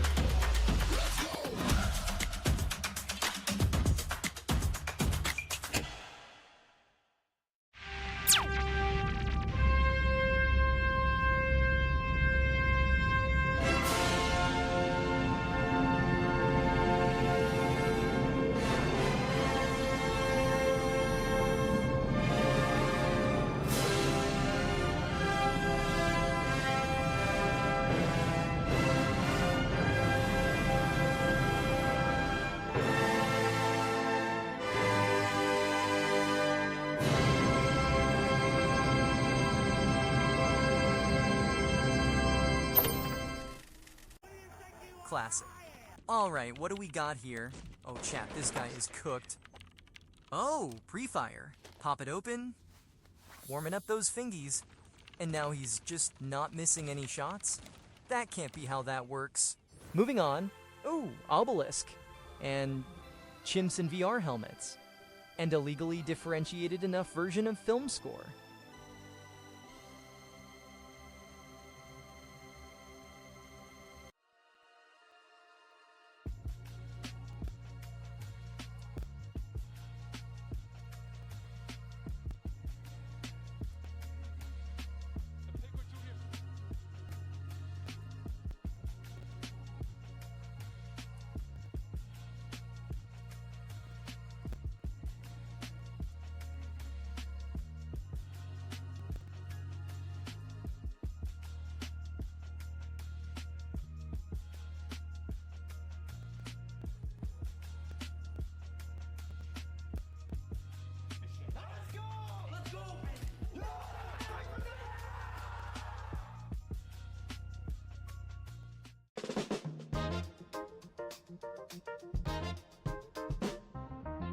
Toronto Defiant before they blew up. Probably FaZe, Gen G. Cloud9.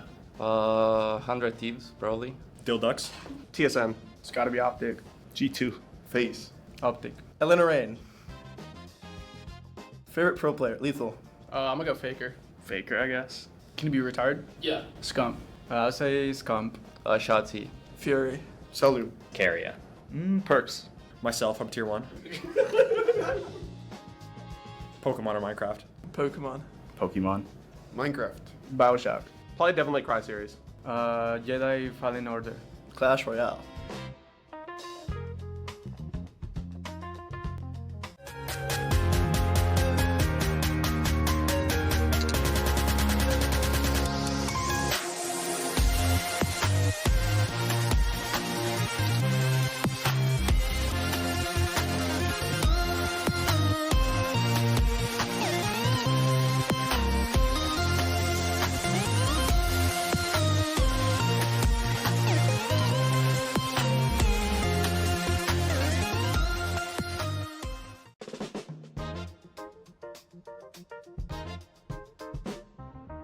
Probably around 200 to 400 bucks. Way too much. Way too much. Over 3K. Too much. Next question. Definitely over $1,000. I don't spend money in-game items, so not much. Probably around like 2,000 over like 13, 14 years. So. Like $2,000, I want to say. On COD? None. Never spent a single dime on COD. What's the most amount you've spent in another game? Oh, too much to count on CSGO.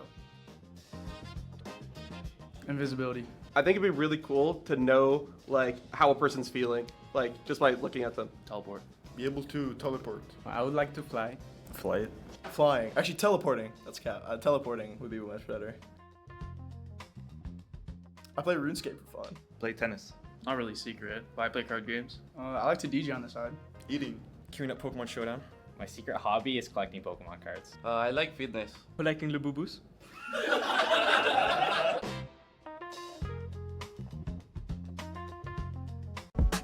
I like this tone. Yeah. My intuition is telling me there'll be better days. I sit in silence and find whenever I meditate, my fears alleviate, my tears evaporate, my faith don't deviate, ideas don't have a date. What's going on? How was map 1? Ups and downs. We're up in the beginning. As we speak, I'm in peace, no longer scared to die. Most niggas don't believe in God, and so they terrified. It's either that or they be fearing they gon' go to hell. Asking the Father for forgiveness got them overwhelmed.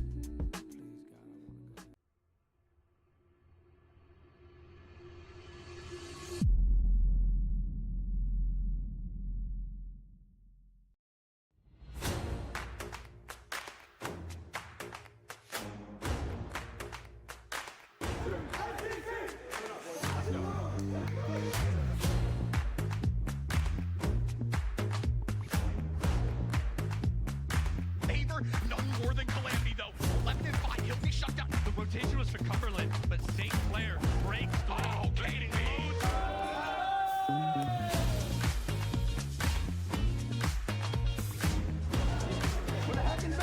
Situation now 1-on-1, 1 HP on this solo. 1 bullet is a 4-person 1v5. Stand against the random.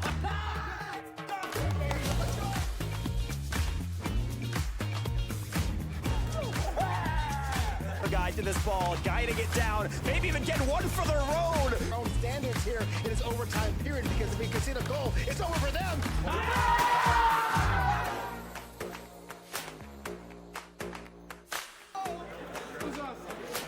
He's doing a lot of damage, but he's got to keep you over. He avoids Ego.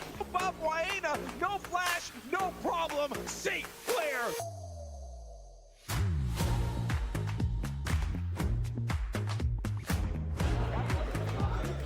Force back already so low. Redx taking down 2, taking down 1. Immediately, this should be all she wrote. Soaks with 1 on the icy.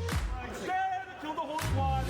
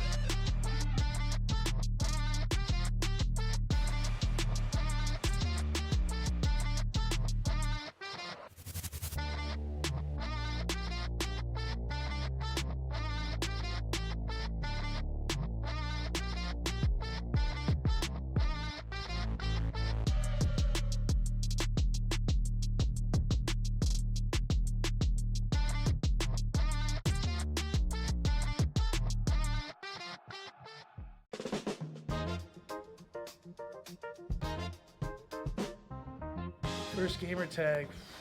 In like 2008, I had the gamer tag Apple I-50. McBender 91. Alonso. Oh, it's a terrible gamer tag. Dan2 Rock 4. God Rupert. C9 Frosty. I wasn't on C9. Sock my sock. Like the Pokemon, not like I don't know. Yeah. Electro knives. Oof, oof. Two Z's, by the way. Oof. I don't know what I was thinking. It was like either Mega Jack or Super Jack and then some numbers when I was like 6 years old on Minecraft. That's absolutely horrible.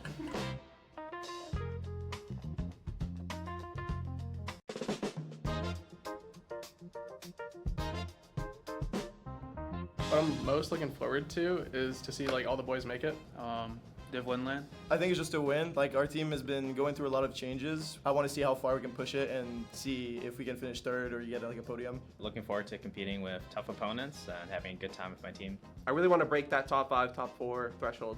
Winning Seal. I'm looking for revenge on CCL. Getting top 4? To be honest, nothing. I don't really have anything to look forward to. Next semester is what I'm looking forward to.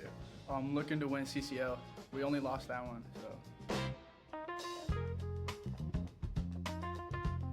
What's up, guys? We're here with members of the Overwatch team for a Pokemon Roulette Wheel Challenge. On the wheel, we have different characteristics of Pokemon that they have to hunt down in the open world. The catch is, all the Pokemon that they have to find have been randomized, and they have to catch a Pokemon with that attribute. First one to get 3 is going to win the challenge. Yay! Yay! W Pokemon! Are you excited for Gen 10, guys? Yes. Oh my Pokemon God. Wind and Waves? Wait, you can't leak that. You're not allowed to leak Sorry. that. Sorry. But we're gonna get canceled by Pokemon.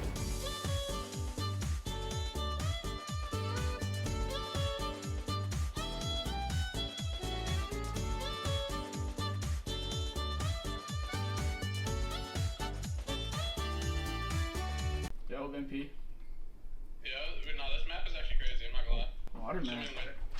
Yo, Chris God, what the hell are you doing, bro? We got a match, bro. You're late. Yo. I gotta go. Yo, log in, Yo, bro. I gotta go.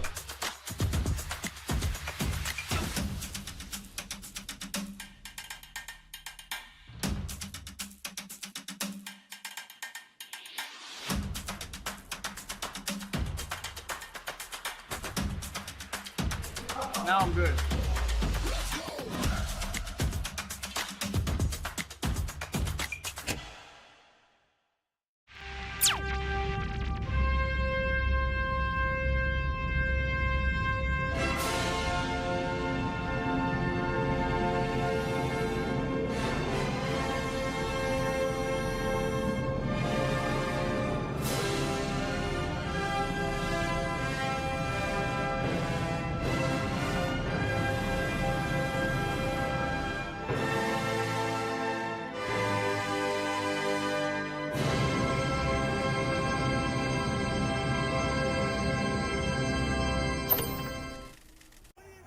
Classic.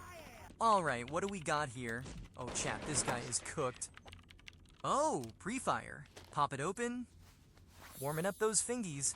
And now he's just not missing any shots? That can't be how that works. Moving on. Ooh, obelisk. And chimps in VR helmets. And a legally differentiated enough version of film score.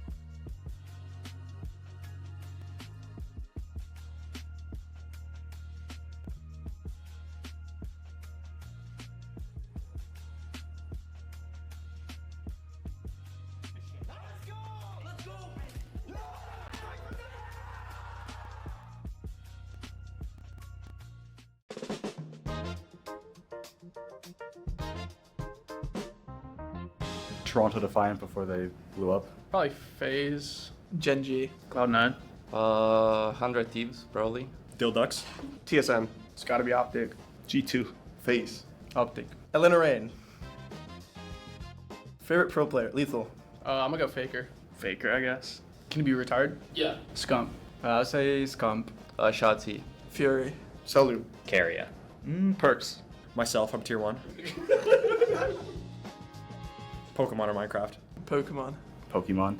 Minecraft. Bioshock. Probably definitely Cry series. Jedi Fallen Order. Clash Royale.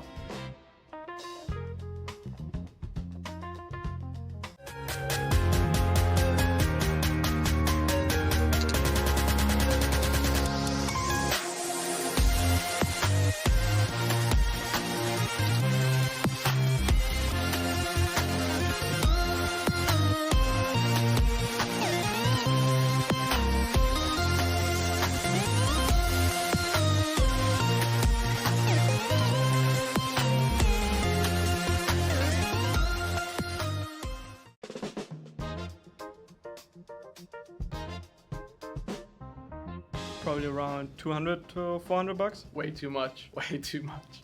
Over 3K. Too much. Next question. Definitely over $1,000. I don't spend money in game items, so not much. Probably around like 2,000 over like 13, 14 years. So. Like $2,000, I want to say. On COD? None. Never spent a single dime on COD. What's the most amount you've spent in another game? Oh, too much to count on CSGO.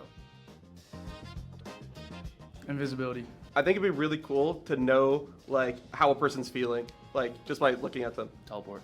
Be able to teleport. I would like to fly. Flight. Flying. Actually, teleporting. That's teleporting would be much better. I play RuneScape for fun. Play tennis. Not really secret, but I play card games. I like to DJ on the side. Eating. Queuing up Pokemon Showdown. My secret hobby is collecting Pokemon cards. I like fitness. Collecting Labubus.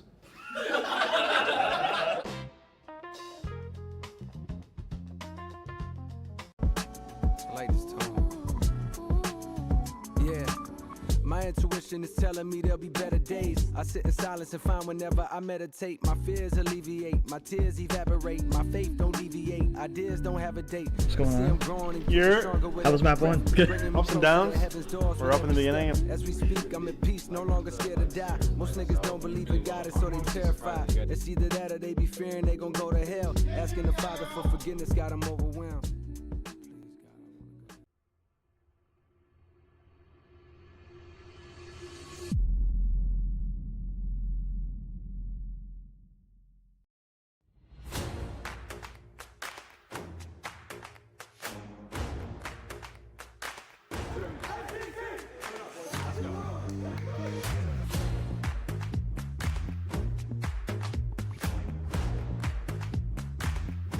No more than Calamity, though.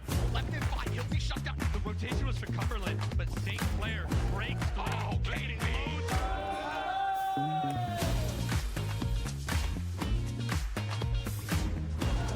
What the heck is that?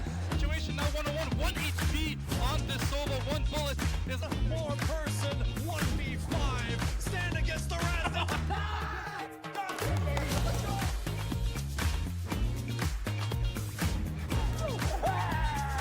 Guy to this ball, guiding it down, maybe even getting one for the road. Our own standards here in this overtime period because if we concede a goal, it's over for them.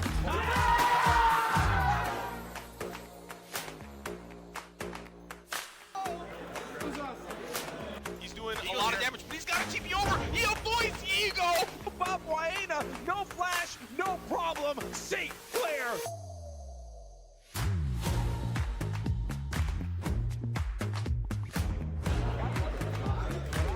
Back already so low. Redx taking down 2, taking down 1. Immediately, this should be all she wrote. Soaks with 1 on the icy. Stand until the whole squad.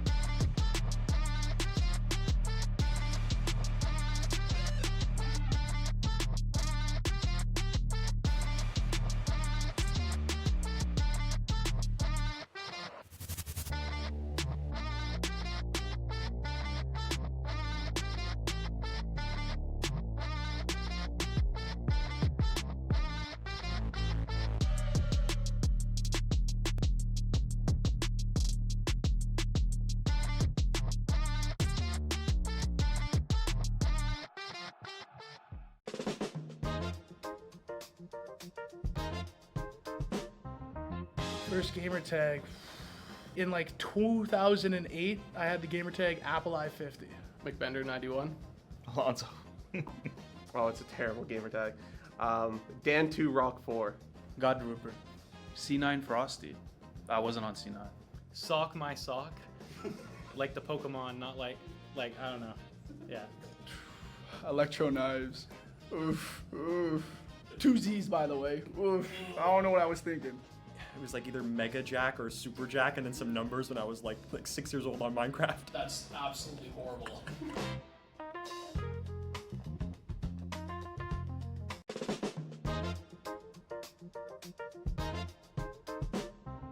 What I'm most looking forward to is to see like all the boys make it.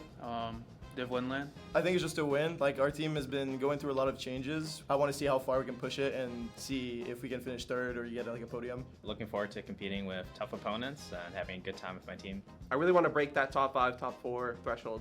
Winning seal. I'm looking for a revenge on CCL. Getting top 4? To be honest, nothing. I don't really have anything to look forward to.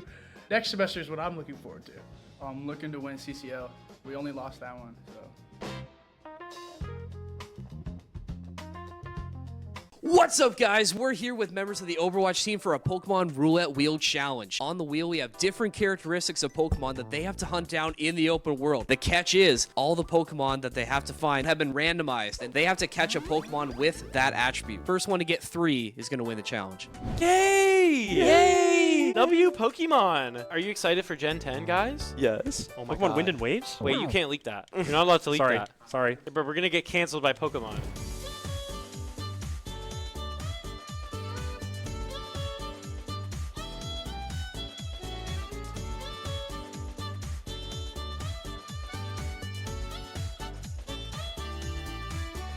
Yo, MP. Yeah, no, this map is actually crazy, I'm not gonna lie. Water man. Yo, Chris God, what the hell are you doing, bro? We got a match, bro. You're late. Yo. I gotta go. Yo, log in, Yo, bro. I gotta go.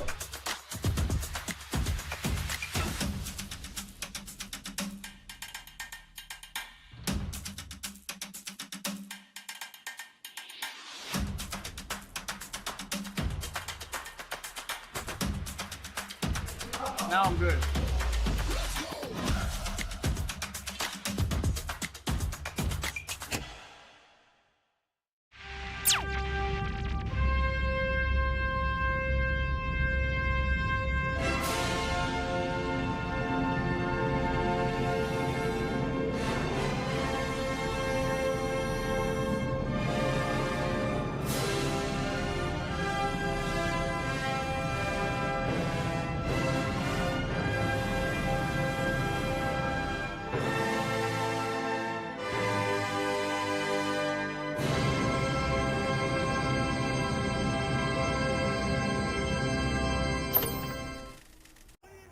Classic. Alright, what do we got here? Oh, chat, this guy is cooked. Oh, pre-fire. Pop it open. Warming up those fingies. And now he's just not missing any shots? That can't be how that works. Moving on. Ooh, obelisk. And chimps in VR helmets. And a legally differentiated enough version of film score.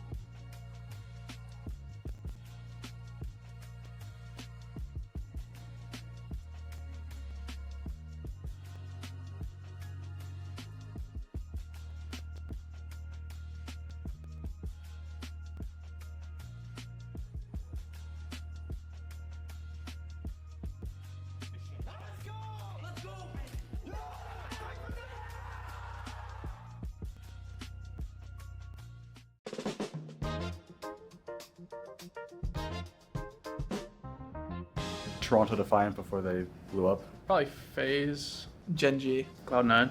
100 Thieves, probably. Dildux. TSM. It's gotta be Optic. G2. Face. Optic. Elena Rain.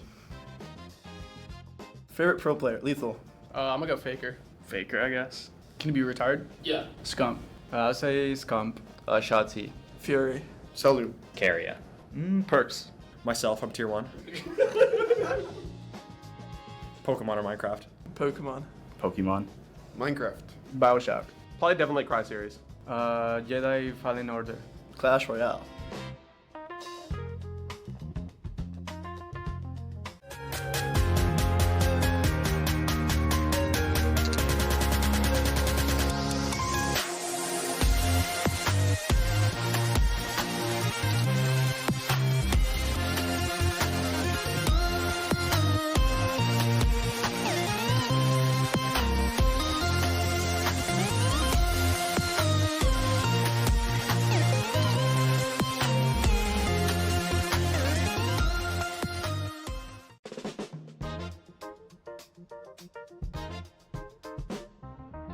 Probably around 200 to 400 bucks. Way too much. Way too much. Over 3K. Too much. Next question. Definitely over $1,000. I don't spend money in-game items, so not much. Probably around like 2,000 over like 13, 14 years. So. Like $2,000, I want to say. On COD? None. Never spent a single dime on COD. What's the most amount you've spent in another game? Oh, too much to count on CSGO. Invisibility. I think it'd be really cool to know like how a person's feeling, like just by looking at them. Teleport. Be able to teleport. I would like to fly. Flight. Flying. Actually, teleporting. That's cap. Teleporting would be much better. I play RuneScape for fun. Play tennis. Not really secret, but I play card games. I like to DJ on the side. Eating. Queuing up Pokemon Showdown. My secret hobby is collecting Pokemon cards. I like fitness. Collecting Labubus.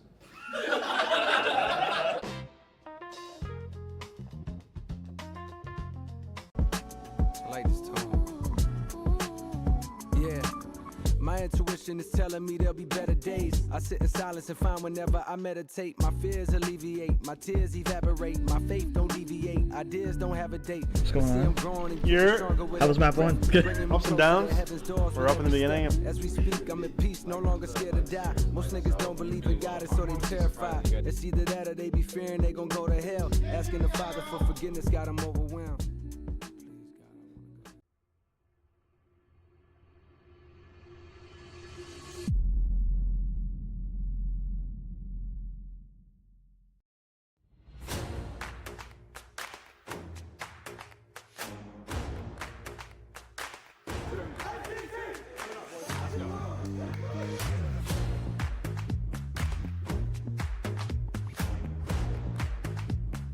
Favor, no more than calamity though.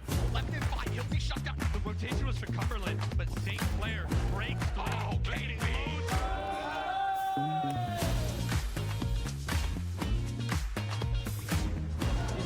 We're hacking back. Situation now 1-on-1, 1 HP on this solo. 1 bullet is a 4-person 1v5. Stand against the rest.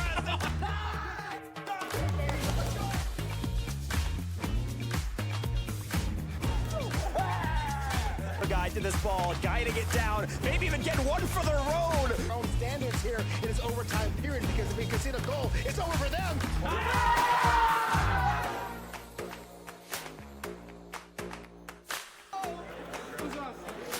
He's doing a lot of damage, but he's got to keep me over. He avoids Ego. Bob Waena, no flash, no problem. St. Clair.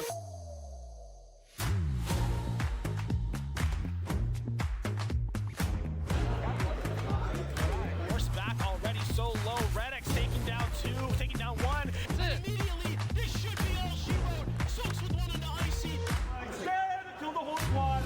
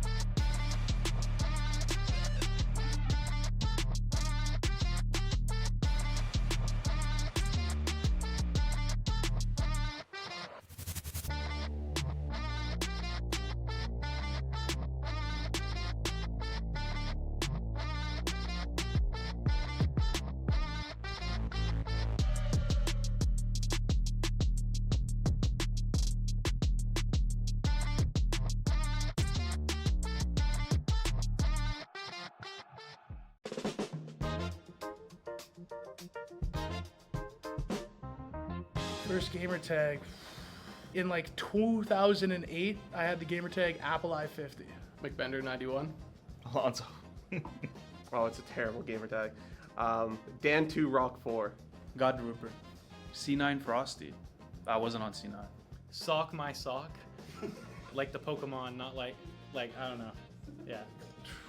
Electro knives. Oof, oof.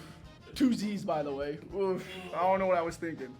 It was like either Mega Jack or Super Jack and then some numbers when I was like 6 years old on Minecraft. That's absolutely horrible.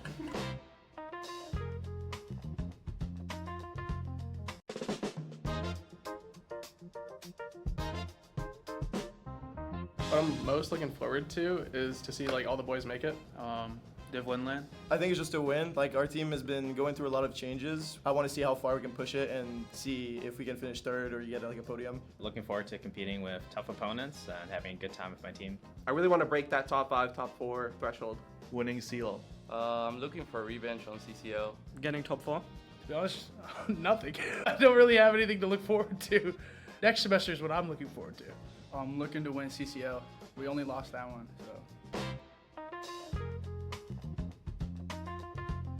What's up, guys? We're here with members of the Overwatch team for a Pokemon Roulette Wheel Challenge. On the wheel, we have different characteristics of Pokemon that they have to hunt down in the open world. The catch is, all the Pokemon that they have to find have been randomized, and they have to catch a Pokemon with that attribute. First one to get 3 is going to win the challenge.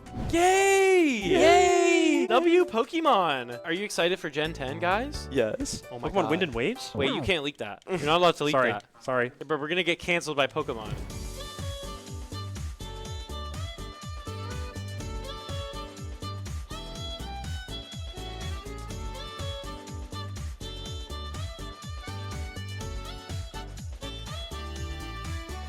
Yo, MP. Yeah, no, this map is actually crazy. I'm not gonna lie. Water man. Yo, Chris God, what the hell are you doing, bro? We got a match, bro. You're late. Yo. I gotta go. Yo, log in, Yo, bro. I gotta go.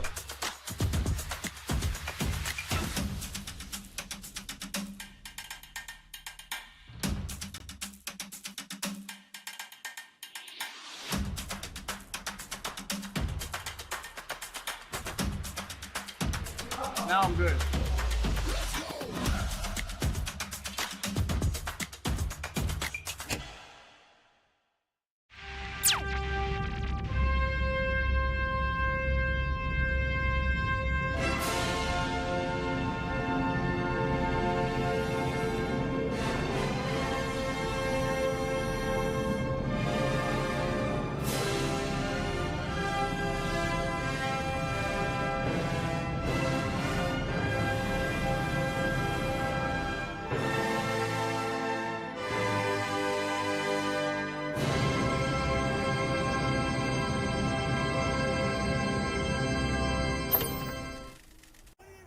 Classic.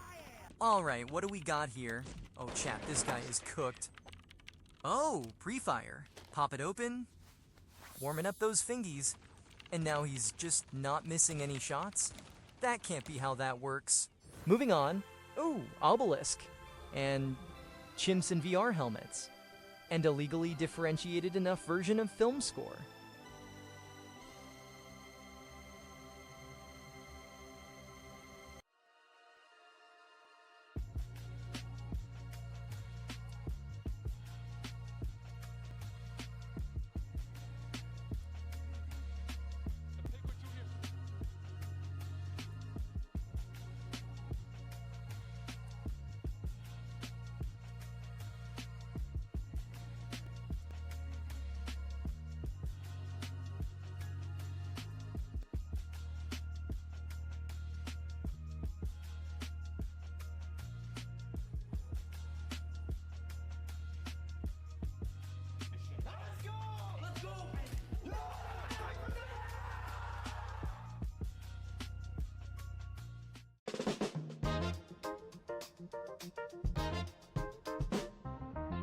Toronto Defiant before they blew up. Probably FaZe. Gen G. Cloud9.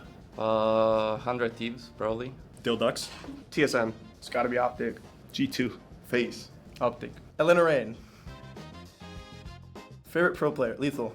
I'm gonna go Faker. Faker, I guess. Can he be retired? Yeah. Scump. I'll say Scump. Shotzi. Fury. Salute. Carrier. Perks. Myself, I'm tier 1. Pokemon or Minecraft? Pokemon. Pokemon. Minecraft. Bioshock. Probably Devil May Cry series. Jedi Fallen Order. Clash Royale.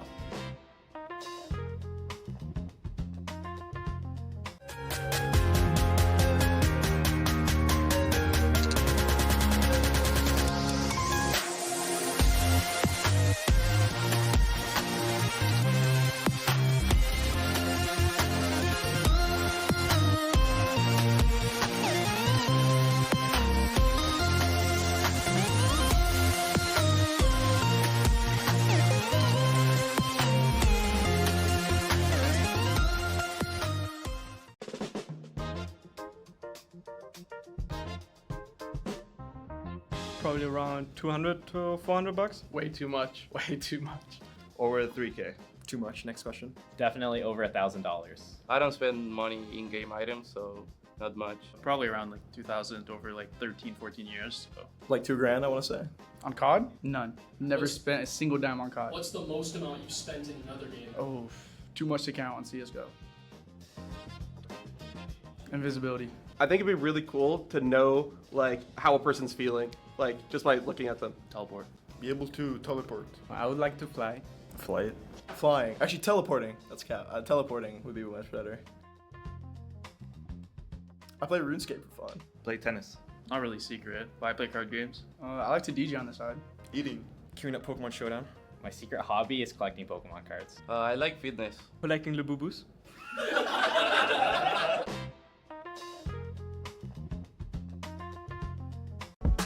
I like this tone.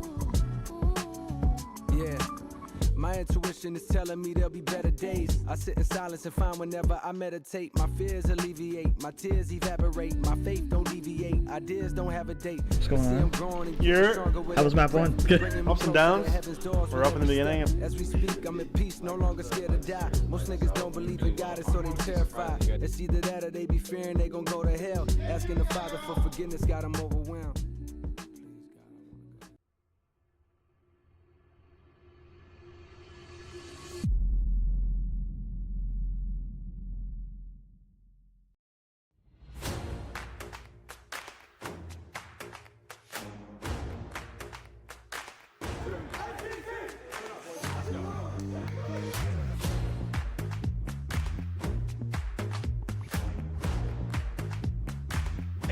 No more than calamity though.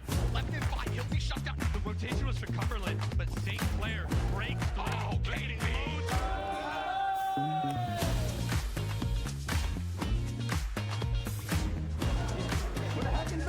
Situation now 1-on-1, 1 HP on this solo. 1 bullet is a 4-person 1v5. Stand against the random.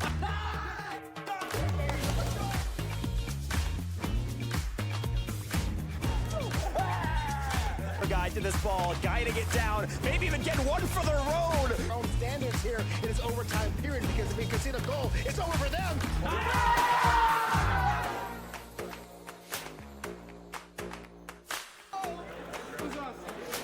He's doing a lot of damage, but he's got to keep you over. He avoids ego. Bob Waena, no flash, no problem. St. Clair.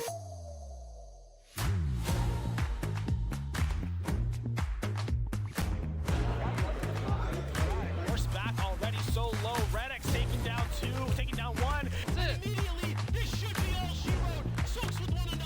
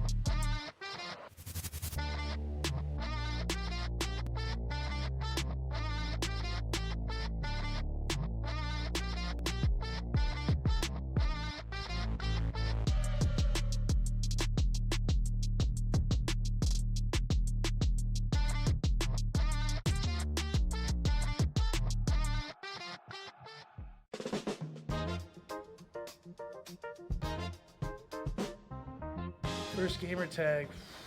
In like 2008, I had the gamer tag Apple I-50. McBender 91. Alonso. Oh, it's a terrible gamer tag. Dan2 Rock 4. God Rupert. C9 Frosty. I wasn't on C9. Sock my sock. Like the Pokemon, not like I don't know. Yeah. Electro knives. Oof, oof. Two Z's, by the way. Oof. I don't know what I was thinking. It was like either Mega Jack or Super Jack and then some numbers when I was like 6 years old on Minecraft. That's absolutely horrible.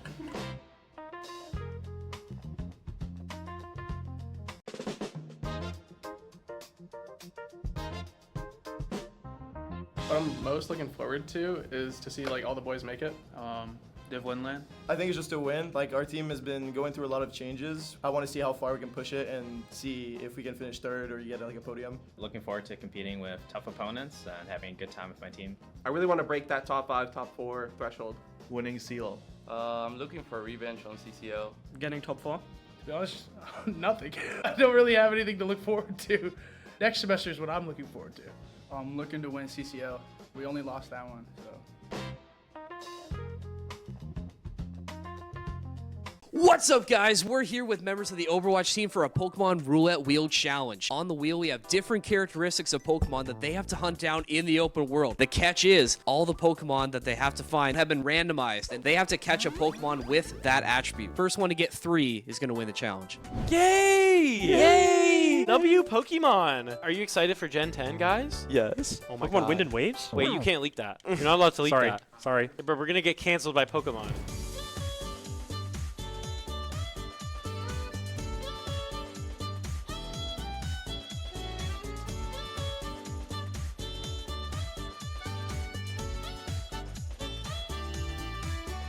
Yo, MP. Yeah, no, this map is actually crazy. I'm not gonna lie. Water man. Yo, Chris God, what the hell are you doing, bro? We got a match, bro. You're late. Yo. I gotta go. Yo, lock in, Yo, bro. I gotta go.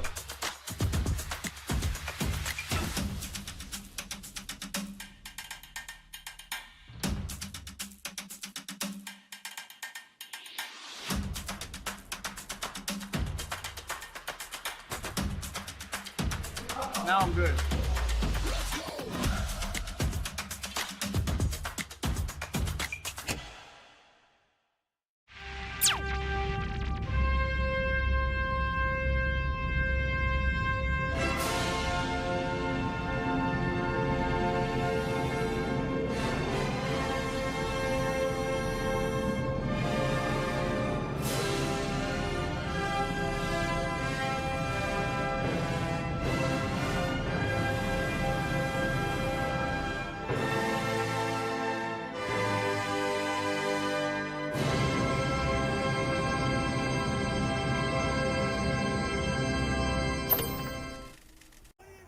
Classic.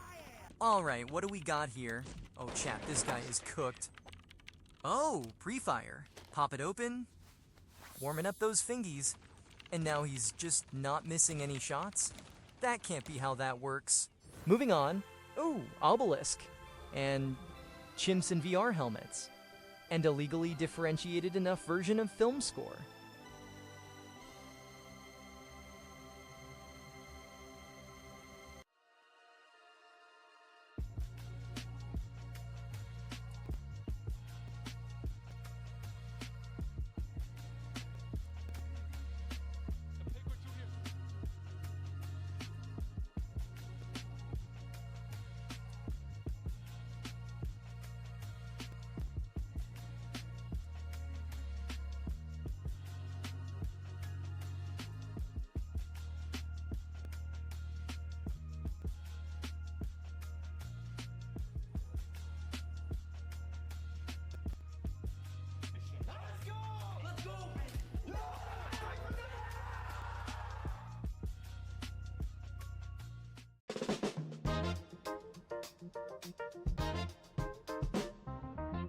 Toronto Defiant before they blew up. Probably FaZe, Gen G. Cloud9. 100 Thieves, probably. Dilducks. TSM. It's gotta be Optic. G2. Face. Optic. Elena Rain. Favorite pro player? Lethal. I'm gonna go Faker. Faker, I guess. Can he be retired? Yeah. Scump. I'll say Scump. Shotzi. Fury. Selu. Carrier. Perks. Myself, I'm tier 1. Pokemon or Minecraft? Pokemon. Pokemon. Minecraft. Bioshock. Probably Devil May Cry series. Jedi Fallen Order. Clash Royale.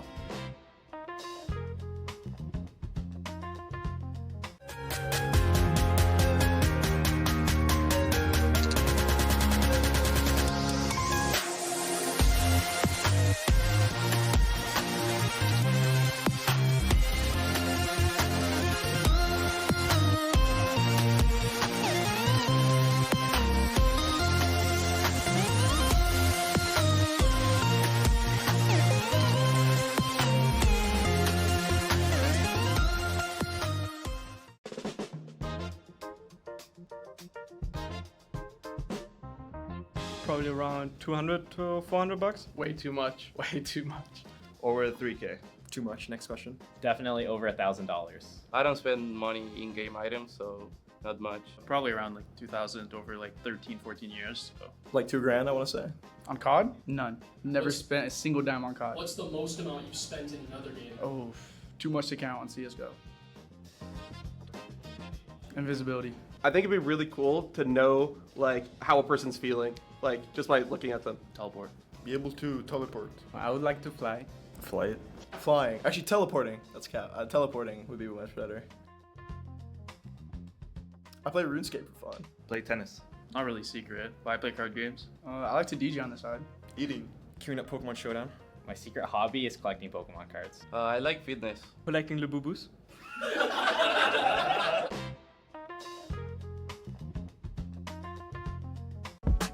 I like this tone. Yeah. My intuition is telling me there'll be better days. I sit in silence and find whenever I meditate, my fears alleviate, my tears evaporate, my faith don't deviate, ideas don't have a date. What's going See, on? I'm growing and You're- getting stronger with How was map every one? breath, Good. bringing me Ups and closer to downs. heaven's doors We're with up in the every beginning. step. As we speak, I'm at peace, no longer scared to die. Most niggas don't believe in God, and so they terrified. It's either that or they be fearing they gon' go to hell. Asking the Father for forgiveness got them overwhelmed.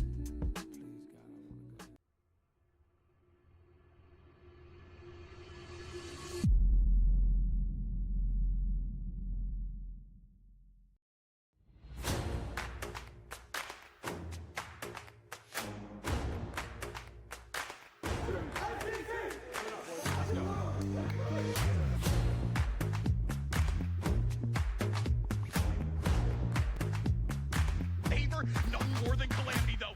Left in 5, he'll be shut down. The rotation was for Cumberland, but St. Clair breaks through. Oh, kidding me.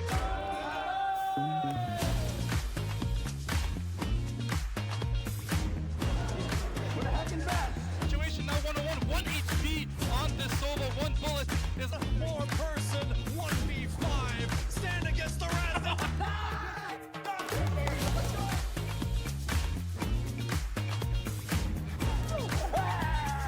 The guy to this ball, guiding it down, maybe even get one for the road. Our own standards here in this overtime period because if we concede a goal, it's over for them.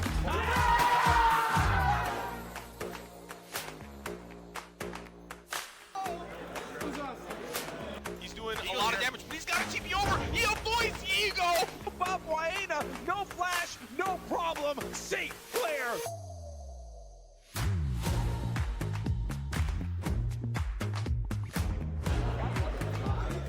Horse back already so low. Reddick's taking down 2, taking down 1. Immediately, this should be all she wrote.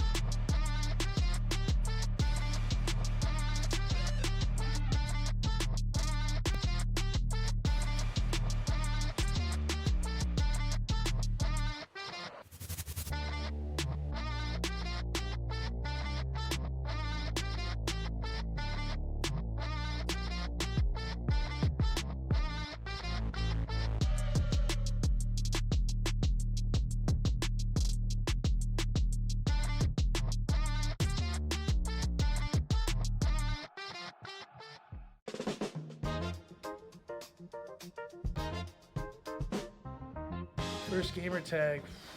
In like 2008, I had the gamer tag Apple I-50. McBender 91. Alonso.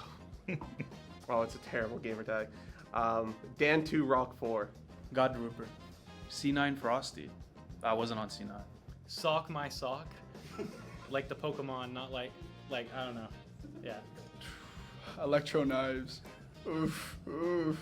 Two Z's, by the way. Oof. I don't know what I was thinking. It was like either Mega Jack or Super Jack and then some numbers when I was like 6 years old on Minecraft. That's absolutely horrible.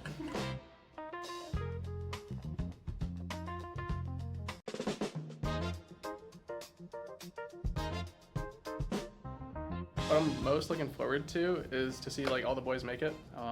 Div Winland. I think it's just a win. Like, our team has been going through a lot of changes. I want to see how far we can push it and see if we can finish third or get like a podium. Looking forward to competing with tough opponents and having a good time with my team. I really want to break that top 5, top 4 threshold.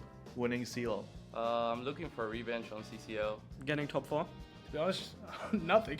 I don't really have anything to look forward to. Next semester is what I'm looking forward to. I'm looking to win CCL. We only lost that one, so. What's up, guys? We're here with members of the Overwatch team for a Pokemon Roulette Wheel Challenge. On the wheel, we have different characteristics of Pokemon that they have to hunt down in the open world. The catch is, all the Pokemon that they have to find have been randomized, and they have to catch a Pokemon with that attribute. First one to get 3 is going to win the challenge. Yay! Yay! W Pokemon! Are you excited for Gen 10, guys? Yes. Oh my Pokemon God. Wind and Waves? Wait, you can't leak that. You're not allowed to leak Sorry. that. Sorry. But we're going to get canceled by Pokemon.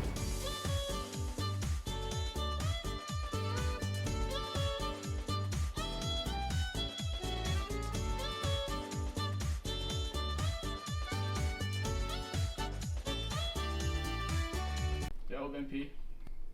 Yeah, no, this map is actually crazy. I'm not gonna lie. Water man. Yo, Chris God, what the hell are you doing, bro? We got a match, bro. You're late. Yo. I gotta go. Yo, lock in, Yo, bro. I gotta go.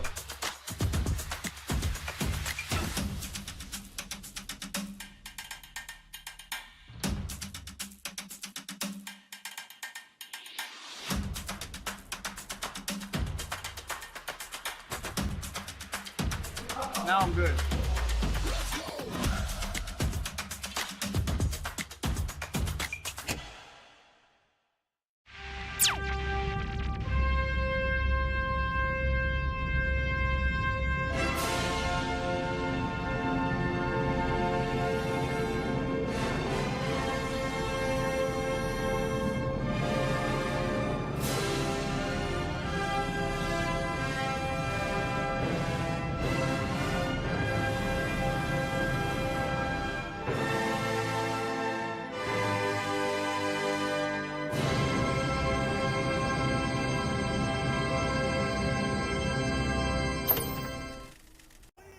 Classic. Alright, what do we got here? Oh, chat, this guy is cooked. Oh, pre-fire. Pop it open.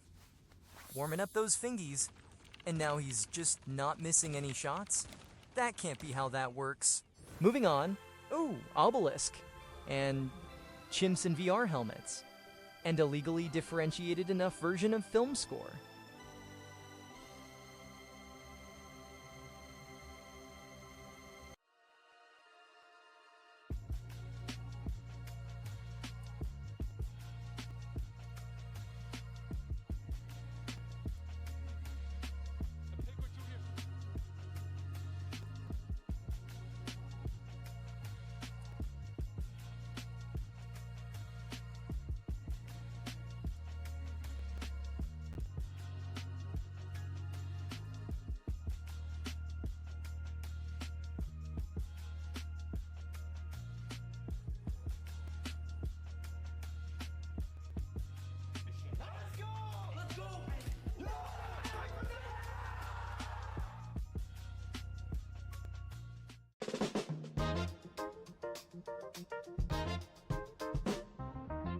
Toronto Defiant before they blew up. Probably FaZe. Gen G. Cloud9.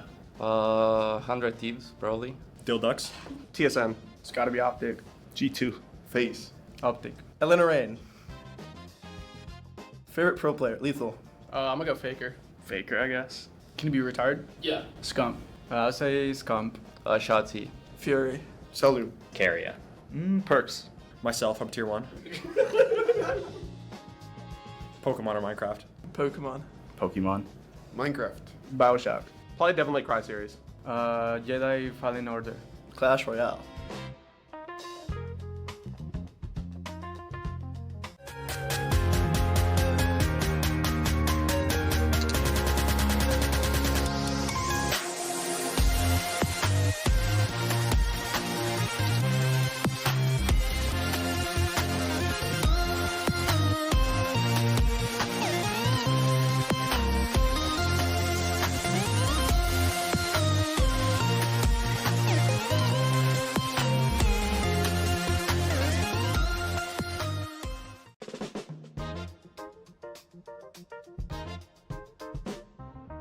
Probably around 200 to 400 bucks. Way too much. Way too much.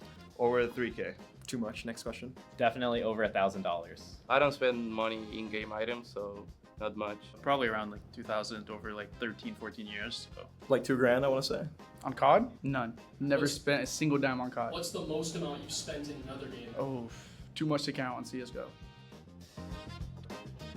Invisibility. I think it'd be really cool to know like how a person's feeling, like just by looking at them. Teleport. Be able to teleport. I would like to fly. Flight. Flying. Actually, teleporting. That's cap. Teleporting would be much better.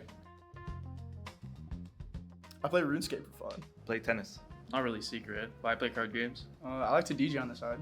Eating. Queuing up Pokemon Showdown.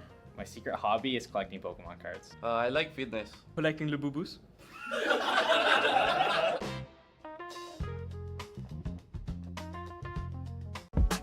I like this tone.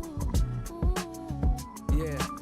My intuition is telling me there'll be better days. I sit in silence and find whenever I meditate, my fears alleviate, my tears evaporate, my faith don't deviate, ideas don't have a date. What's going on? How was map 1? Ups and downs. We're up in the beginning. As we speak, I'm in peace, no longer scared to die. Most niggas don't believe in God, and so they terrified. It's either that or they be fearing they gon' go to hell. Asking the Father for forgiveness got them overwhelmed.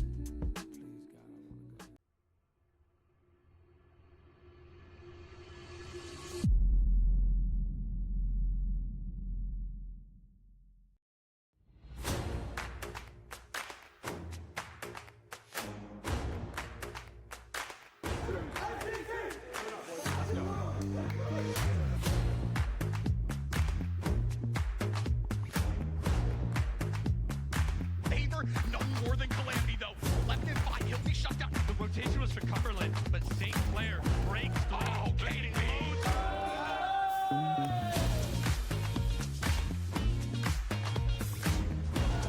What a heck is that? Situation now 1-on-1, 1 HP on this solo. 1 bullet is a 4-person 1v5. Stand against the rest.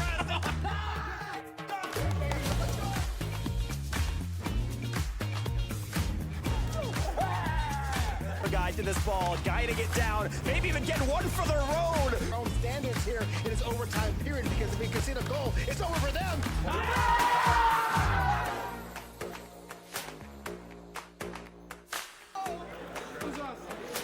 He's doing a lot of damage, but he's got to keep you over. He avoids Ego. Bob Waena, no flash, no problem. St. Clair.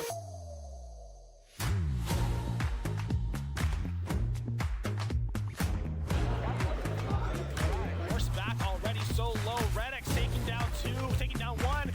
Immediately, this should be all she wrote. Soaks with 1 on the icy. Stand until the whole squad.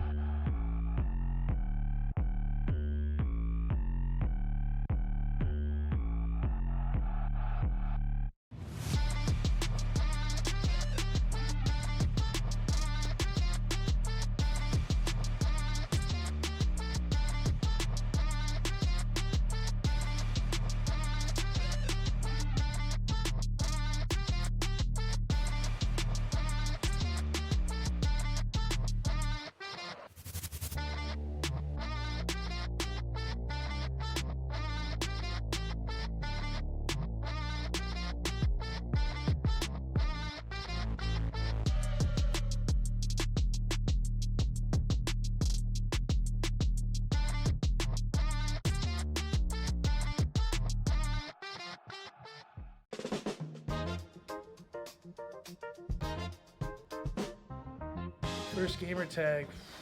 In like 2008, I had the gamer tag Apple I-50. McBender 91. Alonso. Oh, it's a terrible gamer tag. Dan2 Rock 4. God Rupert. C9 Frosty. I wasn't on C9. Sock my sock. Like the Pokemon, not like I don't know. Yeah. Electro knives. Oof, oof. Two Z's, by the way. Oof. I don't know what I was thinking.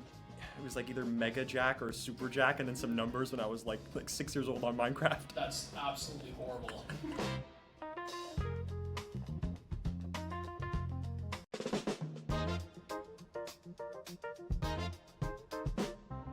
What I'm most looking forward to is to see like all the boys make it. Div Winland. I think it's just a win. Like, our team has been going through a lot of changes. I want to see how far we can push it and see if we can finish third or get like a podium. Looking forward to competing with tough opponents and having a good time with my team. I really want to break that top 5, top 4 threshold. Winning seal. I'm looking for a revenge on CCL. Getting top 4? To be honest, nothing. I don't really have anything to look forward to. Next semester is what I'm looking forward to. I'm looking to win CCL. We only lost that one, so.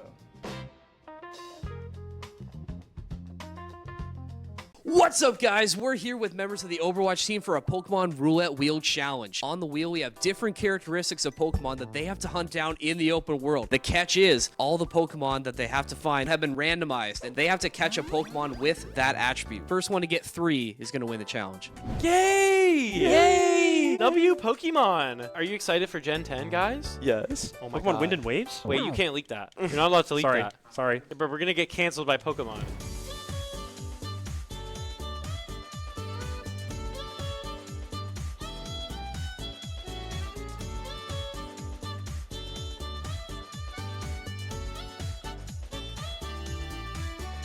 Yo, MP. Yeah, no, this map is actually crazy, I'm not gonna lie. Water man. Yo, Chris God, what the hell are you doing, bro? We got a match, bro. You're late. Yo. I gotta go. Yo, log in, Yo, bro. I gotta go.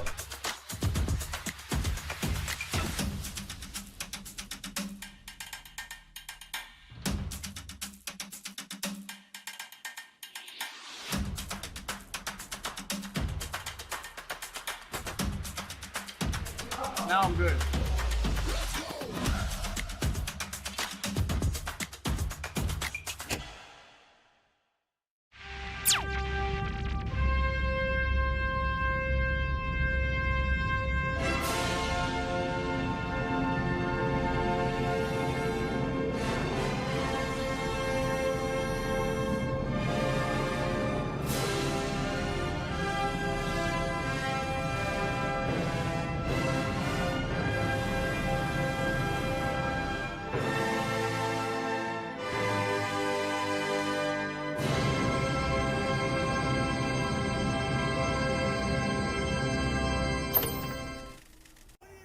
Classic. Alright, what do we got here? Oh, chat, this guy is cooked. Oh, pre-fire. Pop it open. Warming up those fingies. And now he's just not missing any shots? That can't be how that works. Moving on. Ooh, obelisk. And chimps in VR helmets. And a legally differentiated enough version of film score.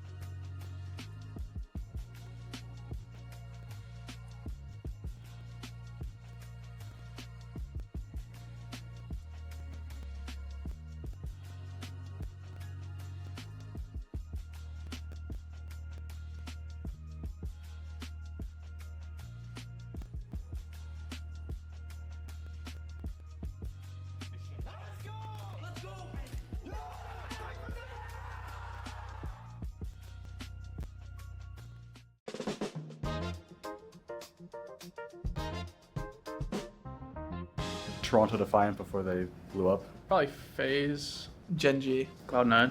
100 Thieves, probably. Dilducks. TSM. It's gotta be Optic. G2. Face. Optic. Elena Rain. Favorite pro player, Lethal. I'm gonna go Faker. Faker, I guess. Can he be retired? Yeah. Scump. I'll say Scump. Shotzi. Fury. Salute. Carrier. Perks. Myself, I'm tier 1. Pokemon or Minecraft? Pokemon. Pokemon. Minecraft. Bioshock. Probably definitely Cry series. Jedi Fallen Order. Clash Royale.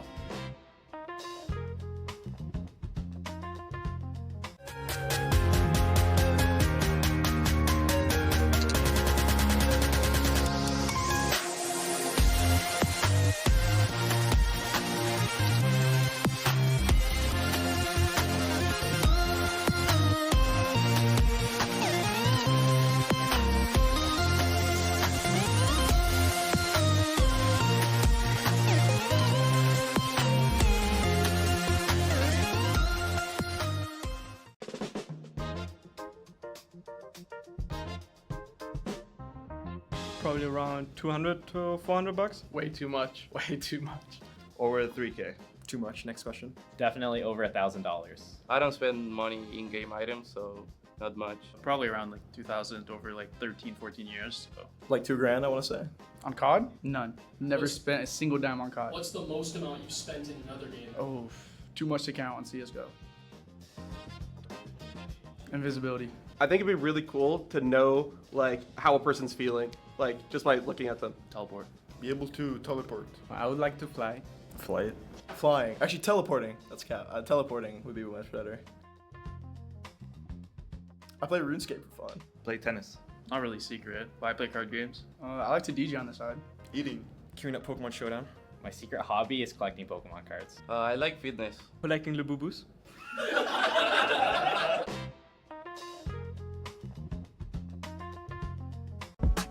I like this tone. Yeah.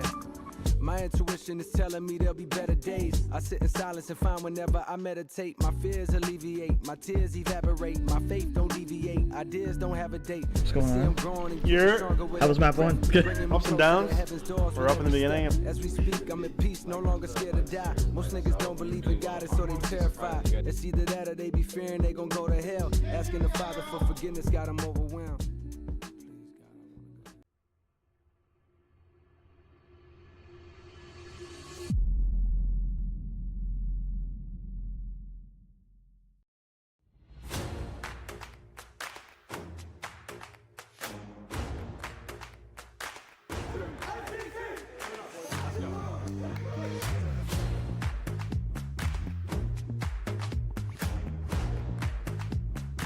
Favor, no more than calamity though.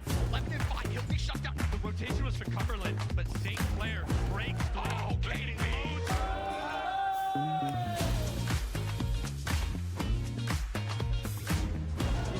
We're hacking back. Situation now 1-on-1, 1 HP on this solo. 1 bullet is a 4-person 1v5. Stand against the rest.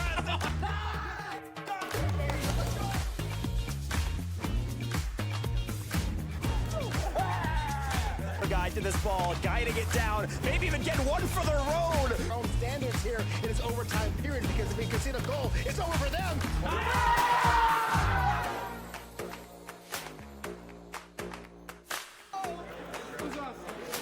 He's doing a lot of damage, but he's got to keep you over. He avoids the ego. Bob Waena, no flash, no problem. St. Clair.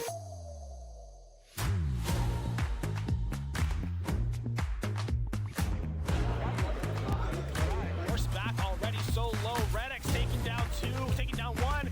Immediately, this should be all she wrote. Soaks with 1 on the icy. Stand, kill the whole squad.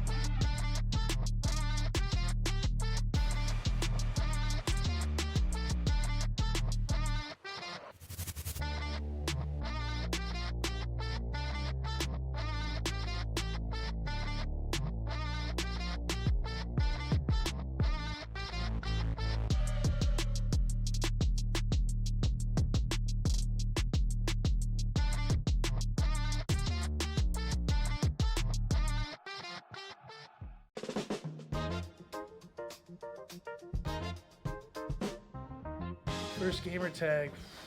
In like 2008, I had the gamer tag Apple I-50. McBender 91. Alonso. Oh, it's a terrible gamer tag. Dan2 Rock 4. God Rupert. C9 Frosty. I wasn't on C9. Sock my sock. Like the Pokemon, not like I don't know. Yeah. Electro knives. Oof, oof. Two Z's, by the way. Oof. I don't know what I was thinking. It was like either Mega Jack or Super Jack and then some numbers when I was like 6 years old on Minecraft. That's absolutely horrible.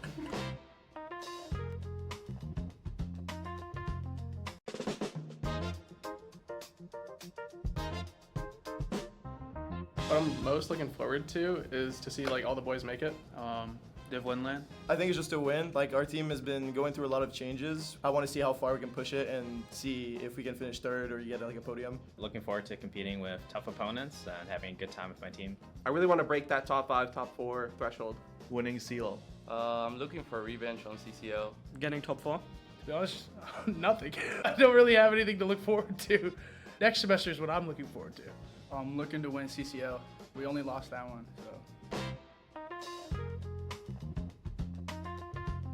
What's up, guys? We're here with members of the Overwatch team for a Pokemon Roulette Wheel Challenge. On the wheel, we have different characteristics of Pokemon that they have to hunt down in the open world. The catch is, all the Pokemon that they have to find have been randomized, and they have to catch a Pokemon with that attribute. First one to get 3 is going to win the challenge. Yay! Yay! W Pokemon! Are you excited for Gen 10, guys? Yes. Oh my Pokemon God. Wind and Waves? Wait, you can't leak that. You're not allowed to leak Sorry. that. Sorry. But we're gonna get canceled by Pokemon.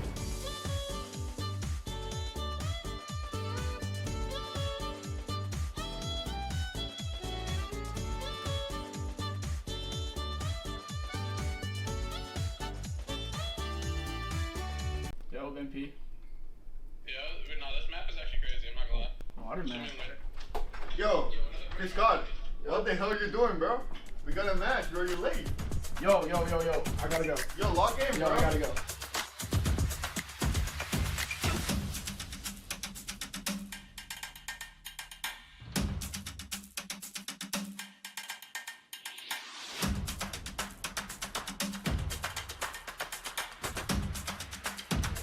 Now I'm good.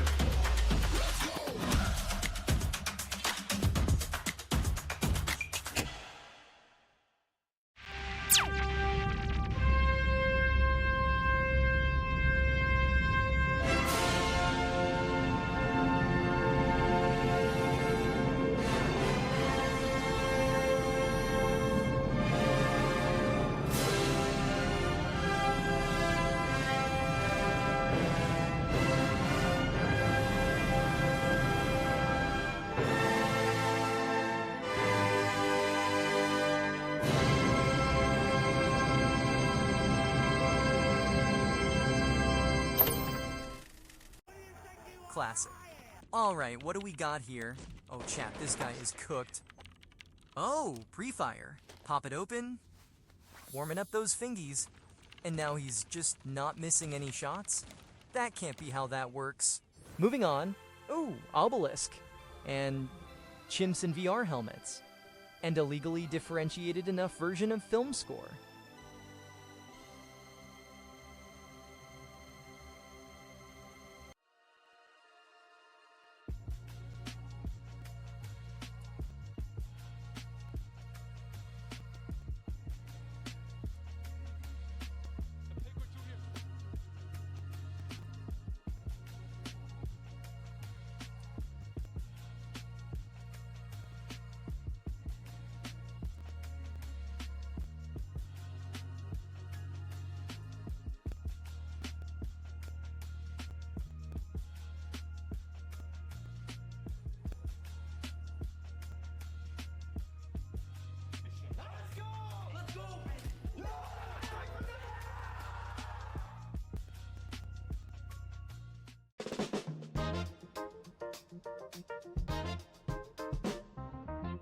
Toronto Defiant before they blew up. Probably FaZe. Gen G. Cloud9.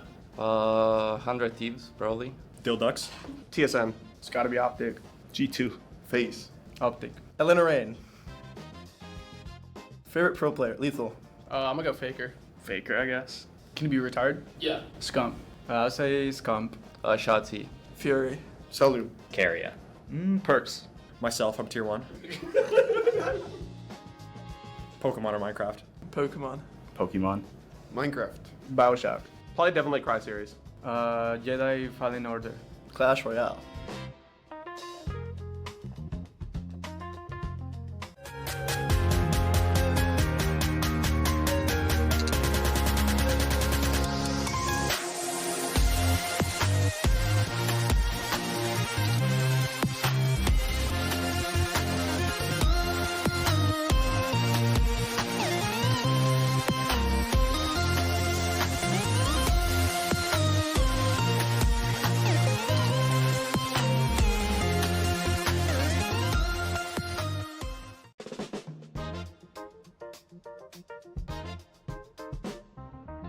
Probably around 200 to 400 bucks. Way too much. Way too much. Over 3K. Too much. Next question. Definitely over $1,000. I don't spend money in game items, so not much. Probably around like 2,000 over like 13, 14 years. So. Like $2,000, I want to say. On COD? None. Never spent a single dime on COD. What's the most amount you've spent in another game? Oh, too much to count on CSGO. Invisibility. I think it'd be really cool to know like how a person's feeling, like just by looking at them. Teleport. Be able to teleport. I would like to fly. Flight.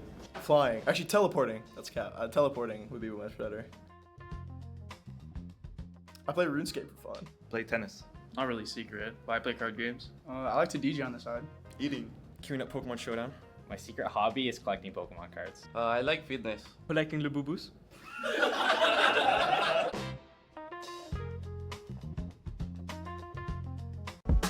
I like this tone. Yeah. My intuition is telling me there'll be better days. I sit in silence and find whenever I meditate, my fears alleviate, my tears evaporate, my faith don't deviate, ideas don't have a date. What's going on? How was map 1? Ups and downs. We're up in the beginning. As we speak, I'm in peace, no longer scared to die. Most niggas don't believe in God, so they terrified. It's either that or they be fearing they gon' go to hell. Asking the Father for forgiveness got them overwhelmed.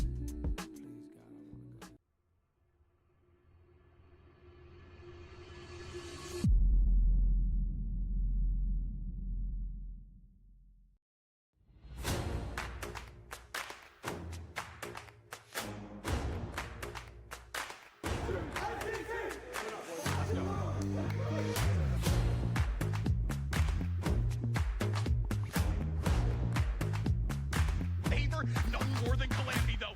Left in 5, he'll be shut down. The rotation was for Cumberland, but St. Clair breaks through. Oh, getting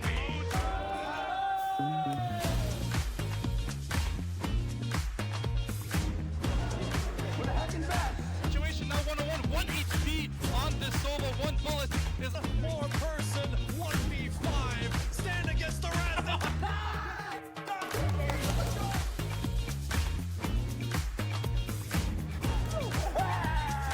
Guy to this ball, guiding it down, maybe even getting one for the road. Our own standards here in this overtime period because if we concede a goal, it's over for them.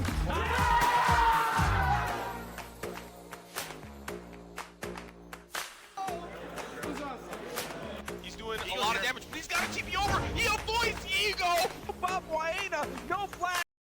Welcome back, ladies and gentlemen, for finally the last matchup of the night here. We got St. Clair Green, who have waited a long time for the bracket to catch on up, but they will be heading off against Fisher College to find out who is going to qualify for the last spot in the CRL championships. Yeah, we've been waiting for a while for this one. I mean, it always seems to be a fated matchup whenever Fisher and St. Clair go at it, and I mean, the stakes couldn't be any higher than what they are right now. Like you said, winner goes through, loser goes home, and again, if you're St. Clair, similar problems to what happened the last time they were in this position. You know, they've been sitting for a while. Meanwhile, the team they're playing is coming right off of a win to get them to this point. Now, I will say that it's been a little bit of a gauntlet for Fisher to get to this point. You know, they dropped down to lowers probably a little bit earlier than they were expecting after a bit of a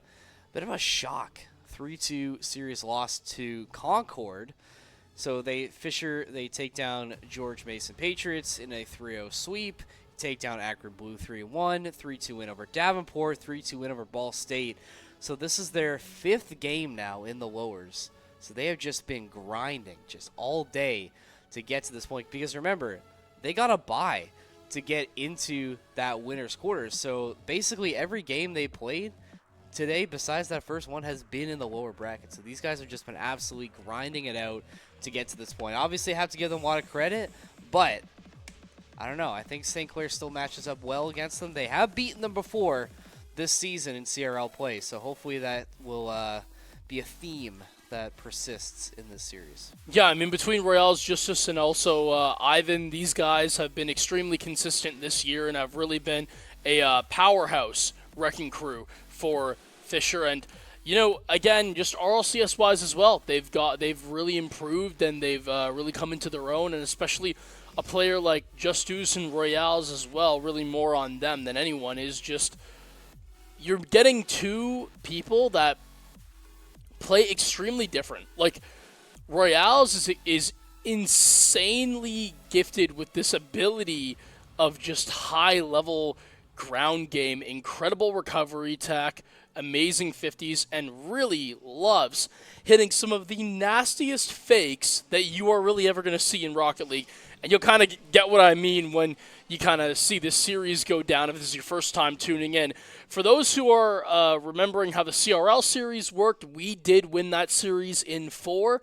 Hopefully this team can do it again. But the number one thing that I had to talk about for sure was I was just going alongside this roster after that night, and I was thinking about, like, I was talking to them about basically how their game went against Fisher and everything like that, and more so, like, with Royales, like, what did you really think about it? And they were like, man, he plays weird. Like, it's just different. And yeah, you'll kind of get a taste of what that can look like, but also how that can mess with you at times as well, right? Justus is also just extremely consistent, and same with Ivan. They're usually always in the right place at the right time. The rotations look good. Sometimes Fisher, I've seen, can be a little bit susceptible to the overcommit, but at the same time, that's nothing that we aren't susceptible to either. Like, this is kind of the same deal here. Again, I think that you just got to keep your wits about you if you're St. Clair. You've had a long time off. I know Fisher are coming in hot, but you've also had time to kind of break down and warm up, maybe get some food, you know, get something to drink, come through refreshed. Exactly. Yeah. That's all you got to do. Look, don't worry about what's happened throughout the entire day. It's one best of 5 to determine whether you're in CRL champions or not. And it looks like the team is ready to go. Nice little hoorah handshake to get things going. And, I mean, backs against the wall now if you're St. Clair. You've been in this position before. Hopefully you don't let it get squandered once again. Because, like you said, I mean, you're playing for everything right now. All the marbles. No more gimmies. And I don't know. I think if I had to predict, I mean, I think this one goes to 5, Patrick. I think that's been the theme all day. I just can't see this in a world where this doesn't go to 5. I think it goes either way, though. I mean, my heart is telling me that St. Clair is going to take it, but I don't know if my head's feeling the same way. Well, you know, I mean, it's a tale as old as time. Fisher versus St. Clair. Winner gets a spot to dance on one of the grandest stages in Collegiate Rocket League. Here we go. Svesh going to immediately get the reception on the back wall, trying to take it downside, and has the demo onto Ivan as well. That leaves some space up for Zai, and you can see Vesh already looking to steal boost in the midfield. Well, he's going to be super important for St. Clair in this game. We saw what could happen with St. Clair's offense. Once Vesh starts to get active early, I'm looking for him to make some big plays to get some spark in this St. Clair offense. Hopefully, they can find a way to get past this great Fisher defense. Shot going through already, but that's going to get cleared out. Royales is there, and Ivan looking to maybe sneak one through. Vesh with the first shot of the game. Justus getting involved as well. Yeah, and I mean, he is just so confident on defense, and you're seeing that right now. 2 saves in quick succession. Ivan going to be helping out on this 50 through the midfield as well. Royales already up. Double, book it, clock it. Fisher, they open first. Yeah, I mean, this is a great dunk right here. It gets a pass set from Ivan. Royales just doing it himself off the wall for the double hit, and just in a perfect spot. Nobody can get that one on the side of St. Clair. Fisher keep things rolling. I mean, we talked about how they were coming in hot, and clearly that's been what's going on. Another slow start for St. Clair in a big series. Well, again, you know what? If it's anything I know about St. Clair, it's that give them a little bit of time, and they will definitely work themselves into this one as it goes on. The problem is, by the time that happens, will it be too little, too late? Obviously, in a best of 5, not a best of 7, you don't have the luxury of requiring that 4th game. And now, St. Clair, they need to start getting the tempo going on offense. Royale's cutting back through off the sidewall. He's got another double. This one just barely off target, shoots alongside the side wall as St. Clair, they clear out. Yeah, thank God they were able to clear that out, because that looks like Fisher was going to find number 2 basically for free there, but not able to get it done. St. Clair's defense able to hold a little bit, but ooh, I was going to say you can only keep them back for so long, but Vesh is able to come through and keep things dotted at, or keep things at 1-0, I should say. St. Clair, like, very reactive on defense right now. Haven't really seen a lot of solid chances in the offensive end. Got to give credit to Fisher's defense on that regard. Yeah, I mean, so far this series is just looking like a rinse and repeat of what we saw from Baylor, and obviously that didn't go the exact way that Saints fans would have wanted it to. This one lofting down. It's a good placed shot, but Zai up to meet it. You got to watch out here if you're Jazzy. The bump comes through from Royale's just with a shot. It's very light, though, and Vesh forcing up another save. Another save and hopefully another possession gain for St. Clair, as now they get some time in Fisher's end. Vesh going to try and send it forward, but no teammate in the slot to try and finish it. Jazzy will save this attempt, though. Bring up the side, tries to get the flip reset going, not able to. Does have some support in Vesh flying in, but I think really generated as everyone a little bit awkward. Fisher looks like they're going to be able to clear, but Jazzy saves it in the midfield to try and keep it alive for St. Clair, but Royals squeaking through the defense. Isn't going to find any purchase, though. Finally getting cleared out by St. Clair. Yeah, and you know, again, Jazzy, he's been so clutch throughout the entire day today, but he's really more of the defensive person to lock down. I need to see more right now out of Zai and Vesh together in this midfield. They have to control the tempo and set up for opportunities leading to follow-up shots. That's where Jazzy can look to get involved, like one right there. Royales, though, meets him to it. It's a great attempt from St. Clair, but just not enough and not on the right spot, and you need more of those to try and fall if you want to get through the series. How many times, Patrick, through this entire day have we seen so many goals that have just been left on the table for St. Clair, whether it's just been off the post or just narrowly missing? We need to start seeing these attempts start to land for St. Clair. You just can't afford to make these kind of mistakes against a really good team like Fisher. Yeah, and I mean, Fisher have been playing this absolutely amazing right now. Ivan, he's going to get a chance to find the 50 on the ground. Takes a second, and that's good. It frees up Justus with a flip-in pocket. Zai up to meet him. But the demo, I was going to say, never will you see Fisher get out of offense and at least find something for ROI. They at least find a body for St. Clair. The enforcer going down low. It's going to be Jazzy who's trying to clear a path. This time, Vesh. But Royales always in the right spot at the right time to meet St. Clair attackers. And that's exactly why he's been so valuable for this Fisher team, and the reason why we're still set at 1-0, because this Fisher defense has just been so solid this entire game. St. Clair haven't been able to break through just yet, but still a chance for at least one more try. Royales trying to make sure this gets cleared out in front of the net, but a little bit awkward now. Royales does find it and is going to take it himself, and this delay should be able to lock this one up for Fisher, as long as Ivan can just get this one set on the ground. There it goes after Vesh. Okay, he's going to flip it up just a little bit longer to extend this possession, but we should be seeing the end very, very soon, but obviously not yet, Patrick, as St. Clair trying their best to keep this one alive. Vesh getting it up to Jazzy, who sends it off the wall. We saw some miracles early, but once again, not going to happen. Fisher, they get it done, maybe not in the most exciting way, but it's all that matters. They find the first one in the series. Right, I mean, for them, it's pressure off the backs of them. They have the first one in the series, only 2 more left to go for Fisher, and you can just move on to next. St. Clair, you got to start all the way back from scratch and down behind 1 game. And it's kind of the same problem, right? I mean, St. Clair only conceding 1, but at the same time, nothing really offensively of threat that I could note that I saw from St. Clair, and Fisher, they did a really good job of just, again, continuous pressure. Anytime that they were leaving and anytime that a clear was happening, St. Clair, they were facing losses, whether it was from boost or bodies. I mean, there were some chances, I think, if you're looking at St. Clair. I mean, just some shots that just don't land, right? And again, we've seen this so many times where they have chances, but can't get it done. And St. Clair, I mean, you got to try and find. I mean, they've been in this position before, losing the first game of the series. You are still able to make this one a brand new ball game, but you really need to win the second game here. Pressure already ramped up.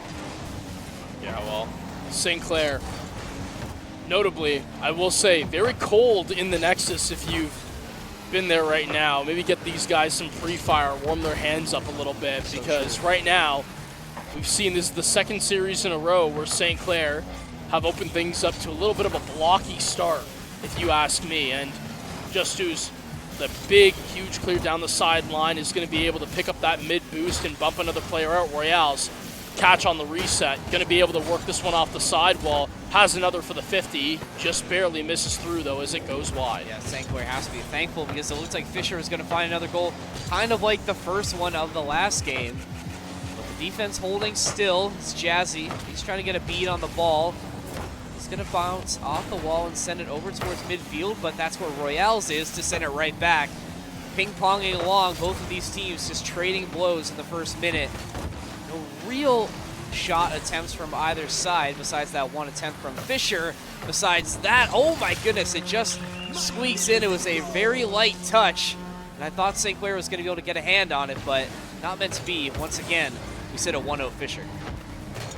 Oh man, that's just so unlucky as well. Ivan, he's going to get credited for that goal, but a good job offensively aware from Ivan to try to make it a really hard task to save that one out. And again, it's just Fisher. They're striking first, and the ball is back on this blue possession, orange side of the field. This redirect is absolutely magnificent from Justus. And you are really lighting up the score sheet here, my friend. Look at this redirect. It's absolutely perfect. Uses the flip. Jazzy actually gets a touch on it. The trail of the ball changes color to orange, but at the end of the day, the shot too well placed. Fisher, they get their safety net. And the problem now is with this safety net, Fisher, the playbook is now open, right? You can do so much more in terms of how you control the pace of this game. St. Clair need to try and fight back here. I need to see something. That is exactly what we were looking for. Vesh with a quick response to cut that lead in half. Yeah, and you got to kind of be asking questions right here of the defenders from Fisher. 2 on the backboard, and yet none of them really go. They both have really close to full tanks, so there's not much of an excuse. It just happens to be a misread, and Fisher, they're not going to make very many mistakes like that, so we'll take those while we have the chance, but just note that you got to build something of semblance going forward because, again, still, to me, no quality scenes yet for St. Clair on the attacking side. Just one goal at a time right now. You have one, you cut the deficit in half, you're right back in the game. Don't worry about how you're going to generate these chances. Just do your best to make them happen. Try and get this defense locked down, but don't get caught up in the little intricacies. Doesn't matter how it happens, you just need to make sure at all costs you find the second goal. As Jazzy with a little bit of a solo effort there is going to bump Ivan out of the way, but not good for the follow-up as St. Clair still in their control for the time being. Jazzy, though, will have to peel off. No boost for his side. Now Fisher back in control in St. Clair's end. Man, and I mean, when Justus isn't there, Royale's especially has been just absolutely on point when it comes to supporting his team on the defensive end as Zai trying to get over one. Jazzy rotates back as third. This one popped up, and it's a good shot, but too slow. Justus going to be able to be in the right place at the right time, finds that one through to the end. And I mean, these are good shots that St. Clair's generating, but there's just no way for them to get through with this Fisher defense. But I guess it's a start at least. It's a little bit better than what we saw in game number 1, where we almost saw 0 good shots. Coming in from St. Clair, Vesh. He's lurking now. Jazzy with a shot that goes awry. But Vesh, I think he still feels like he can get a nice redirect depending on how this goes down. Jazzy running interference once again, trying to wrestle this back into control with St. Clair, but still nothing going as the front men of Royales and Justus just doing so well for Fisher right now. Yeah, I mean, Vesh is going to at least be able to pop one down, but now Ivan in a good spot to deal with that low shot. St. Clair having troubles offensively, and when you send the stack on a commitment to the attack, means you're susceptible to big booming clears, and we've seen this from other teams as well, and it's really kind of gotten under the skin of St. Clair, most definitely Indiana, who we dealt with in 4, but still showed signs of life through these big booming clears when we sent the full house. And Fisher, they're going to be able to reestablish a lead of 2, and we could be looking at a series that, Ev, is going to end, honestly, as quicker than it even took to start up. Yeah, I'm really worried about how this is going for St. Clair now. I mean, a 2-goal deficit, 1:14 left to go. I don't want to say it's impossible, but shades of that right now. We're going to have to see some real Tom Cruise shenanigans from St. Clair now if they want to hope to end this in a 1-1 tie. Fisher, though, doing their best to make sure St. Clair doesn't get any chances. Royale is going to get that flipped up, and the longer these balls stay in the air, the more this benefits Fisher, these booming clears, to just waste time. Because St. Clair, they need to go quick. That's a good start as Vesh. Another one for him, 47 seconds left to go, down 1. Maybe shades of possible now for St. Clair. Man, and that's just unfortunate. I believe it was Ivan who just, it was Ivan Arouse who couldn't quite get to it, and then Ivan on the backboard just, unfortunately, didn't have enough on the flip to send it by wide, and oh man, I mean, if you're Zai, you're wiping the sweat off your brow. That one almost pinches through. St. Clair, 38 seconds left to go. What offense can you generate? I like this play from Jazzy, but you got to find something central. Royales with the clear. That clear just devastating for St. Clair. I agree with you. I think they had a really nice play set up, but you just need something a little bit more time now. Vesh trying to get it set up. Zai on a redirect. St. Clair out of nowhere tie it up at 3. And absolutely massive for St. Clair. Vesh with the reset, and Zai has the catch into a double. It's absolutely beautiful stuff from the Austrian, and now St. Clair ties it all up at 3. 18 seconds left to go, though. You can't afford to give anything up here. Well, I thought it was going to be impossible, but like Tom Cruise, he finds a way through any situation like that. St. Clair, though, 8 seconds left. Still have to hold on for a little bit longer if you want to try and force OT. It's going to be a little bit interesting as Fisher, hey, they've been through a couple of OT games today, so these guys are no stranger to the bright lights. OT in Game 2 once again. Let's see who comes out on top. Well, it should be Zai right now with an attempt. He's got the Arsenal reset. He's around 1. Can he get the dunk? No, not quite. Ivan up there to meet him. But dangerous scenes early on for Fisher. St. Clair, they almost get away with one. I mean, so close, and that would have just been a momentum swinging move in this entire series, but just not meant to be. Fisher's defense holding strong once again. Jazzy on the demo. Man advantage now for St. Clair for a little bit. They head up the wing. Royale's there, and once again to be that disruptor. But Jazzy, he sneaks it through. They find the way in overtime, and St. Clair, they've made this a whole new ball game. Royale's unfortunately just in between a little bit of a rock and a hard place, and especially with Ivan it's just behind him. You can't do a damn thing about it. And who else other than Jazzy to apply the finishing touch on a clutch play from a clutch player so far throughout the day? Not the first time we've seen him do that today. He's had his heroic moments when the time comes, and you always said that, you know, Jazzy is sort of the stalwart defender, but man, whenever he gets it going, he can really make a big impact for the team. Yeah, I mean, I know all three of them can, and I mean, that's why they're one of the best in the collegiate scene, but Fisher, I really do like the way they open up games. St. Clair, the number one thing to me is how you start on this next one, right? Yeah. The energy coming out of it, because I'm not trying to say they're asleep at the wheel, but I would really appreciate if going forward in this series we're not getting 2 first minutes of all Fisher offense. That has been how they've played before, and Fisher, I know that they're an extremely fast-paced team. Sometimes they can be too fast for their own good.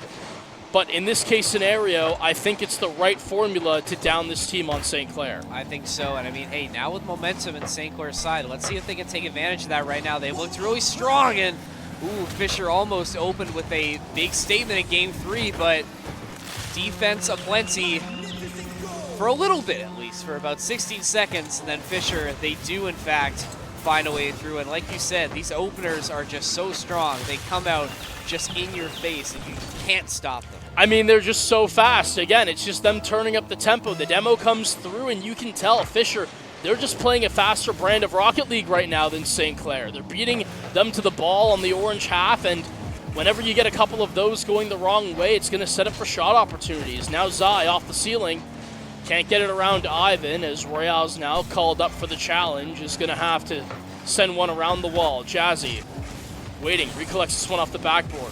Solo opportunity, reset. He can look for a second, instead tries to go for the shot, but it doesn't have quite enough on it to become too threatening. No, I don't hate that effort from Jazzy. I mean, you had a lane to go, might as well give it a shot. At this point, I think you just need anything generated for St. Clair to get the boys rallied. Sai now, he's going to be the one with the ball, going to be sent down to Royale, cleared out towards midfield. St. Clair, once again, you think they have an opportunity to maybe get an extended period of time in Fisher's zone, but this defense is just ferocious. I was going to say, from Vesh, I really like the bump attempt there. It's unfortunate that that one doesn't come out on St. Clair's side, but look at Justus down the field. He's still hunting for boost on that side, and he just won't leave St. Clair alone.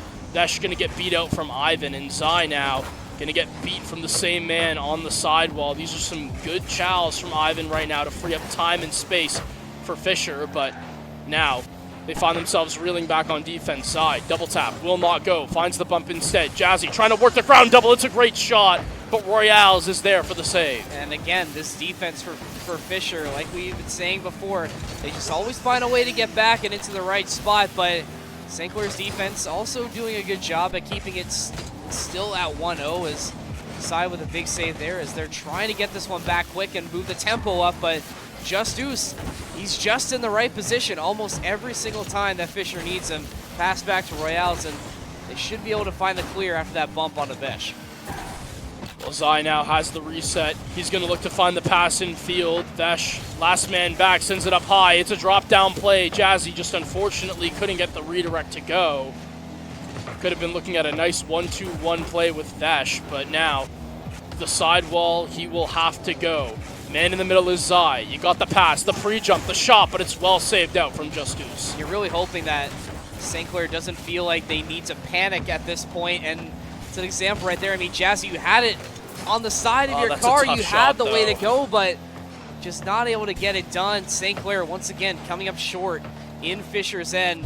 How many more quality opportunities can they let fall by the wayside, Patrick? Well, unfortunately, Jazzy's car was just moving way too fast, and you can't really slow it down when you're in the air, so there's not really much he could do about that one. But obviously, it definitely looks that way, as the positioning was just so, it seemed so perfect. Unfortunately, that was not to be. Zai trying to make something happen in the midfield, buying time for Vesh right now, who's going to force a flick, but this one gets hit all downfield, and this booming clear, giving Fisher a lot of time. Vesh takes one away from the play, though, and that's Fisher's third man, going to be sent further back. Vesh off the wall, looking for the flip to lift it up, going for the bump instead, but that one not online for St. Clair. And they really need to start turning up the heat a little bit right now. I mean, we've seen what they can do with about 46 seconds left to go, down 2. You were able to get both, but what can you do now when the going is getting even tougher now? This Fisher defense has been the reason they're in a position to win in this game. Ivan with a little bit of a curtailing shot, but Jazzy with the save, and he's going to take it right back up. He has Zai in the air, but not going to happen. Vesh with a follow-up shot. Justus, another massive save for Fisher. I mean, right now, Fisher are looking like what St. Clair are doing in their prime games. This is a midfielding pass, but it's a beat, and watch out for the overcommit. 45 seconds left to go, but you don't want to be waiting for yourself down by 2. St. Clair trying to get this one downfield. Jazzy trying to make a play and at least rob some boost. Going to be unsuccessful in that notion. The pass goes up. Vesh, he has the catch. The fake, it's not, unfortunately, going to meet Zai's front bumper, though. This one dropping down. Zai can get a touch, but 24 left to go. And St. Clair, what do you have in the tank? Or are you going to be looking at series point? You need to repossess right here. I mean, that is the absolute bare minimum. Bump on to Fisher. Going to send it right back into the blue half. Justus, he's really trying to be this enforcer on the ball right now, just making sure that it will stay out of St. Clair's hands, and battling at midfield, should be able to get it done.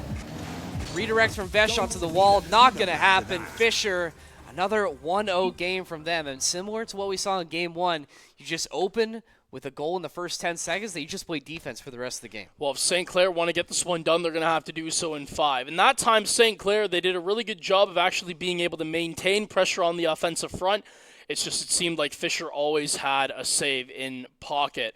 Good stuff from them, and especially Justus as well, who has just been, as I was saying, defensively quite the monster in terms of consistency of being at the right place at the right time.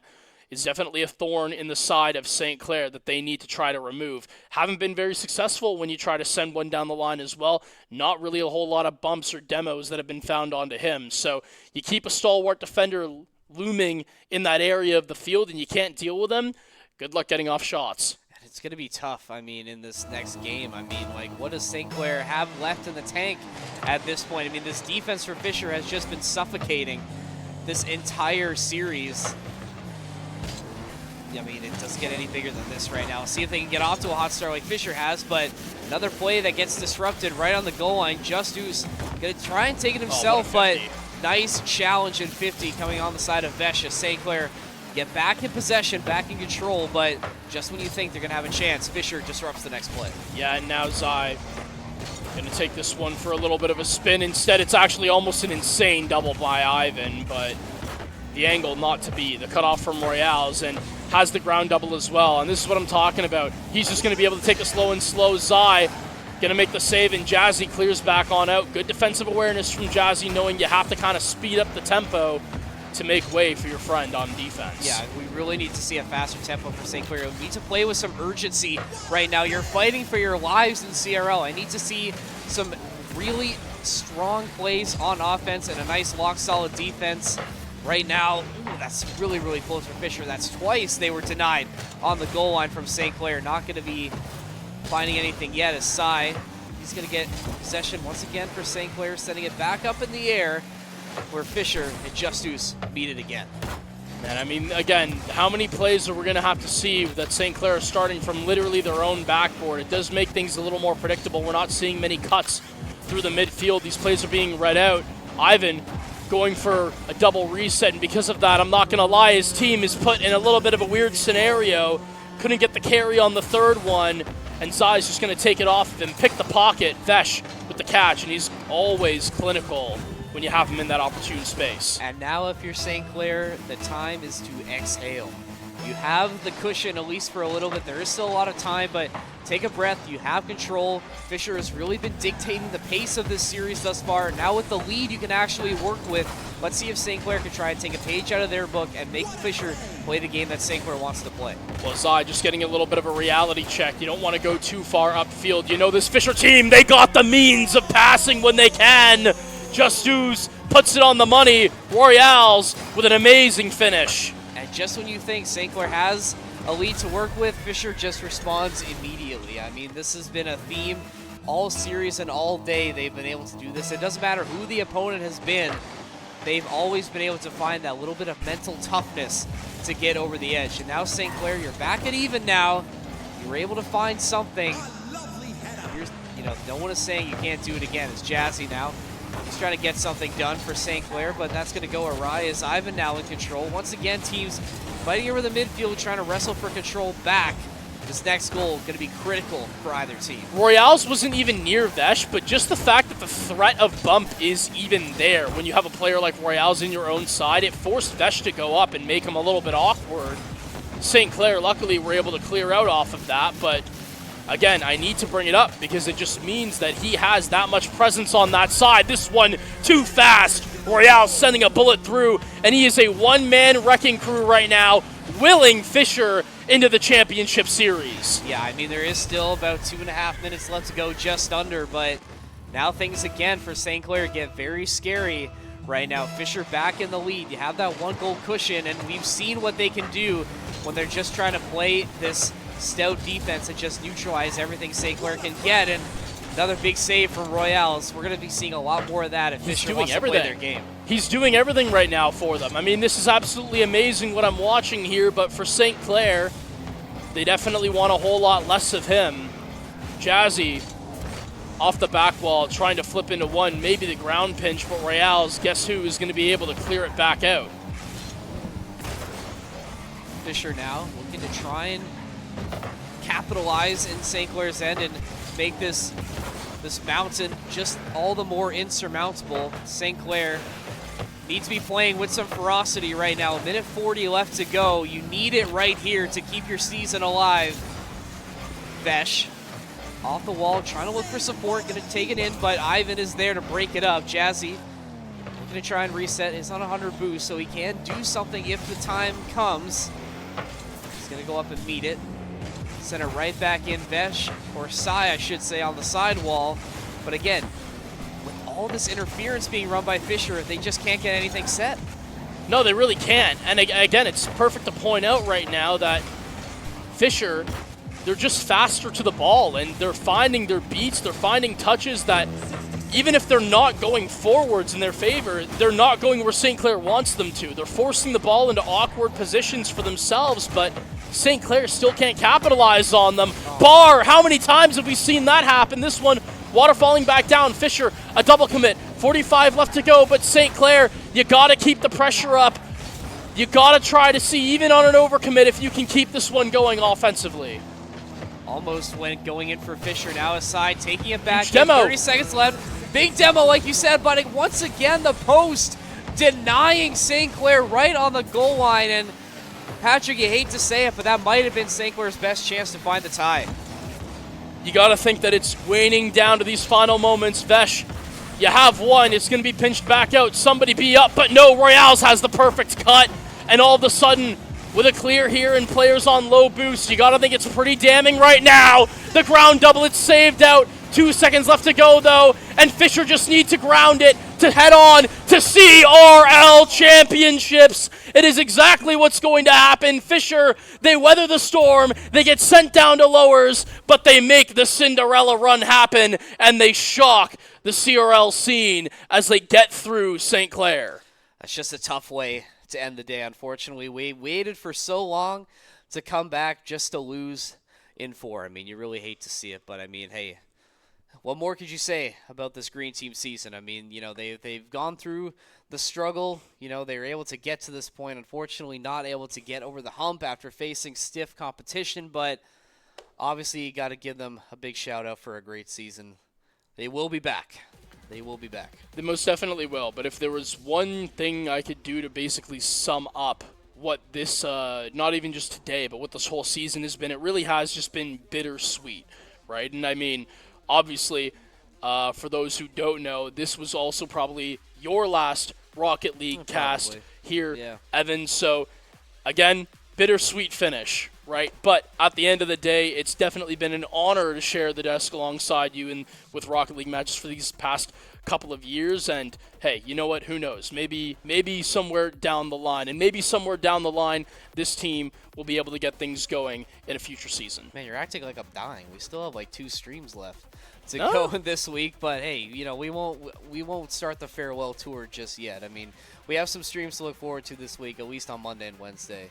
So we'll mark those in our calendar. But yeah, I mean, the Rocket League season, unfortunately, coming to an end here, and I think that means our day is also come to an end. If you've been sticking with us all day, we appreciate you, because it's been some long delays along the way. But hey, we got to give a shout out to the crew who's been here. Obviously, thank you, Patrick, for staying here. We got Adam, Adrian, Miguel in the back today. A little bit of a skeleton crew, but we get it done with what we need to. And obviously, we got to give a shout out to our sponsors as well. So Tim Hortons, Subway, Alienware, Prefire, Onezo, the SRC, and the Alumni Association of St. Clair.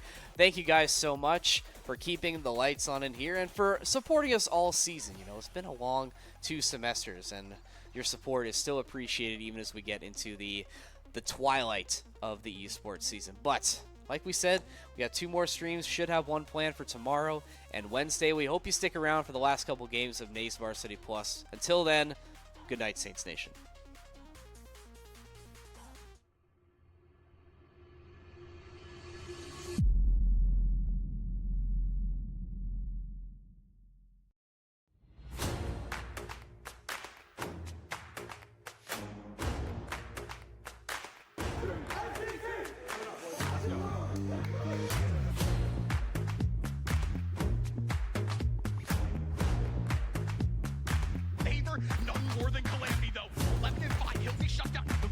goes for Cumberland, but St. Clair breaks through. Oh, gaining lead.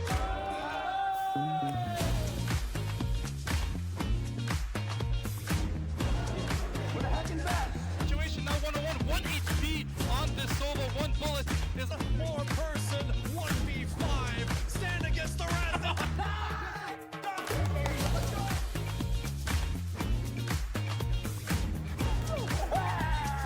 Guy to this ball, guiding it down, maybe even get one for the road. Our own standards here in this overtime period because if we concede a goal, it's over for them.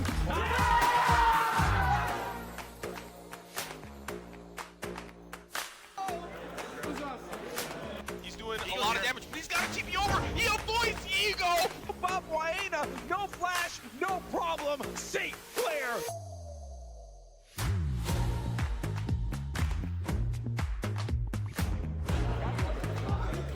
Horse back already so low. Reddick's taking down 2, taking down 1. Immediately, this should be all she wrote. Soaks with 1 on the icy. Stand until the whole squad.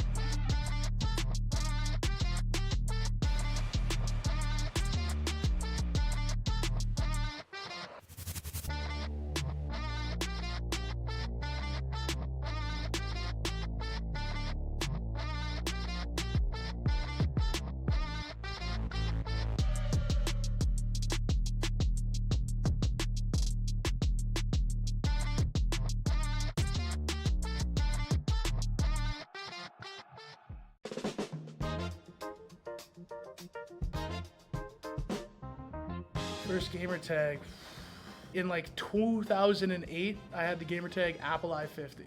McBender 91. Alonso. Oh, it's a terrible gamer tag. Dan2 Rock 4. God Rupert. C9 Frosty. I wasn't on C9. Sock my sock. Like the Pokemon, not like I don't know. Yeah. Electro knives.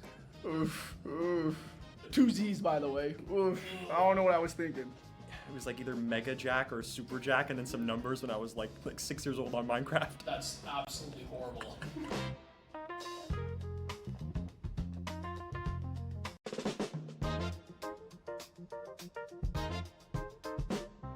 What I'm most looking forward to is to see like all the boys make it.